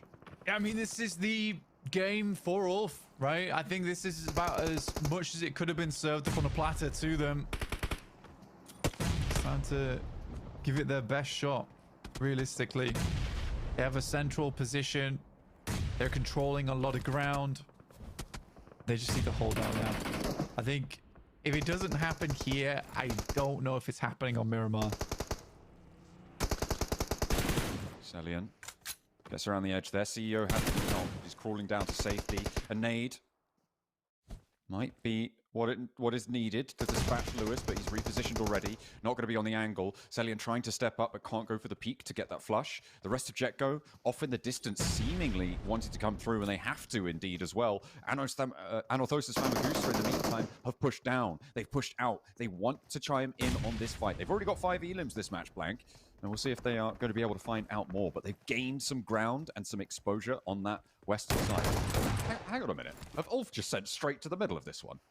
That's what I was talking about. I've been talking about it the past 3 minutes, John. But like, I thought they were on the north. No, I said they were here since Zone 2. Oh, okay. Hang on a minute. That's Ida, and they're also grey. Okay, that's what got me confused. Yeah, they've been here since Zone 2. I was just saying that this is a game served up to almost golden platter. Like, if this is the game to do it in, this absolutely is the game to do it in. I mean, they've got this singular opportunity. So the question for a lot of other teams is how many points can they get? Is Asgard's 4 getting up into 4th place? Is that going to be enough? Are they going to get a qualification spot because of that? In towards the league stage? I mean, it could be. It could be that important that they've got those 4 early. Yeah. I mean, the qualification just trickling down right now. I mean, I think that the storyline I'd like to see is Fenerbahce getting 4th place, because it will have been a big comeback story for them. It would have been cool to see Jetgo get it, but considering they're down to 1 player, very, very unlikely. It also will require, obviously, Ulf to win this game, but they have such an insane spot right now. Yeah, it's pretty crazy. They've got control of some really nice terrain. The ridge to their south could pose a threat, but there's not really too many teams on that south edge that could do it. I mean, Regnum Kaya, to be fair, also have a pretty solid spot here, Blank. Taking a look at the map, it's just got better. It's just got better as well. So Regnum Kaya might be able to take this one away from them. And Fenerbahce are trying to think about poking their noses in. But Regnum Kaya's compound is just so strong here too. Yeah, it's on high ground as well. I think the funny thing is about this is that, honestly, if this circle went a little bit over towards the east, I reckon that's probably where Ulf would have ended up. But that is a very hard shift over towards the eastern side. That might have just confirmed it for Regnum Kaya. There's realistically not a lot of other places to play around here. And Ulf has yet to move because everyone knows they're in this compound. They've been taking shots. He's just getting ripped to pieces. Oh no, on the approach. Koa has gone down, but he's on the inside here. Can crawl back, and there's healing necessary on the outside. Ralph wants to bounce a nade around the corner, try and find the player healing. Looks for it, doesn't quite connect. Emre Molotov onto the inside with 1 player down and 1 player already flushed. The Falcons have had a little bit of ordnance sent back their way, but a second bounce from Ralph finds the backboard he was looking for. The spray down from S2G, the off angle, looks like it might be good here. Redox steps out for the flush. Should be a full reset here for the Falcons. Darkin last left alive. There's sightlines over his way. It goes in though. That could be decent. Ooh. Doesn't quite push the players though. Emre will be taken out to limit that information.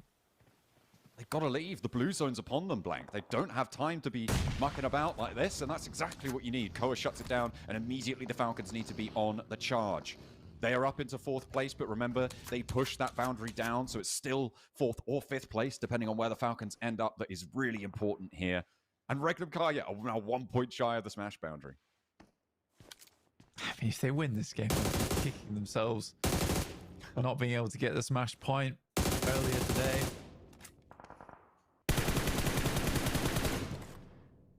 Yeah, it's such an incredible spot for them. It's not definite on that side. It's already shifted to the east hard once. Does it do it again? Well, that would help. I would be slightly worried about teams on the south. But even then, I think they have the height advantage over that area as well. And with Kara also taking a hit from Anorthosis Famagusta, it's going to slow the approach from that south edge. Looks like they're going to make their way up. See what they can get done. Kara still in their way. Black Mazada wants a piece. Doesn't connect. The lucky break here is that because there's only 10 teams left in the lobby, rotating around this circle is a lot easier. Considering it's stage 4 and we've lost almost half the lobby already, this does make rotates slightly more simple. S2G's rotating down towards Ulf right now, though. I mean, they are still back to the blue. They aren't going immediately into this building set. You can see Ulf established 2 and 2, rolling up to it. They didn't want to go. They want to try and soften it before they make their entrance, but their presence is now fully known. Nobody likely to break out this far. So unless there's a long-range engagement, maybe from Regnum Kaya, maybe from IWNRX onto this spot, it could go their way. A hard north shift. We're going up towards the top here, and IWNRX actually making the most of it, but it's such a difficult ridge to play around. And as soon as Regnum Kaya move out, I mean, there's oversight onto it. A nade in, dear. Aaron's down. That's a very nice nade from S2G. I feel like Ulf should have seen this coming, but that's a very, very good starter. They are playing 2 and 2, so there's potential to get their player back up again, but they are layering smokes, looking for the big push. That nade at least will buy Ulf time. Res underneath. Catch needs to be clean. One steps up, very, very clean on that first. The rest of the team needs to be making moves now. He's going to abandon Aaron. I think this is the right decision here. Can't really withstand too much more. They're not going to push in as well. They're getting slow, and he's going to get burned on the inside. The Scarface makes the straight across. Does get cut down, but can catch do more. Around the box. Looks for another. He steps up there low. S2G starting to flounder, but it's all up to Solus. No way! It's a 1v1, and Hamzy just pulls the trigger in time. All full down. No smash today, but Regnum Kaya are past the boundary. They cannot win it this time, but next game, don't forget a 2-horse race. Kara, they want to join them. Dear me. I mean, Ketch had done so much. I don't know how the rest of Ulf didn't just pull the socks up and make that happen. The guy had basically decimated the entire team. What happened to the other 2 players? Too little, too late. Lackluster response, unfortunately.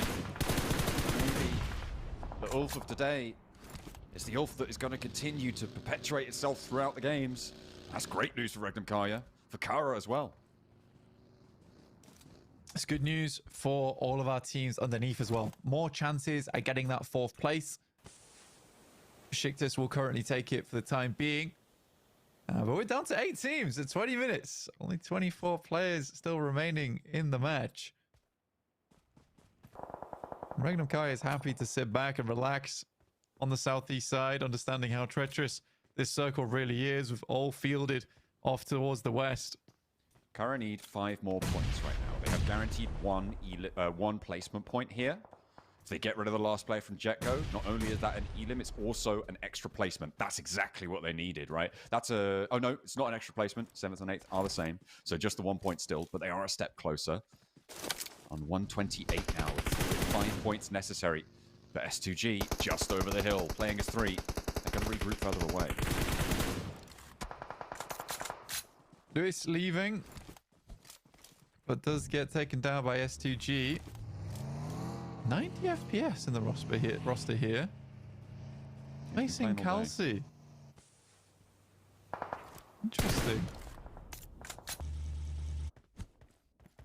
I saw Kelsey yesterday having a bit of a breakdown, honestly. Giving him a little bit of a break might be the right idea, but it comes at a strange time. With a chance, but he's on the dirt, and there's no way he's getting away with that. Solke immediately tearing up the turf, mowing the lawn there. And that's a point easily picked up for S2G. And Kara slowly dwindling now. Lewis, maybe a survival game is what they need, but Regnum Kaya go for a wide sweep. They move south of this roadside. Look for more. They know teams are going to be trying to get in through this area of the map, right? Clean teams out there would be perfect. Solke immediately down to the play zone. A little bit of damage from Zed Wolf. Here, the vehicle underneath them. Nade's pulled from Wild, but they're long gone, dude. Lewis taking shots, though. He's given his position away to Regnum Kaya. They should have probably known about it already. They've left Loxy back over on the compound for Regnum Kaya. It's a 3-man flex out. Over to the middle. Kara down to 1 player, though. It might be on the menu for Regnum Kaya. to stop them joining them in the smash boundary. Upper Supermassive to hold on. 90 points total, not bad. Pumpkins, their direct competitors, and Besiktas Getso currently in 4th place. Kine will take down 90 FPS, but not before Hamzy G can get a little bit of payback. Comes the crash.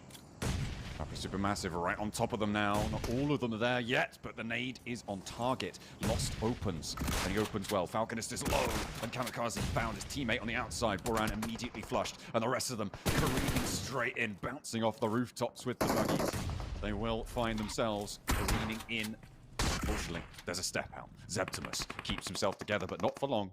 There's a gut shot in his future, and it will be put down. That is Besiktas eliminated. They're down to 5th place, and Asgard now up in 4th. It's all over the place, realistically. Vakron able to live this game out.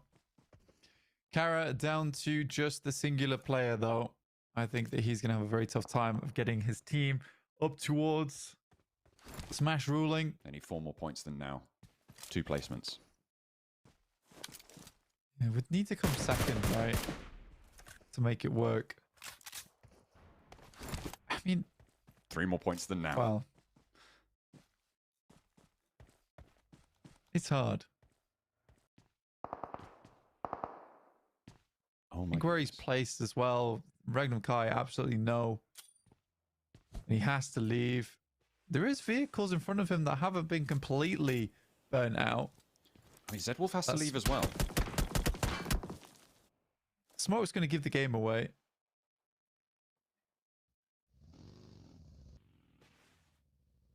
I'm looking at Hamzy G, thinking, how long can he survive, right? That's an extra placement point for Kara. But I mean, Regnum Kai at this point, they're dead set on this. I don't think they want to invest too many nades, and I think probably rightly so. They can be a bit chill, because you know a lot of the teams up to the north are dealing with each other. This is the 3rd Regnum Kai win, no? Oh, there he goes. He's out. No smash boundary broken. Would this be the 3rd Regnum Kai win or the 2nd? Of today? Today? They won the 1st game. They didn't win the 2nd game. They did not win the 3rd game either, but they have had super high placements throughout. Yeah, they've done pretty well. I think, well, I mean, in that last game, right, they had a really strong central spot, and we thought they might win. But then it shifted away from them, and the tower didn't really go so well for them. So now it's a question of how far can Regnum Kaya go? How far up these tables away from Ulf? Because they are in 1st place now, and they will be at the end of this match. Ooh, great shot from Kamikaze over towards Kakala as he attempts to leave. 2 4-man squads in Regnum Karia and Papara Supermassive.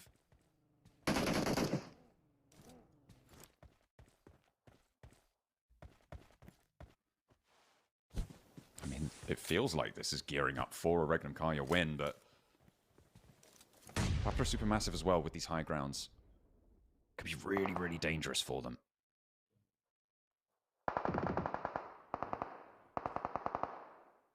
Very much slows down. This kind of circle requires like zone 8, zone 9 to start cleaning things out. No one really wants to leave their buildings. Swain will have to. Yeah, more placements for S2Gs. Hamzy will just stay hidden. Ooh, Swain just trading off, but yeah, he has to step out. Surely he goes down here. Hits the deck, denies the point. Nobody going to be able to snaffle that one away. And S2G survive up into the top 3 with Hamzy G staying on the belt buckle. Regnum Kaya controlling these hill ridges. Over towards the water. Next zone. It pops. It gives Regnum Kaya the better spot here as Papara Supermassive going to have to move down. Kamikaze looking to leave now, has a vehicle to work with, but blue is ticking hard in zone 8. Wild providing information back first, but they have this really nice position That's a smart move. Take the time to do it now. Silas on the wide flank out to the right-hand side there. Most that Papa Supermassive are going to have to make their move, and when they do, Silas will be launching an assault from that sideline. I don't know if they spotted it either. I think he went out there on foot, potentially. And this is what they're worried about. This is what they're getting done. He is worried about solos as well, you can tell. Zedwolf is so far off to the side. I mean, fair enough, because who they're looking for right now is Hamzy. Yeah. Wild is so lucky to have that vehicle there. Blocks away all the damage from the nades. There's no information passed back. Didn't get to see whether that nade did any damage.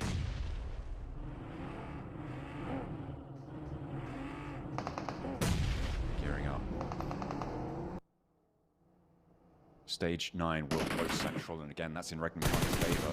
The rest of the team lining up and crush forwards now. Papa Supermassive has gone past him around and given him a slip, but no, the rest of the team are there to pick up the pieces, and that's Papa Supermassive getting evaporated. And now it is just Hamzy up into a second place. He's given his game away. He knows where he is. He knows what's about to happen to him, and he's going to call them in, see what he can do. But the answer is nothing. Regnum Kaya with 2 chicken dinners today. Take that top spot, but they're going to need to do it again to find a smash victory here.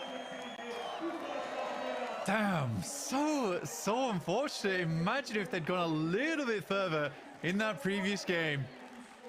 I mean, you can even see that with Loxy throwing up the 2 fingers. Wild, sorry, throwing up the 2 fingers, and rightly so, because if they were able to get 2 points on their previous match, that right there would have ended the whole tournament. Or any of their previous matches, indeed. Not just that last one. It could have gone either way, but with that chicken dinner, they are going to put a huge gap into the lobby. No matter what now, they are guaranteed to be making a Gauntlet spot and representing Europe and representing Turkey as well, their home region, in the world stage that we will see later this year in Thailand. I mean, very much deserved as well, because it's an incredible performance from them. I was kind of waiting for when this would happen, because truly I do believe that this is some kind of God squad. That's 3 chicken dinners. Equalizing now with Kara. Very, very well done. I was hoping that Kara could maybe do a little bit more here as well and really start to lock down that 3rd place spot. I mean, they were so close to that boundary, and give themselves the opportunity to win the whole thing in the next. That would have been really cool. I think having all 3 of the teams have the chance to close it down, I think that would have been really good fun going into this one. But I think they were 2 points shy, 2 or 3 points shy of that boundary. But that does mean that going into match 6, if we get there, that is very likely that that's going to happen. Yeah, again, I think that when we get through to match 5, at least, like you're saying, it's likely we'll go through to match 6, but I'm excited to see what kind of distance we can see put up between Regnum Kaya and the rest of the lobby. I'm excited to see which teams are able to battle it out for that 4th place position. It's still just a 2-horse race now, though, with both Regnum Kaya as well as Ulf trying to find that chicken dinner. So even if Regnum Kaya does pull far ahead, Ulf can still win and finish it all out. Yeah, that's true. Unlikely. Kind of sad for Ulf as well, because the way they angled down towards that south side, that was a compound that they could have taken. But they went fully central. And because Regnum Kaya was late to the party, they select the next best thing. So crazy. Yeah, it's a very difficult set of rotations, but here's those final moments. I love that Hamzy G was like, well, I know what's happened here. I'm just going to pop a smoke out. Let's have a go. Come on, have a go. And yeah, he went for the peak. Didn't deny the point, which he could have done. And there you go. MVP was Hamzy G, in fact, in the end. Okay, there you go. 939 on the damage for Elims. Yeah, I mean, 16 points on the game for S2G is honestly nothing to scoff at. Honestly, nothing to scoff at here. I think it will send them further at the lobby. for S2G, the goal right now is 4th place, right? So it's a good thing Ulf didn't win that game, because it gives them more time to set themselves up. Very, very interesting to bring 90 FPS in to the lobby as well, instead of Calci. Yeah, that is something that they have changed today. And I wonder, if we go to match 6, are we going to see the S2G magic coming back? Are we going to see 3 for 3 on the final game of the day? That's what you got to worry about if you're fighting for that 4th place spot. Our top elims came from Zedwolf. That was 5, and it was Asgard to take most damage there. So Hamzy G splitting the difference and making his mark on the lobby for the roster with only 4 elims as well, which is nice to see. Asgard, they got a lot of points this game, Blank, and they jumped up and put that challenge in a place that I don't think we expected Asgard to at the start of the day. No, I don't think so either. But again, it's still very obvious to me that Asgard is an unproven team. But they are really, really putting the effort in. And I think if you're a fan of Asgard, you should be very proud of them, because this is versus some of the most insane squads in the world right now. Here's the final statistics for Regnum Kaya. It's not a ginormous game. 10 elims, a 20 pointer, which is still very good, but you can see the damage numbers here aren't very high. Typically on that kind of a map, you want to stay pretty covered and then just control the end game, because it's a lot of uncomfortable space. At least they locked down that southeast side for them, which was the most important part of the equation. Yeah, they didn't really have too much to worry about as well, given how linear the entire lobby was, right? When we went to that west coast, everybody stacked up next to the coastline.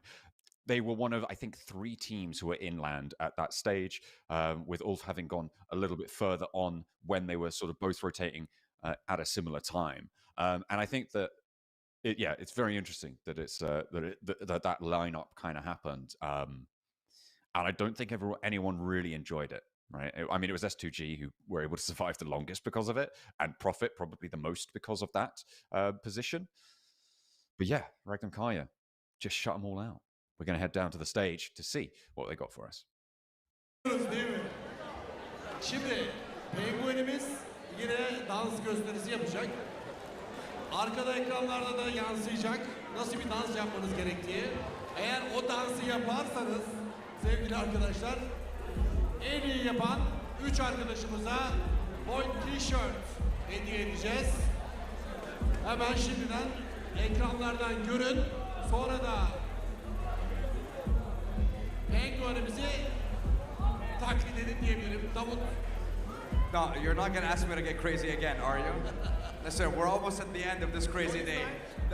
Maybe. But you know what? I want to remind the viewers, so if our lovely penguin can show us the crazy chicken dance, and then we'll see our crazy dance skills from the audience. So our lovely penguin will demonstrate, and then we'll see who has the skills. Evet, görelim bakalım dansı.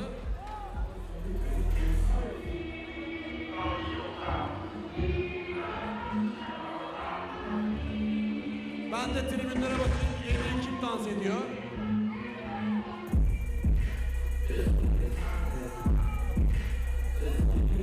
Let's see, where do we see? I mean, we got a lot of people right now. I mean, look, Belgian, here at the store, we have a few in this front row. So maybe we can have a look over here, and then we'll give you another chance to showcase your skills once we have the cameraman right on you. Evet, şimdi en güzel dans eden arkadaşımızı görmeye çalışıyorum.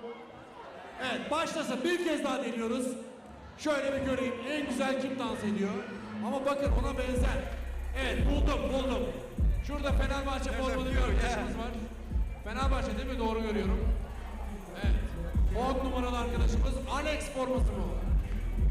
Evet. O arkadaşımıza bir tane hediye ediyoruz. Davut.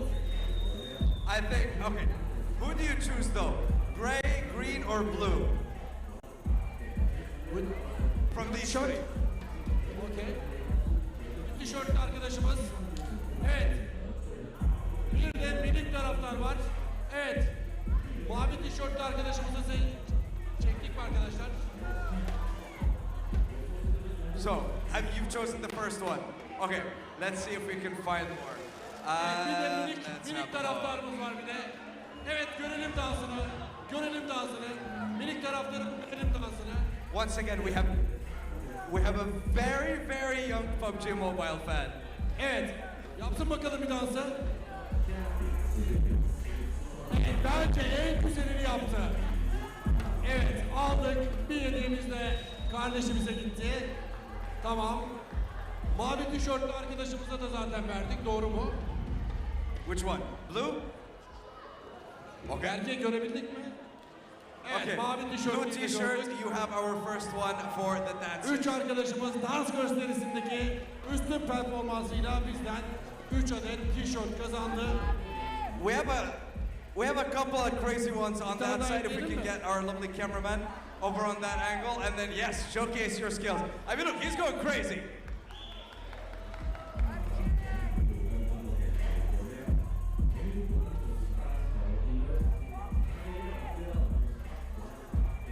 Evet, fazlasıyla hak etti, fazlasıyla hak etti. I think that energy deserves a shirt. Evet, hak etti, o da hak etti. All right. One more, or I think we're done. Enough. Okay. I think we've driven the fans crazy enough so far. Evet, arkadaşımız daha devam edelim mi diye rica etse de süremizin darlığından dolayı devam edeceğiz. Sanıyorum Tankut ve Gökhan, Yargıç Tony bizi bekliyorlar. Belki de Smash kuralı devreye girecek. Çünkü iki takım bunu hak eder duruma geldi. Onlara gidelim bakalım neler olacak. That's right. Two teams in the Smash rule have applied to them. Actually, it is going to be Ulf. It is Regnum Carry. Now there's a chance the tournament can end. But let's turn it over back to the analysts. Thank you very much, everyone. Teşekkürler to our penguin. Teşekkürler to our lovely fans in the arena. And let's get back to the games.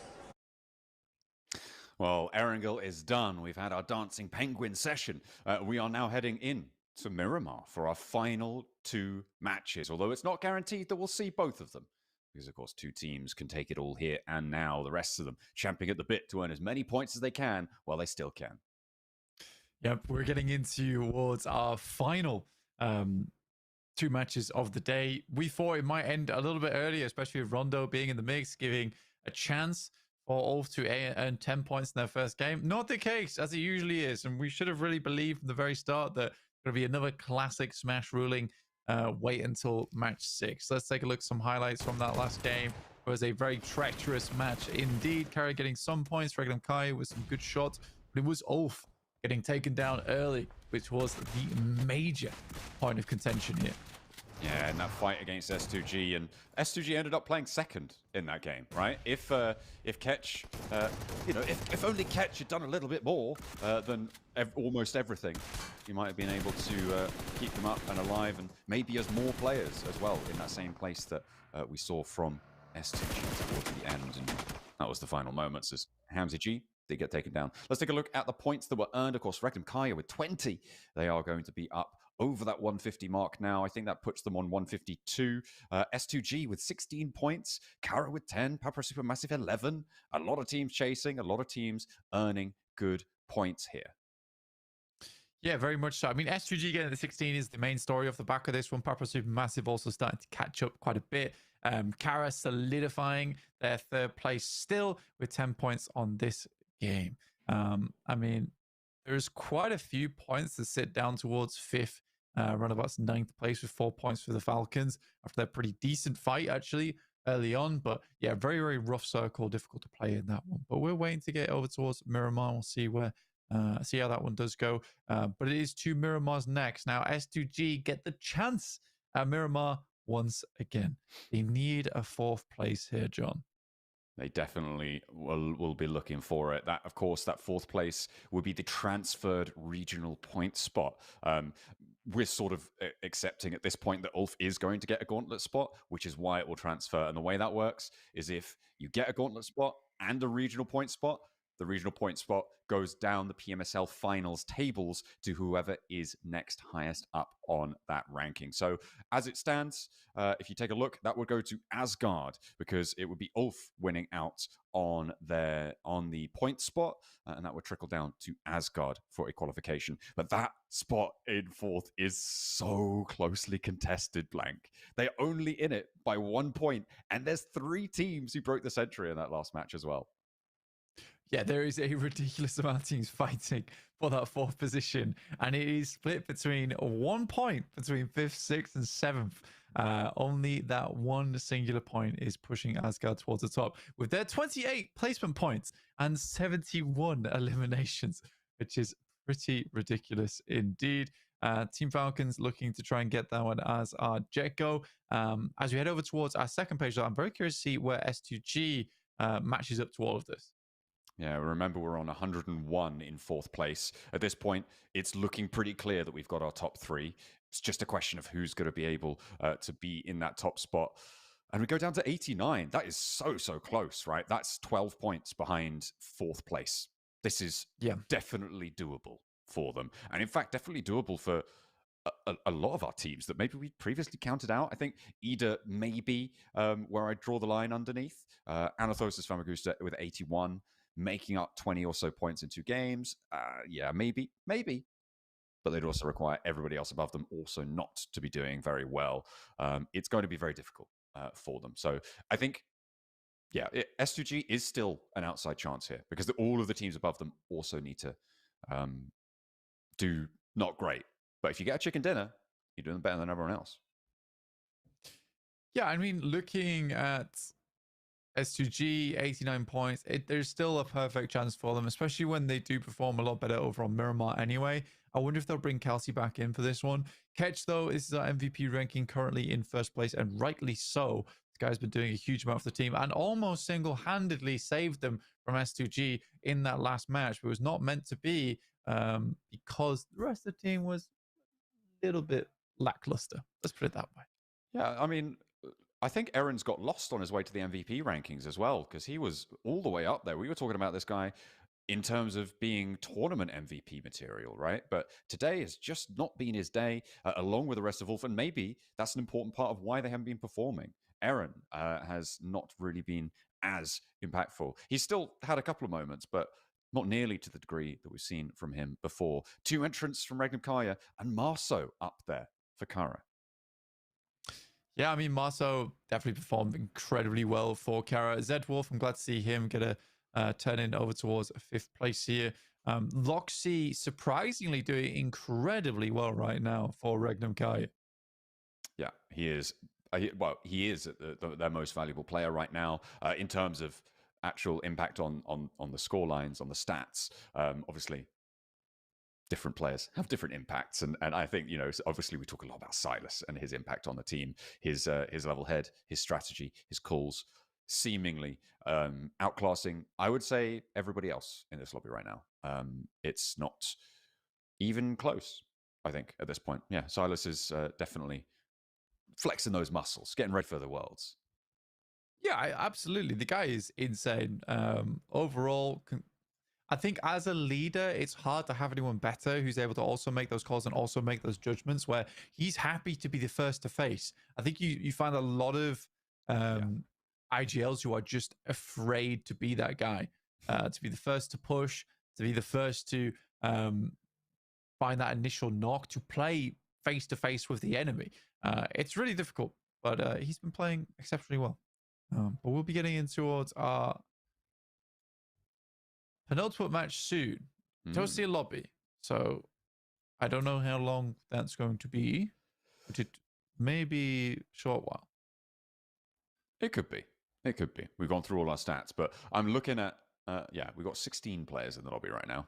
So it's looking pretty empty. So, I mean, if you want to win a game, get into a low count player lobby. See what you can do. Maybe it's a better time. But we're up to 17 now. Well, it's just like Kara, Regnum, and Ulf all going against one another. That's kind of all that matters now. You know, just shut the rest of it down. Let's just put them in the warehouse. Give them a TDM. See what they could do. Why not?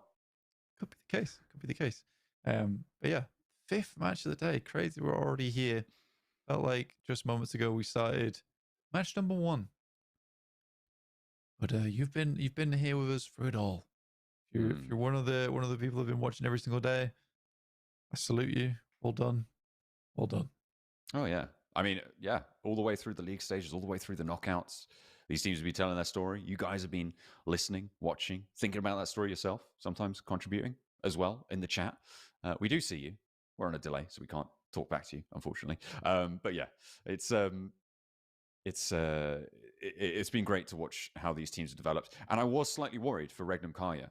Actually, watching them back in the casting them back in the league stages, seeing them in the knockout stages, they did well, but it wasn't spectacular. But it's finals time for Regnum Kaya, and they got serious. They definitely have found it, and I think that another team that I was worried about is the Falcons. And they kind of have lived up to that worry a little bit. They're still doing well, and they're still going to be going to PMGC, to the league stages. But yeah, that's not ideal. I think for the Falcons, it's not the worst thing in the world, though. I genuinely think it's, whenever I look at the Falcons, I'm always like, oh, they're not doing great. And you look at their performance, you're like, oh, it's not crazy. It's not really a Z Wolf, is it? But they consistently are in like the top 6, and you can't take that away from them. And I think that's the thing that always gets me as well. As I'm like, this team is still just performing at a really high level consistently from tournament to tournament. And there has been teams in the past where, sorry, big stretch. There's been teams in the past where, although they've had that one really great tournament, I think Falcons is one of the few teams where through thick and thin, they've stood together and they've still done fairly decently. And I think that is hard to do. I think if the Falcons players ever watch this, which I highly doubt they will, I think they should be very proud of themselves for that fact. Hey man, I've seen Pekka in the chat once or twice. I get their coach to get the lowdown, see if we're talking smack about them or not. If they need to up their game. Of course, all the best analysis comes from us. That's why Pekka watches. Well, I think that's the thing though, is that like they get such a bad rap, but I think that's because people do expect a lot from them as a team. Yeah, for sure. I don't personally think that they're a team that qualifies as being first every single tournament, but I think that they are a regular team that does very well, and that is hard to do. That is not easy. I don't think people realize how hard it is to be consistent over multiple tournaments in a game like PUBG, which is predicated by its randomness. Yeah, as you say, there is that random element to it. Where does the circle go? Which is why we play, 18 match sets, is to make sure everyone has a fair crack, and it's not just, oh, you didn't win that game. That's kind of it. As we take a look at some more of our stats, we've got the Rezzes, the unsung heroes of their teams, and it looks like Asgard have been picking themselves up the most. Arguably, it's better to have a lower stat across your team on this, as long as you're doing well. If you're doing well and have a low res rate, that means you're generally not going down. But either way, Asgard at the top of that one with 11. CEO with 9, matching Magnazada and Mars. Wait, hang on a minute. There's 2 Marses. What's going on? It's gone now. It's so fine. I was just saying. Don't even think about it. Yeah. You got a headache. Something like that. We'll get it done. Kara, very happy about their performance, and their fans are as well in that last game. Not quite enough to get all the way up there, and in this game it's likely that they will smash that boundary, but they'll then need to go into game 6 to be able to do that. They might not be afforded that opportunity. They may not be. S2G, the fans are still here in force, which is great to see. I mean, if you are an S2G player, you'd be very pleased to see that. I am curious to see where Kelsey is. I mean, you can see the sign is for Kelsey. I cannot translate live though, sadly. Yeah. We're missing around about 7 players from our lobby at the moment. Just waiting for them to jump on in. And then we'll get started. They are indeed. We're on 59 players. Admiration from the fans.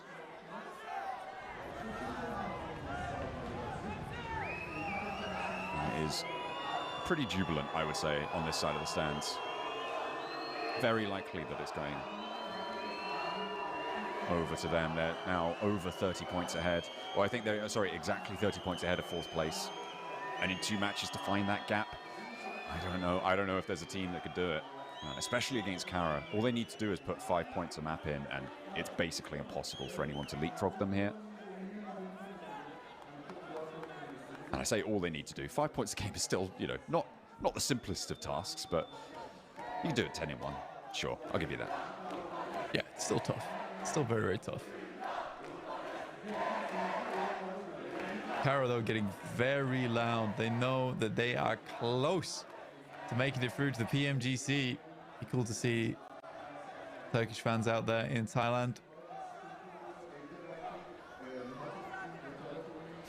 Showing off his stat line.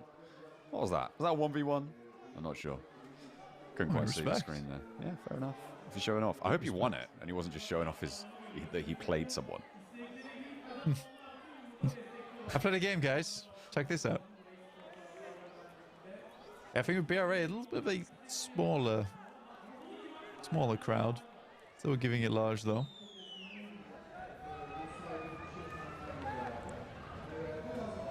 S2G fans still very happy, and I think they should be. It has been a little bit lackluster about this tournament, yet they're still here and still pushing. There's Kelsey in the crowd. Oh no! Right, that's a little bit of information there. Playing with injury. Right. Maybe it was pain the other day that he was coping with. That's the substitution. Goodness me. And that's got to feel really kind of rubbish, right? It's got to feel really bad when you are in that scenario and you know that your team wants and needs you. But no, you are incapacitated. And if you want a chance at globals... child. Whoa, what's happened there? Give that child back. He's going to do his crazy Kara dance. Oh.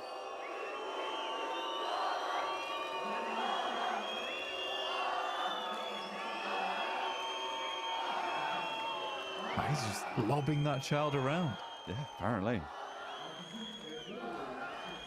Fantastic. Really a behemoth of a man. Yeah. Now what you need to do is you just need to lob that child back into the crowd. Yeah, from where he is, just like, yeah, you know, like with a t-shirt cannon. Maybe not with a t-shirt cannon. That seems insane. That's too far. You'd have to crush him into it first, and yeah, I don't really want to envision that. No, it's a bad time. Let him enjoy the games. It would have been nice to know game singular. That Kelsey's broken his arm. Yeah. I mean, it could be strain, it could be, you know, it isn't necessarily a break, but yeah, injury certainly to the wrist region. Yeah, I mean, it's in a cast. Yeah, that's true. That's fracture / break. You reckon? Yeah, because you don't keep something still for a sprain.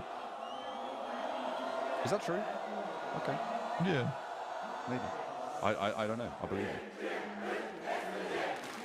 So look, you use a cast or a sprain. I don't think you do. I mean, you think as casters we would know what you use a cast for. But no. Yeah. Very severe sprains. Okay. Well, it's, you know. But this is what I thought is typically use a splint or a brace. Ah, okay. I mean, maybe it is a cast wrapped around a splint or something. We're getting too deep into the woods here. I think he's broken his arm. He's got one arm left. He has only got one. Which is also not the thing is, that's also not a quick fix. No. It's like a 6-week process.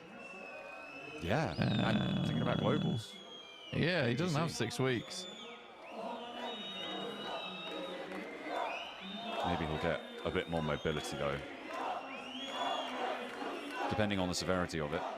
We're not going to pry into his private medical information, but it'll be interesting to see if S2G first of all turn up at PMGC with their substitute and their qualification chances here, or if he's going to be recovered by then. And that would be,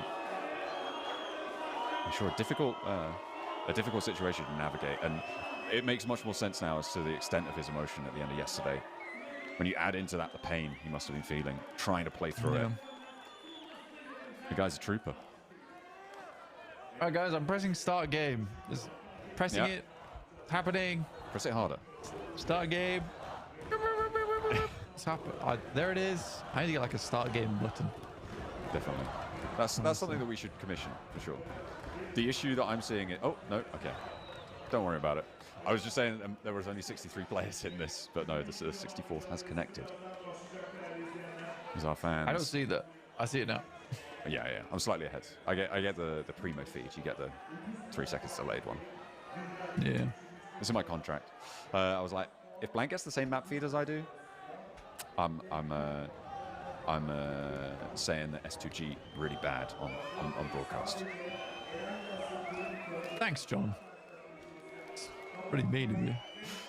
Yeah, well. Let's go to Miramar. 5th match of the day. All right. Fantastic. A chance for our teams to find a Smash victory. 2 of them, in fact, to be able to find that chance. It will be Regnum, Kaya, and Ulf, both with the opportunity to make their mark here. In game number 5, we saw a match 5 chicken dinner Smash victory in the spring season with the Falcons taking that one home. Will we see it again here as we venture over the desert once more? From Ladriera up towards Tierra Bronca. Over San Martin. We are heading over towards Miramar now. Picardo will be taken up by Regnum Kai, which gives them a really big boost in these games just because it's such a central spot anyway. Asgard dropped down to Via the Mar. And we're going to get Falcons over towards Elpo. So a lot of our prominent teams already in pretty strong positions. S2G is a team that we're looking out for, but obviously missing out on Kelsey is a pretty big deal. Guy has been pretty big deal in Turkey for a while. Sorry. Yeah. Bit of a yawn there. Apologies. He definitely has been a big deal. I think it's safe to say. And I had to finish it as well. I'm glad you let me finish it. You know what the crazy thing is that they're kind of doing pretty well today without him. You know, like yeah, don't say that. That's me. Pretty good. South Circle. Even I've not said that. I'm the harsh one. Okay. Well, yeah, but like you know, they have kind of been doing pretty good actually. So you know, maybe they can go the full distance. They are 89 points now, of course. A big south shift on the circle though leaves us wondering where will we go. Not going to be all the way into the Pmsl Hills on the southwest side, but still possible. And Los Leones, of course, a big feature here. Been going far down towards the south again. Teams have played this one out multiple times now. Los Leones was Partona in play. Again, I really want to see a Partona finish. Yet to see it. I think you had the pleasure of watching one during EWC. I think it was close by. I'm not sure if it ended up on part. Ooh, I can't remember. I think it was definitely. I close by, remember. Do you? Are you certain? No. Neither. Vague knowledge. We have seen Partona circles before, right? It's a really tricky bit of land to play. That ridge line that sits on that east point of the island. The settlement behind it as well, posing a threat for teams rotating around in the water. Uncommon on Miramar, but possible in Partona. Does make it pretty nasty. And the compounds are very disconnected from one another. A lot of open ground. A lot of teams dropped over towards the north side of the map as well because of that plane path. There is a few teams already making their way down towards a more central position, but it's hard to make that decision early, especially because Los Leones is such a big feature here.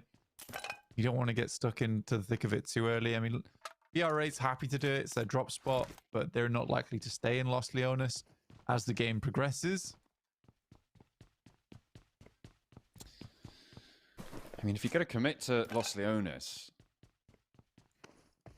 at any, on any circle one, I feel like this is probably one of them, right? Because it does take up so much of the landmass inside the circle, and a lot of the circle is water. So you're looking at, maybe 30% of this circle is Los Leones in terms of the available end game space. And taking a 30% gamble when maybe you're fleeing other more dire odds is worth it, right? And Ulf are going to be approaching from the north, Regnum Kaya, a little bit further to the west of it. Yeah, already central is Regnum Kaya, which is, like I said, what Picardo really affords them as a drop spot. Really damn good. Frozen with the explosive bow. Yeah, we're gonna start seeing some more shenanigans, I would say. Again, it was very strange to see us go down to, I think, like 40 players, stage 4 into 5 last game. There's an incredibly quick cleanup of teams and players who've realized that the mark has been missed. Yeah, it's maybe a little bit freeing, perhaps. I mean, especially for teams towards the bottom. The Noisy Boys and IWNRX in LSR. Little scrap at the bottom of the tables on the top of the map. Lines up for one. A good little opener there. And finds the flush. A nice point earned. In the meantime, Regnum Kaya actually got first blood. He snuck it away. Just in time. Our Zed Wolf. Earning a point. Staying on top. But it's all about that chicken dinner. Right towards the top of the tables. Unless neither of them get it. With the opportunity. Kenzo really stared at him for a while there before taking that shot. Molotov disappears. Kenzo will happily disappear another player from IWNRX with the pump. Gets the full reload as well. Can't get sprayed down. IWNRX loses the Noise Boys here.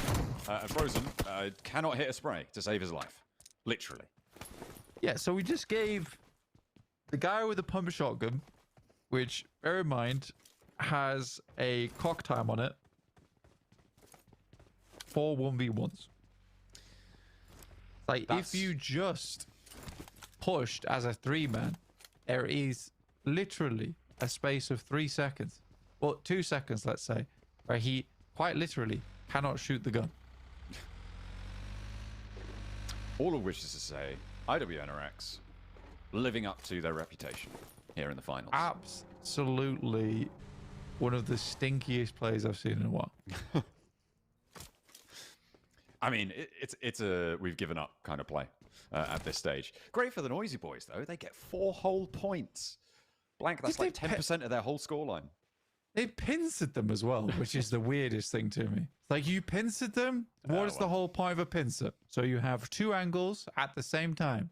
It's not to have 1 angle and then another angle. To have 2 angles. Just make that clear. 2 angles. Very frustrating. It's just should not be seeing those kind of plays in PMSL EU. And for IWNRX, losing Zed Wolf has had to be one of the most clarifying things about the rest of the team we've ever seen. Yeah, it's very interesting to see how it's changed up, right? Of course, they got the loaner from, as in on loan, not on his own, Swain from S2G to bring into the mix, but that's just not enough to fill the void that Zed Wolf has obviously left in the roster. Quite a few teams actually on the west side of Los Leones as we take a look at the rotations on the map. And 2 of them, actually the 2 teams on the southwest point of Los Leones blank, are Regnum Kaya and Ulf, both of whom in that smash zone right now, above that 134 point barrier.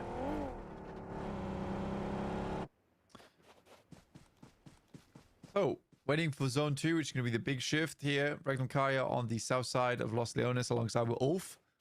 Dangerously close to one another. Regnum Kaya have already picked up 1 point. That's from BRA as they got towards Los Leones early.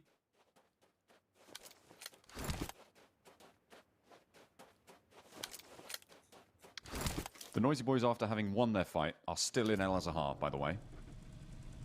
And the circle is fully on the south side. So that's... they love just sticking around where they're like, okay, we did our first bit. We don't have to do anything more, right, in this game. They did it on Erangel. They're doing it here. Besiktas also late into this, but they are actually moving now. Oh my god. Oh my god. What a shift down to the south coast, Blank. Okay. This is a mad dash. Regnum Kaya and Ulf, what are they gonna do? And Kara in a great spot. I mean, both Ulf and Regnum Kaya are pretty close to the zone. So I'm just going to send it in. I think Kara has already taken a knockdown. Yes, they have, to Nico from Papa Supermassive. Not good for them to start off with. Ulf takes a little bit of liquor damage, as does Regnum Kaya. To be expected as you send down towards this portion of the map. We don't play here very often. I don't like to. No, I mean, Regnum Kaya now around that mines entrance position. on the south coast. A lot of open fields on the southwest, on the low ground there, but hills to keep you safe, potentially some buildings as well, littered through it all. This is really, really dangerous stuff, and half of the circle is unplayable. It's out in the water. This is going to be deadly, I think, for several of our teams. Maybe not this phase, but definitely on the next one. And not all of our teams have even made it here. Still got quite a few out on the west coast, on the west side. Yeah, I actually think that playing on the north side of the circle here is probably one of the best decisions you can make, because it's likely going to shift away from the water and shift up towards that north side. So I think Regnum Kara is in a good position to make this happen. Kara takes another knock, but that's from Ulf. Solke goes down to Regnum Kaya as they clean more and more space out of this lobby. Oh dear, that's bad news for S2G. Spot. That's really bad news for S2G. They've lost a player in the midst of it all as well. A very, very tough circle for them. And look at how many swaps are happening as well around the third, fourth, fifth, sixth, seventh, to whatever, 11th position are happening. Asgard, Papra, Supermassive going blow for blow right now. And Kara have lost 2 in the midst of it all. They only need 3 points this game, Blank. I know. But it looks like it might not happen here either. Regnum Kara already with 2, though. I mean, they're not playing in a extremely safe spot of the map, but it will give them some kind of cover. It's like a small defilade that a lot of teams play towards later circles. But I mean, when you get this kind of circle right now, you have to make the best out of a bad situation, which this absolutely is for a lot of teams, by the way. Oh, for sure.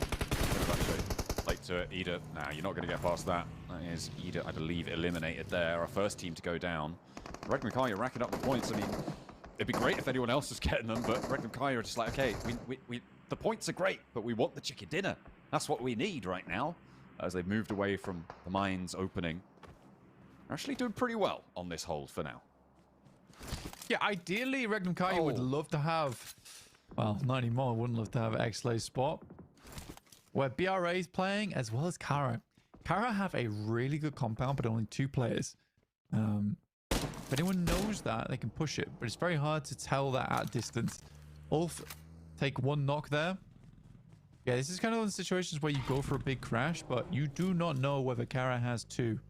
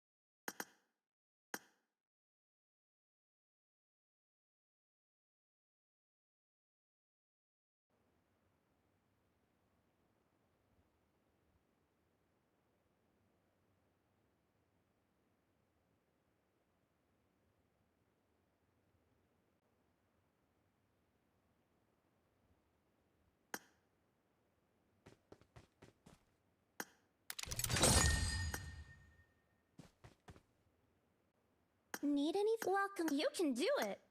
Need anything? Thank you. Thank you. Thank you. Thank you. Thank you. Thank you. Thank you. Thank you. Thank you. Thank you. Thank you.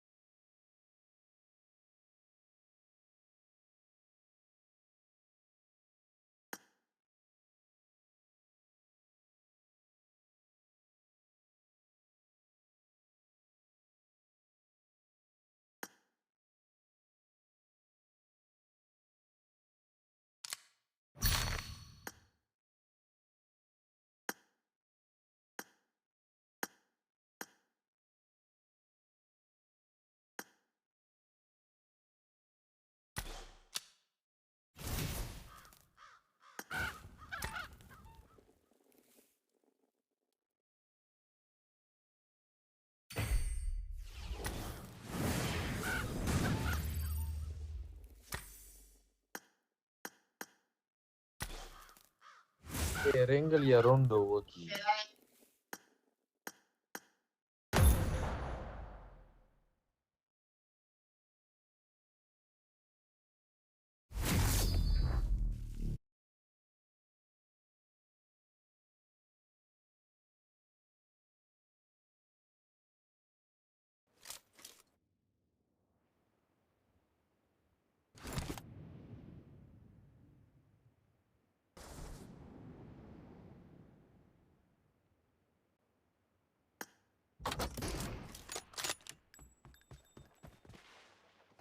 عمر ټول ښه پلیر د کلمو تداخله باندې خپل گیم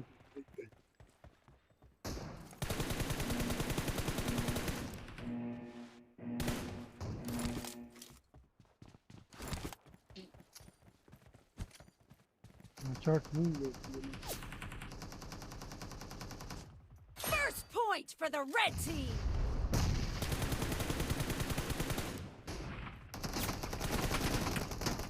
Attack the mark.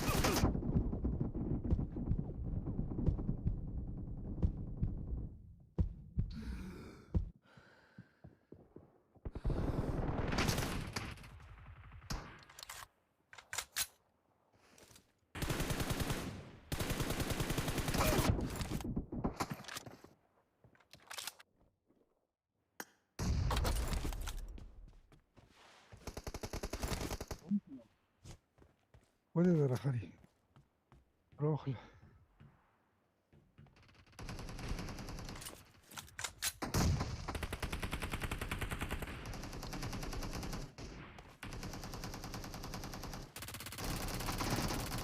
Killing spree for the blue team.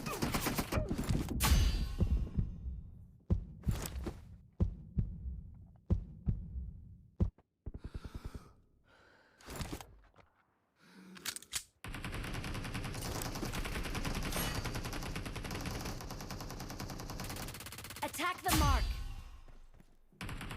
مې دې انسانیت نشته ته ما یې ارمي کړه کنه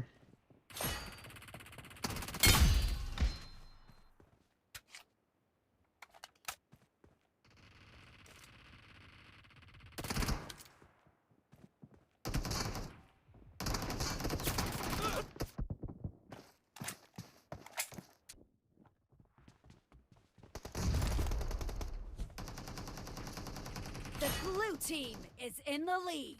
The blue team's streak has just been put to an end.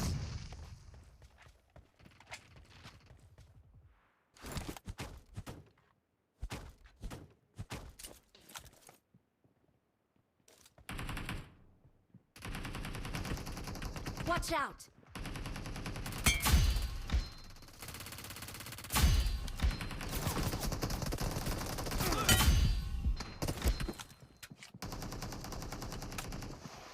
Attack the mark.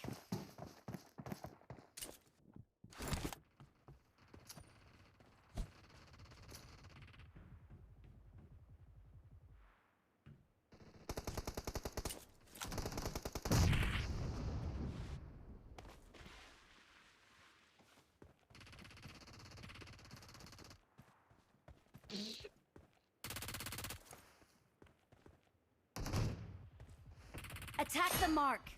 وګوره عمر یې ار چلی اوم چلی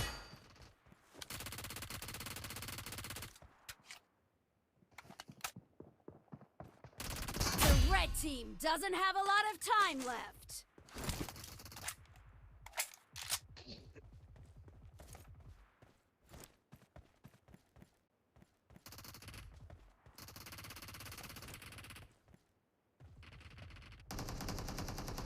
Defend the mark.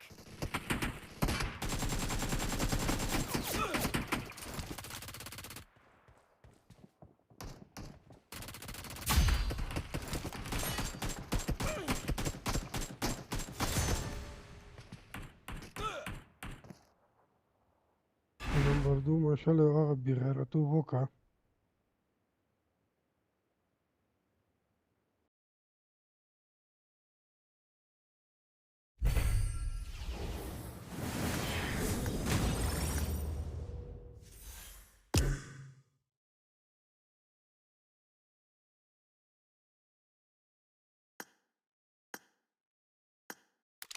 Every today, TikTok, YouTube, Facebook, Instagram.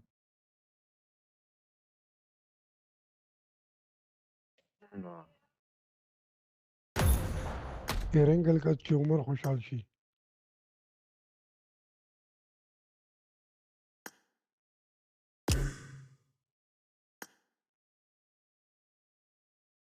Erangel tumour खुशहाल हुई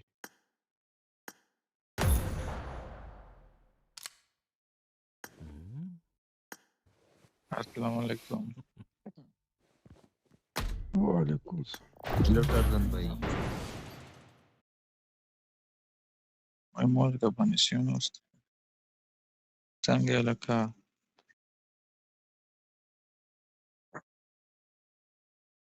Kim zuie tu se. Șa wazirie. Șa. Zăma.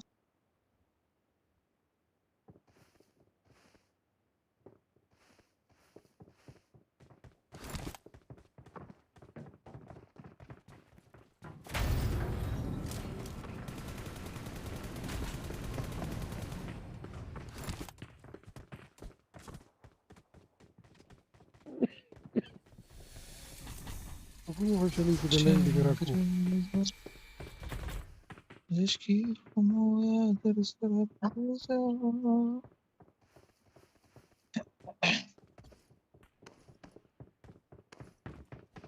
Na, zăbani și.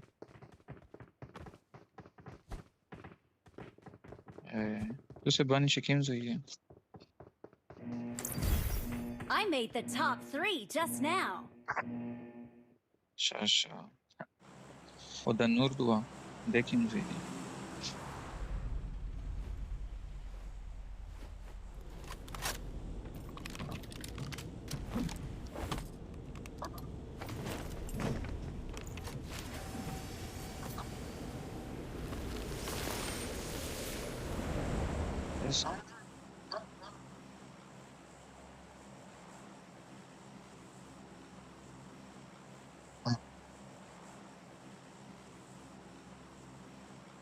Da, nu că n-aș la emula net să ai nevoie. Apană și.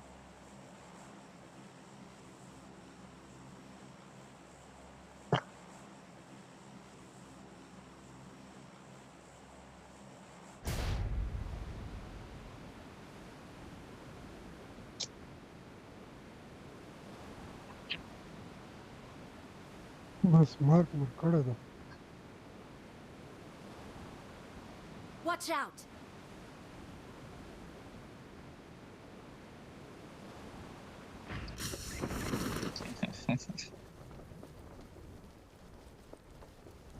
درته نه بعد مې دا ټکای ورودلی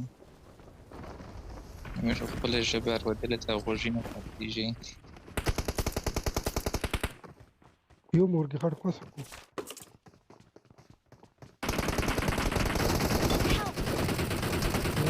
Barbaco.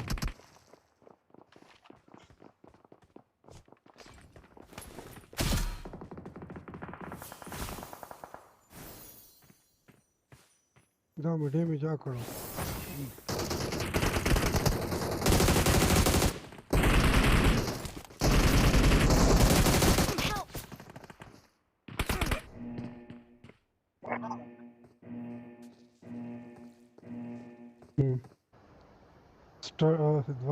Start की मत landing वाखला रजा उमर पे से boot रखले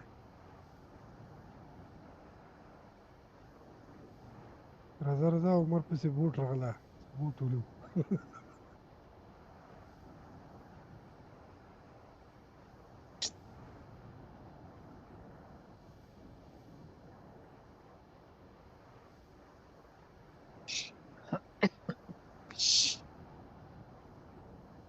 Păi ce room size ज्यादा ही room है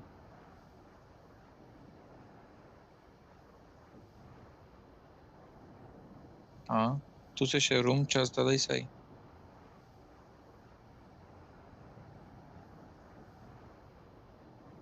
رفيقة رزوق نخذو مختلعنا دا عمر واخله کنه ګاډي کې به درشم. Hello, mouse درسي؟ هو Questo esce. Probabilmente tu su room c'has da dai sai.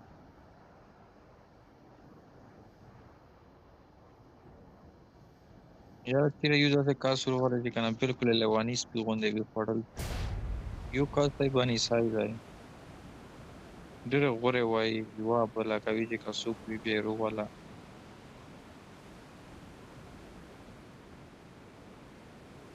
چیرې نه لګوي چې یو ورته سپای کې تو سه مو په موشه چې د خولې بند شي هر وخت بدماشي کوي یوه بله خو ډېر ښه پلیر دی. رای والا مړه دی گیم نه بعد ډایری کې راواله.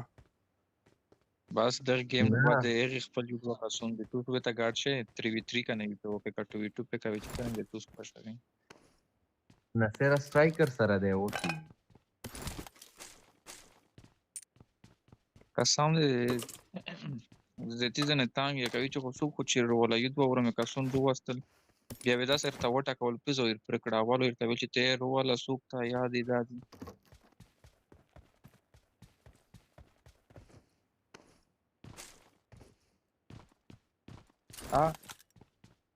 هغه هغه سعودیا شه دی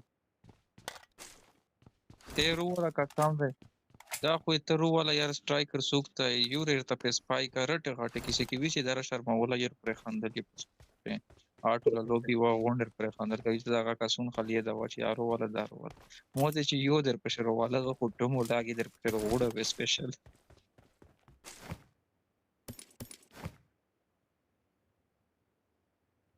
او آنلاین ته یې ورشنه لوبي چې ویلوړ دغه رومینه کوي. कुछ भी नहीं है मेरे साथ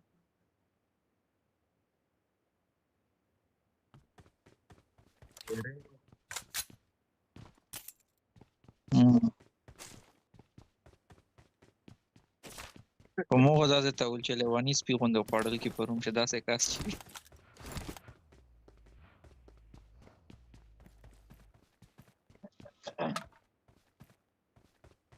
یاره یو ورته بس یو ورته په پښلای کا یک یورې دو ته غوټه شي ګړاوي تیرو دې په میش په هسپتال چې چارې روشي دای نه جوړ ثابت دور وي.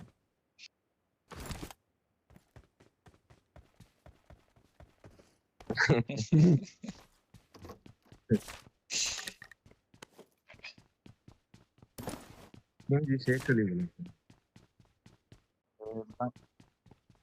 साड़ियों ना अस्पताल से DHP को दे ये रिश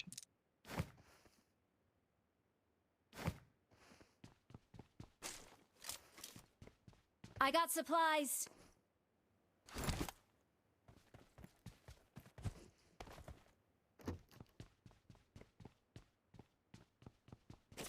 Give me that.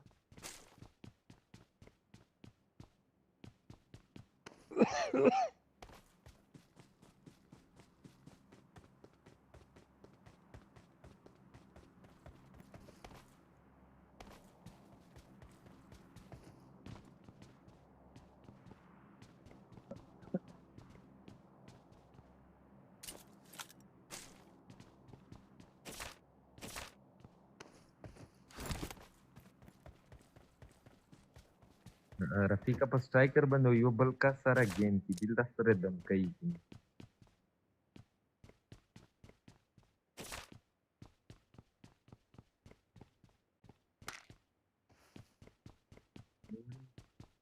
स्पेशल में the striker super was there gay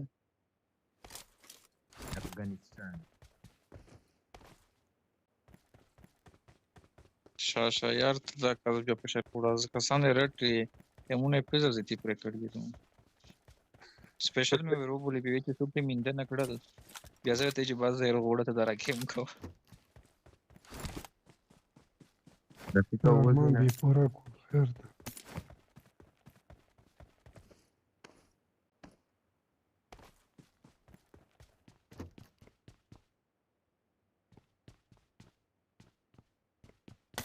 da me eu cas min de la eu ta ser sara edu bani list یو وی چې د سوق ته تیرو والا وی چې خط پړتي ګوتا ځنه وبوسه او کدا او کوي چې مونږه TTM کا باپ وتلی دی درې وره د ګیم نه عادي دادي چې د تارو مې واسطه دا زه ته وټاکه ولې چې ګیم نه سره ګروات زه چې سره ګروات علی په مخ یې زه هغه فرند کړو ورک وای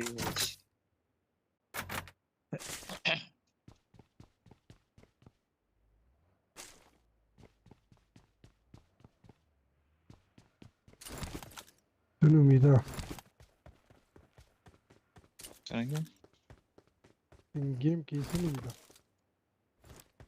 پاشا نه دای داسې گیم نه دی چې مودره دای داسې قتل عام کوي داسې شای دی خو بس داسې څوک ته نه دی وهروي د سره چې سوره ټیم نه دی هروای نه سوره کارتونو آتی وي سره په غونه دی بهر دی سار de pusa sar vide pašto matan dai. تاسو ته Rafik pues, no, Rafik de está.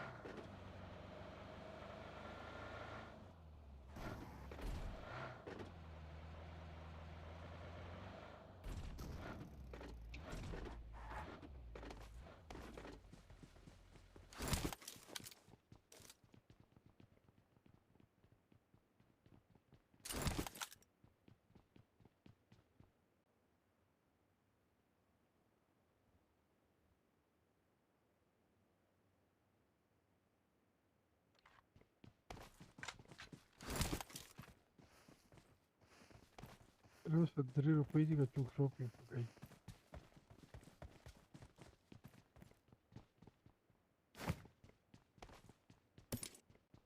Awesome.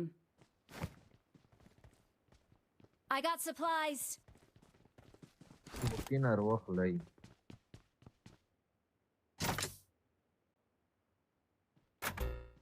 Six X Nasera.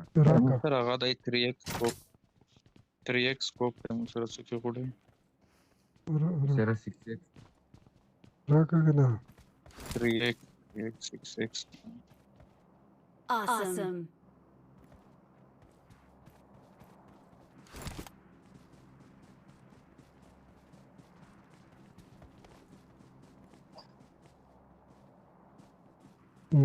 دای ته ولات ده راځه Akhirnya skill tewo kayo. دا خو نه پوهېږي نو عمره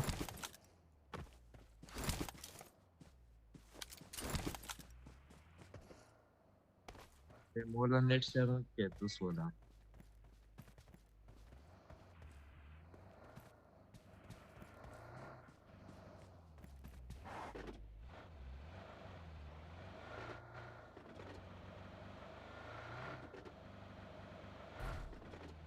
چرچ ته ځي یا ټولو ریکارډ شته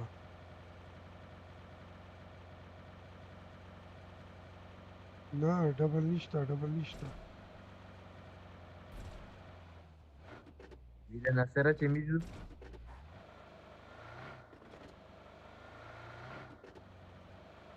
Pues antes te mora beca se te ve.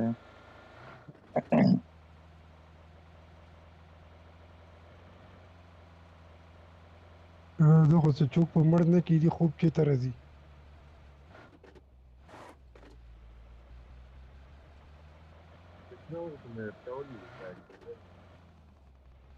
Watch out!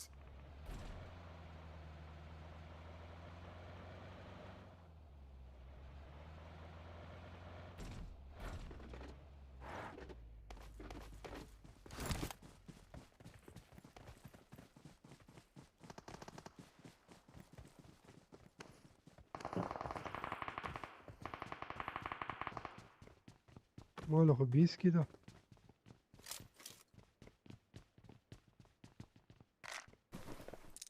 Yap, المعيبة.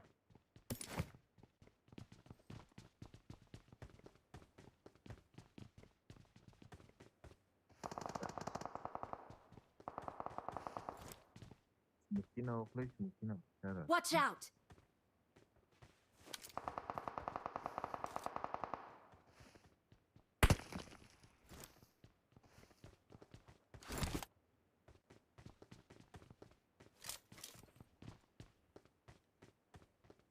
د چا حکومت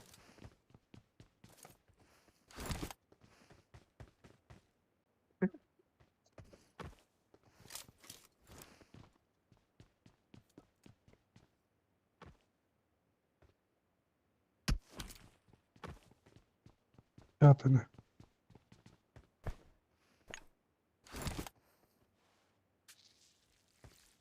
Watch out! اوهو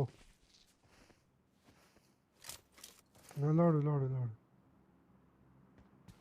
دا یو کاس ته ورځي په نه ګاډي کې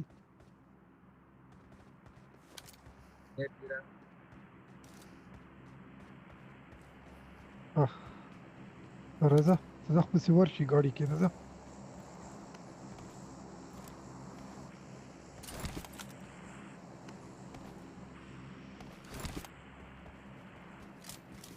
तेरा जक्का ورته تامسا ټول ورتي ټول ورځي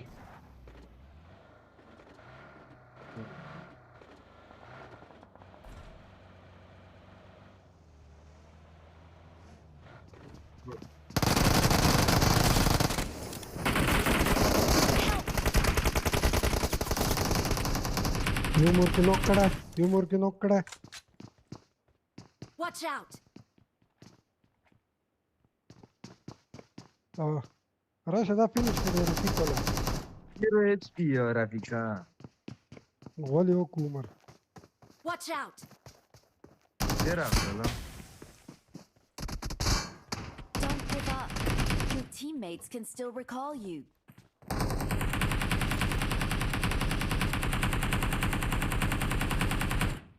چاته لړ شي که ریکول کوای شي هغه به کسان هغه کوي ریوایو کوي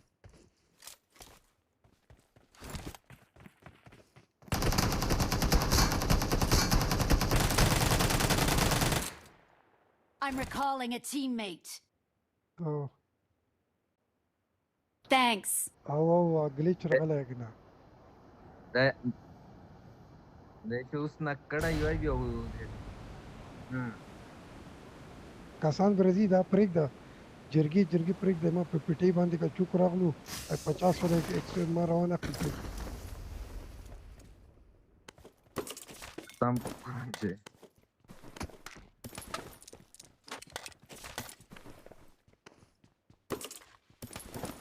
چاته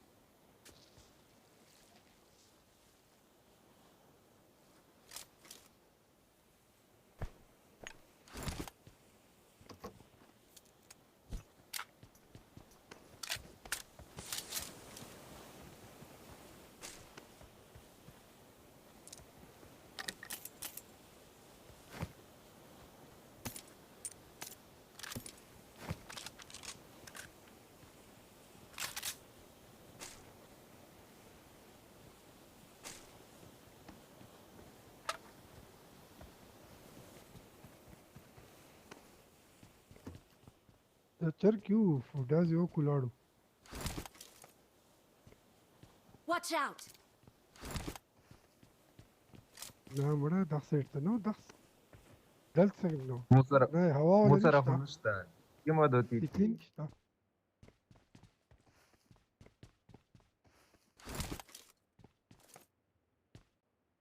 Watch out! نو خو د ښکاري نه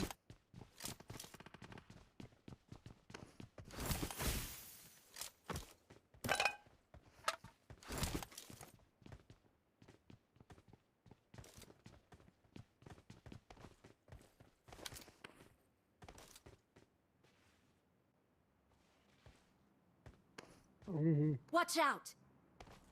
پرېږده چې دا راشي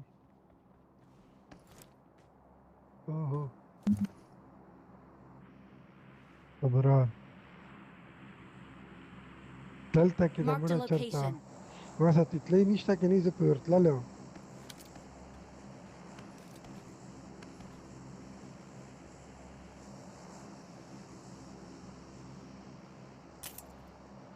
गाड़ी का petrol वर वैसा ही था बरं Awesome.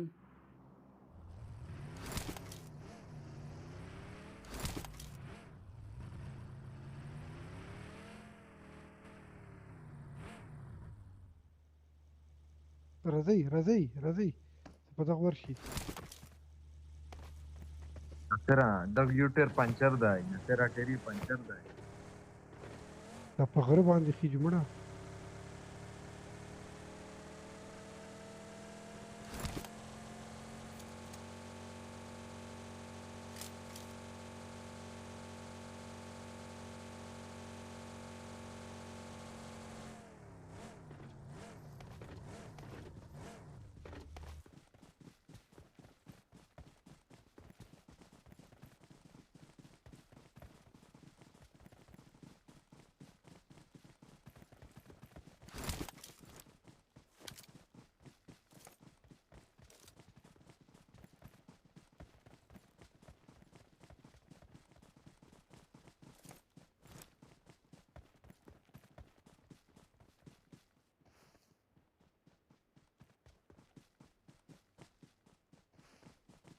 Marked an airdrop. او का مو په پوچین کې کتلا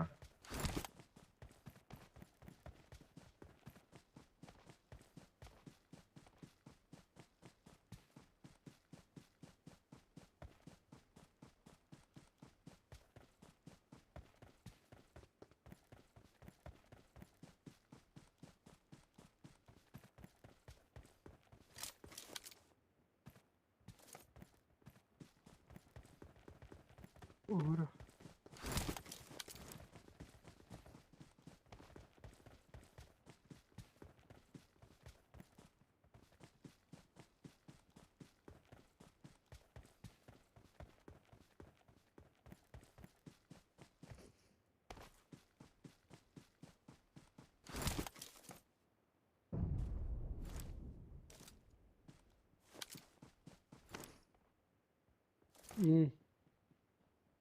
او فایر پونه Watch کې out. فایر څه پوګی ته هغه دنه کېږي الون دې پرېږده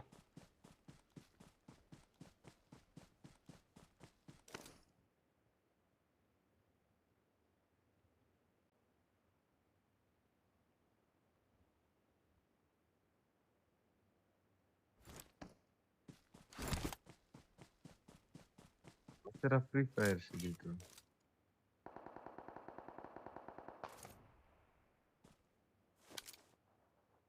number full पर M बनने है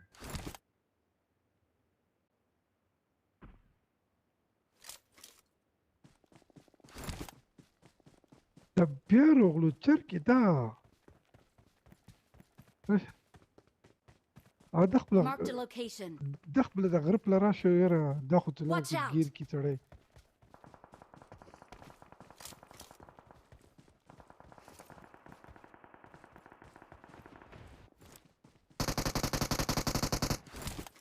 دغه وخت اصل ډایرکټ کیل شو थर्ड तक कसुने तो फायर वेरा अगला ही पुचिन के बोलता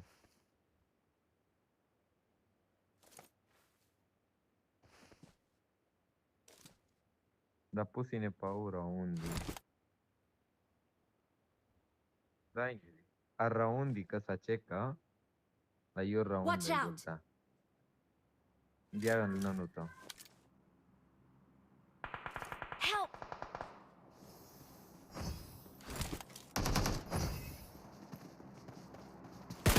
Help!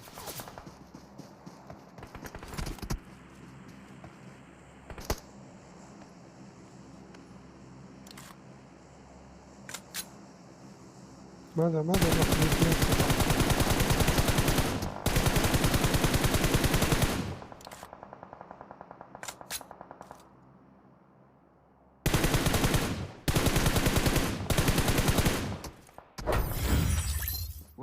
ډېر کم عقل یې ګڼه عمره ډېر په انتهایي کم عقل انسان یې سره ستا مضبوطه خبره نه نوځي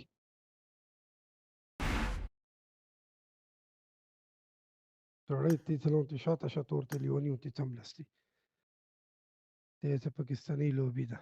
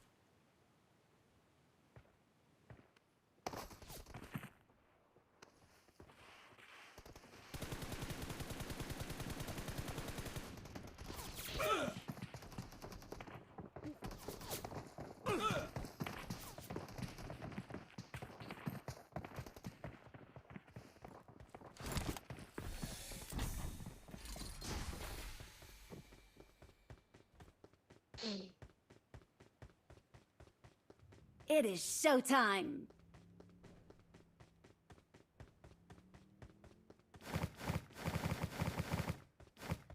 Let's fight together.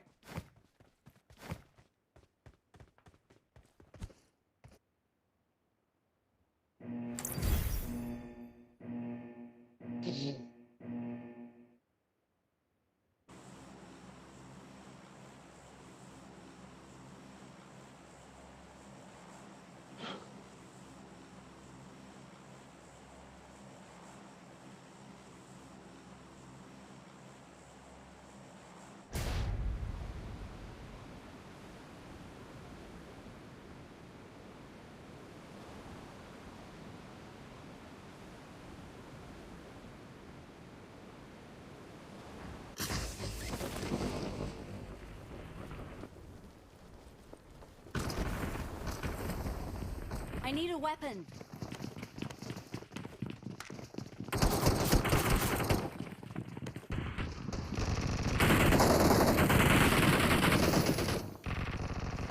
Help!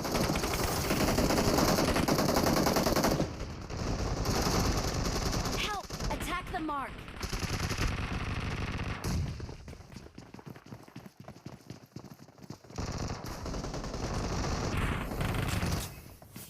Lord, ये पूरा को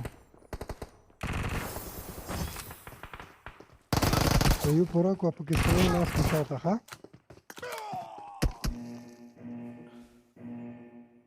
और गुडीर गुरुनु हो बस लेवाने सर की पट्टी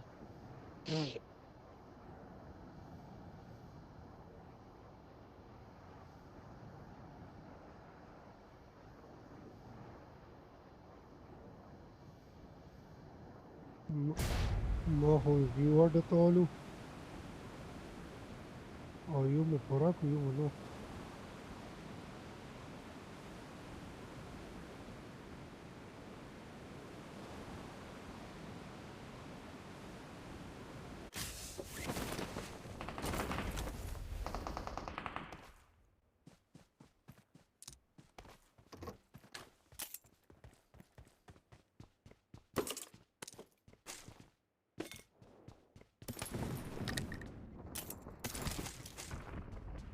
شکر واخلو. Help!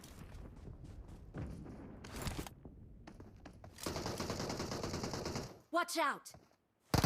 Help! بڑوا یو مور کې بیا بڑوا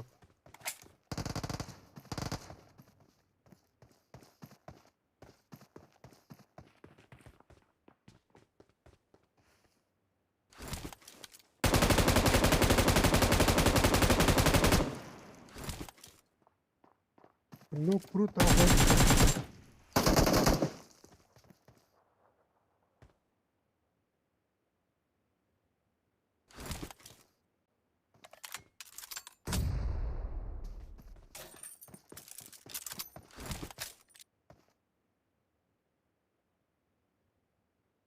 زیره خپل وباسه